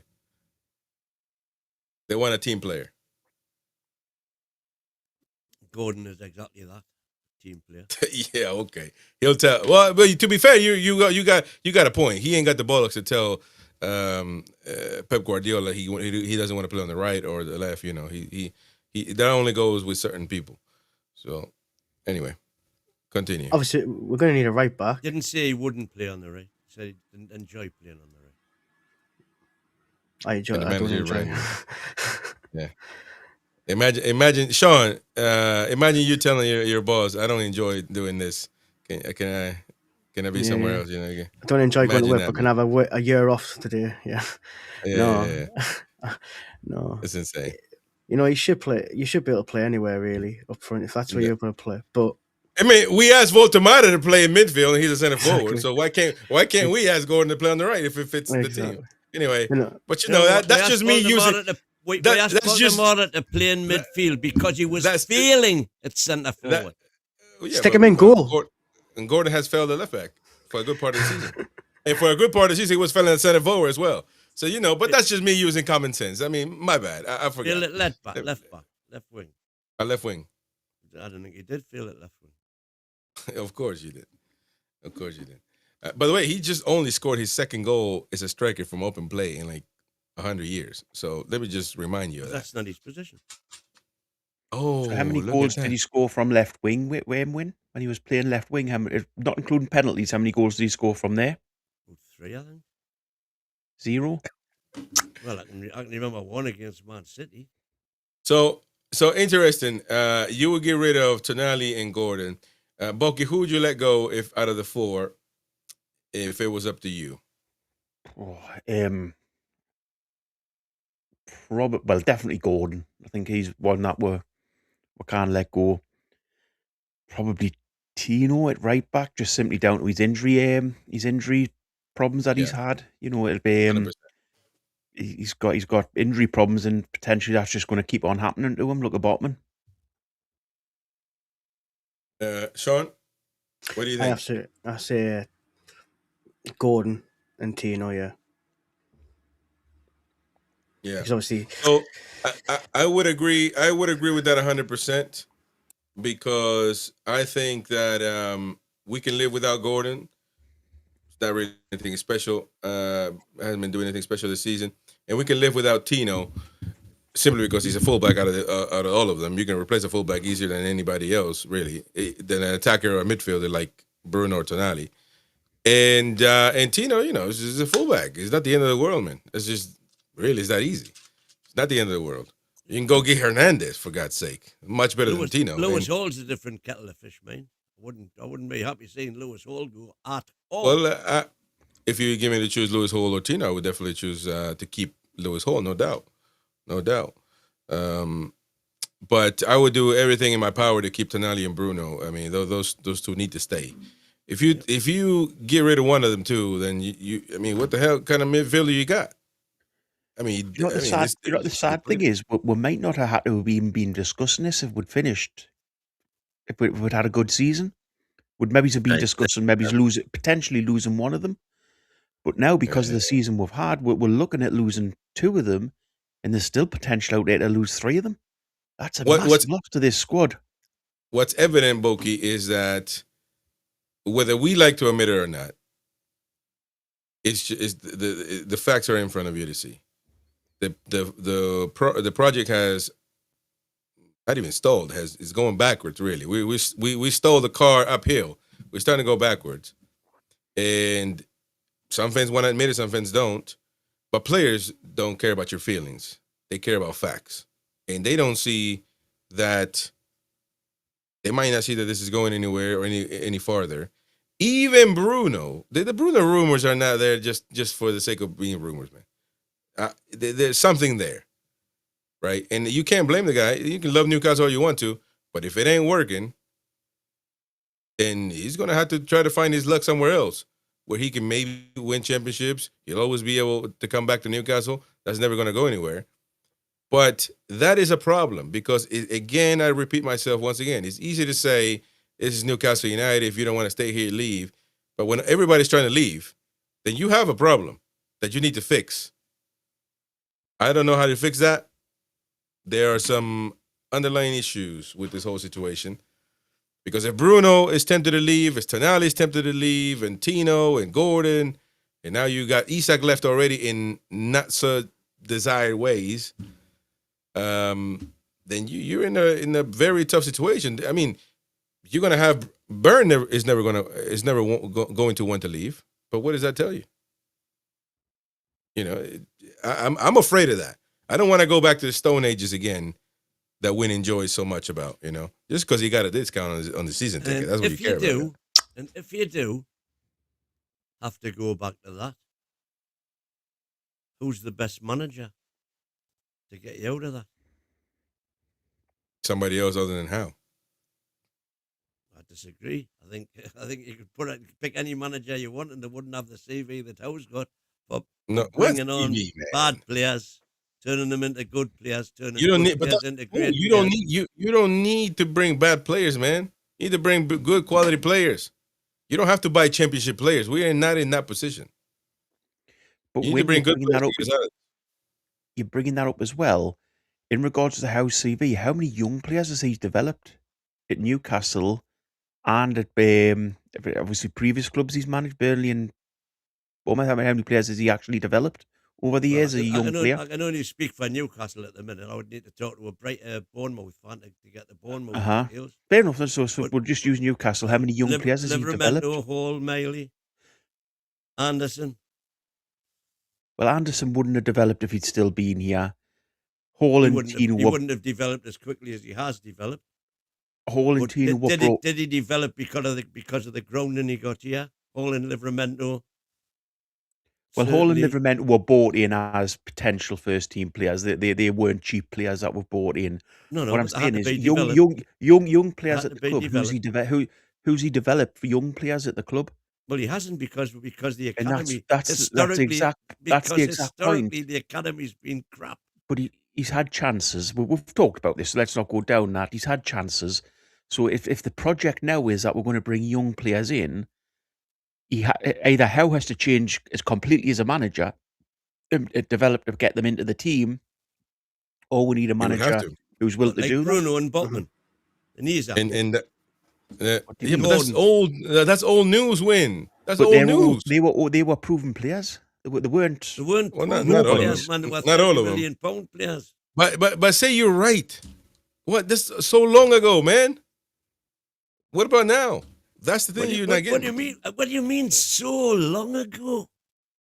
Because Isak is not here. It's pointless saying that. No. The reason Isak isn't here is because Howe turned him from a reasonable player into a world-class player. That's the reason. But I think Jacob Murphy helped Isaac though. So you're going to see it. You know what I mean? And who developed Jacob Murphy? Couldn't get a game under Bruce. But what's he done now? But if you look at Almiron, you've got to say that Almiron had a good season and Eddie Howe. You got rid of him. Jacob Murphy had a good season with Isaac. He's not having a good season now. So, and your point is, that's down to the manager. So this guy that's developed players, he's brought Wissa and he's brought Alanga and he's brought Ramsey and he's brought Ramsdale in. Which one of them has he developed into a better player? Because we were buying the finished article there, allegedly. By the way, so which one has he developed? Yeah. Well, so when you're paying that sort of money, you shouldn't need the development. They should be first team ready. That's why we paid the money for them that we did. Right, but so I see a comment here for about the Saeed El Malaz decision to not pursue Newcastle United and go to Brighton. On X, Matt W, shout out to Matt W, I guess a Newcastle fan, quote tweeting this, and I want to get your thoughts on this take. I know people will say this is cope, but we will always miss out on transfers like this because unlike a Brighton or a Bournemouth, I don't think the club would agree to anything that facilitates a move to a Chelsea or an equivalent down the line that puts players off. So do you think that like a player would choose to go to Brighton over Newcastle because they know that at Brighton they're going to be able to step stone to a bigger club if they perform? Do you think or is that reaching too much? I mean, I guess that could make sense. I never thought about it, to be honest. But do you think that has anything to do with the player's mindset to choose going to Brighton over Newcastle? Well, it could be. Wasn't the saying that Newcastle could attract the players because obviously everybody wanted to be in London, and that was the same, wasn't it? But like we attracted David Gillola, who came to Newcastle back then. But no, I think a lot of it is like agents don't want them in Newcastle. They try and push them to the likes of Chelsea, Brighton, but I don't. Maybe that's part of. Maybe that's part of their. Maybe that's part of their spiel. to get him to sign. Look, we'll do everything possible to push you to another. Maybe that's their business model, to be honest. Well, it is when it comes to really the pattern is there. I don't know if they deliberately say, yeah, we'll push you to a bigger club if you want to later on. Maybe they do use that. Maybe that's part of their pitch. I thought that was interesting comment. I never thought about it like that. But it could be persuasive. So I also had another one where and it came to under the Woltemade news that somebody had posted that we should go for. Let me see here. Oh, there's a lot of people commenting on this one now. But something about we should go for Moise. Oh, there we go. Newcastle should seriously. This is according to Howen says this. Newcastle should seriously consider signing Moise Kean. He's a strong, fast, and direct forward who can stretch defenses and add depth to the attack. With the right system, he still has a lot of potential to unlock. I mean, Italian center forward, Proba International, although Italy is knackered at the moment. But I mean, what would you go for Moise Kean? I mean, that's a good shout. Yeah, I think he's a decent player, man. Proper center forward, mighty win. Yeah. Hey, get off Tinder, man. Proper center forward. I'm just saying how old he is. Oh, he's not old, man. It's 26, man. He's just ripe. Yeah. He's just proper. To his prime. So, Moise Kean, man. I don't know. But Newcastle, are we in it? I don't know. Are we ever interested in proper players? But as a joke, we'll probably sign him. You may put him in centre midfielder, you know. Yeah, he doesn't score a few goals and then chuck him in the midfield, man. That's the motto for center forwards now.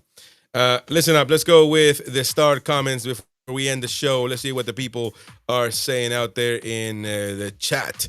Steve Waldo, Keegan started with an absolute crap squad, though. Win. Oh man. What did Eddie Howe start with? That's a fair point. Becca DJ says, "Why are we blaming Woltemade when it's Howe's fault for not playing him in the correct position?" He did play him in the correct position for 23 games. So you're admitting that now he's playing in the incorrect position. Well, correct position as far as you're concerned. No. Proves it. You're knackered, man. You already gave it up. John Brown says, Chris, have you forgotten about Joe Linton, who couldn't hit a barn door up front, and what happened when he went into midfield? Ha ha ha. Yeah, I don't think that's a good comparison. But Pablo says it worked for J7 because he is significantly more athletic and strong. It's not Nick's game, so I can't judge him on it. Might as well put an under 19 player in there. Michael, he played deep because he's got great feet, says Michael. Niall Powell, we got a great striker. You pander to Isak. Why not play to Woltemade? Yeah, but that's my point as well. Because he cannot do it. Isak is not a proper center forward either, and we played around him. We played around the center forward at the time, and it worked. Imagine if we do the same with this one. Yeah, with a high press. Well. With Isak, it might work faster. Well. You cannot compare Isak and Woltemade. No, we didn't do that with Callum Wilson. We didn't high press with Callum Wilson. We did it with Isak. It worked with Isak. We catered to Gareth Isak, and then it worked. Wingers were Wilson. I'll tell you what I'll do. I'll clip an old show that I've got saved where Wayne actually goes on and talks about Isak not being a proper striker. Exactly the same argument. Oh, man, he used to do it all the time. He's still not. He can't hit a ball, and he's that. Yeah, but we got results. That's what you're talking about, right? That's all you go back to all the time. We got results. Michael, Gordon off the ball. Gordon is off the ball. Running was excellent. I'd sell him. Gaza says NUFC are stepping stone. Always have been. Kevski, Woltemade needs to play with inverted wingers with overlapping fullbacks, and Eddie chose to continue playing with Isak. With the Isak way to a player that hasn't gotten any pace to run in behind. Lee Talk says, I bet Wynn has been interviewed of Ella Murphy outside of St. James's Park. Do you know Ella Murphy? Yeah, what that means. I don't even know. But he also says, why don't we talk about the defense for once? Yeah, we did talk about that one. Niall on the injury chestnuts again. There you go. Here we go, man. Always Win bringing up the same old excuses, bringing him up the same old bag. Unbelievable. RSL, Win reminds me of Waldorf and Statler from Muppets. I remember that. I don't know about that one. Jimmy Ray Two here old says, guys in the box. so why is he playing there when if it's not his position? Ooh, there you go. I don't know which position you're talking about, centre forward or attacking mid. Becca, 100% Chris. Thank you very much, Becca. Appreciate it. Tony says, most of our players have been crap this season. True. But if they're all crap, and most of them, something else is the problem, not the players, in my opinion. Old coach said that, by the way. Pablo Celtino, while his stock is high, Tonali, he probably wants to go. Gordon, if we get a great offer. There you go. More comments here. Fabian Hunter. Rumors are mostly to support Big Six. And, of course, players think about switching the clubs if they can earn double or triple the wages. Will be difficult to change with FFP or SCR. Well, the most fans seem resigned to lose those three players. John Brown. The lack of disrespect is alarming from you. I think that is. From us, Mind took Bournemouth from Division 4 to an established Premier League team, won our first trophy in 70 years, and 2 Champions League runs. Wow. Last one there, Nio. I think Sandro goes to Man City, and we don't sell Tino or Gordon. There you go. Lovely. Listen, we got to go. It's been a lovely night, of course, and I got to take my kid to play American football. Flag football is little kids. So there you go. That's what it's called here, man. By the way, I'm not even going to mention this guy, but anyway. There's a politician that said that we should, in America, change the NFL name to something else because proper football is soccer. It should change soccer to football. But I can't mention his name because he'll cause riots. And by the way, I'm leaning towards that side anyway.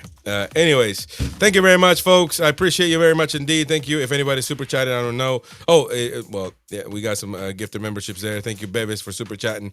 Thank you, Persake, for the gifted membership. Thank you to Sean Theme Park for that one, mate. Appreciate you very much. Goes a long way. Thank you, one and all. Disagree or agree, we're all here to have our say. Thank you very much. Away the lads. Away See you the next time. lads. Tomorrow, late night show hosted by Jack Cunningham, as well as, and of course, the panel.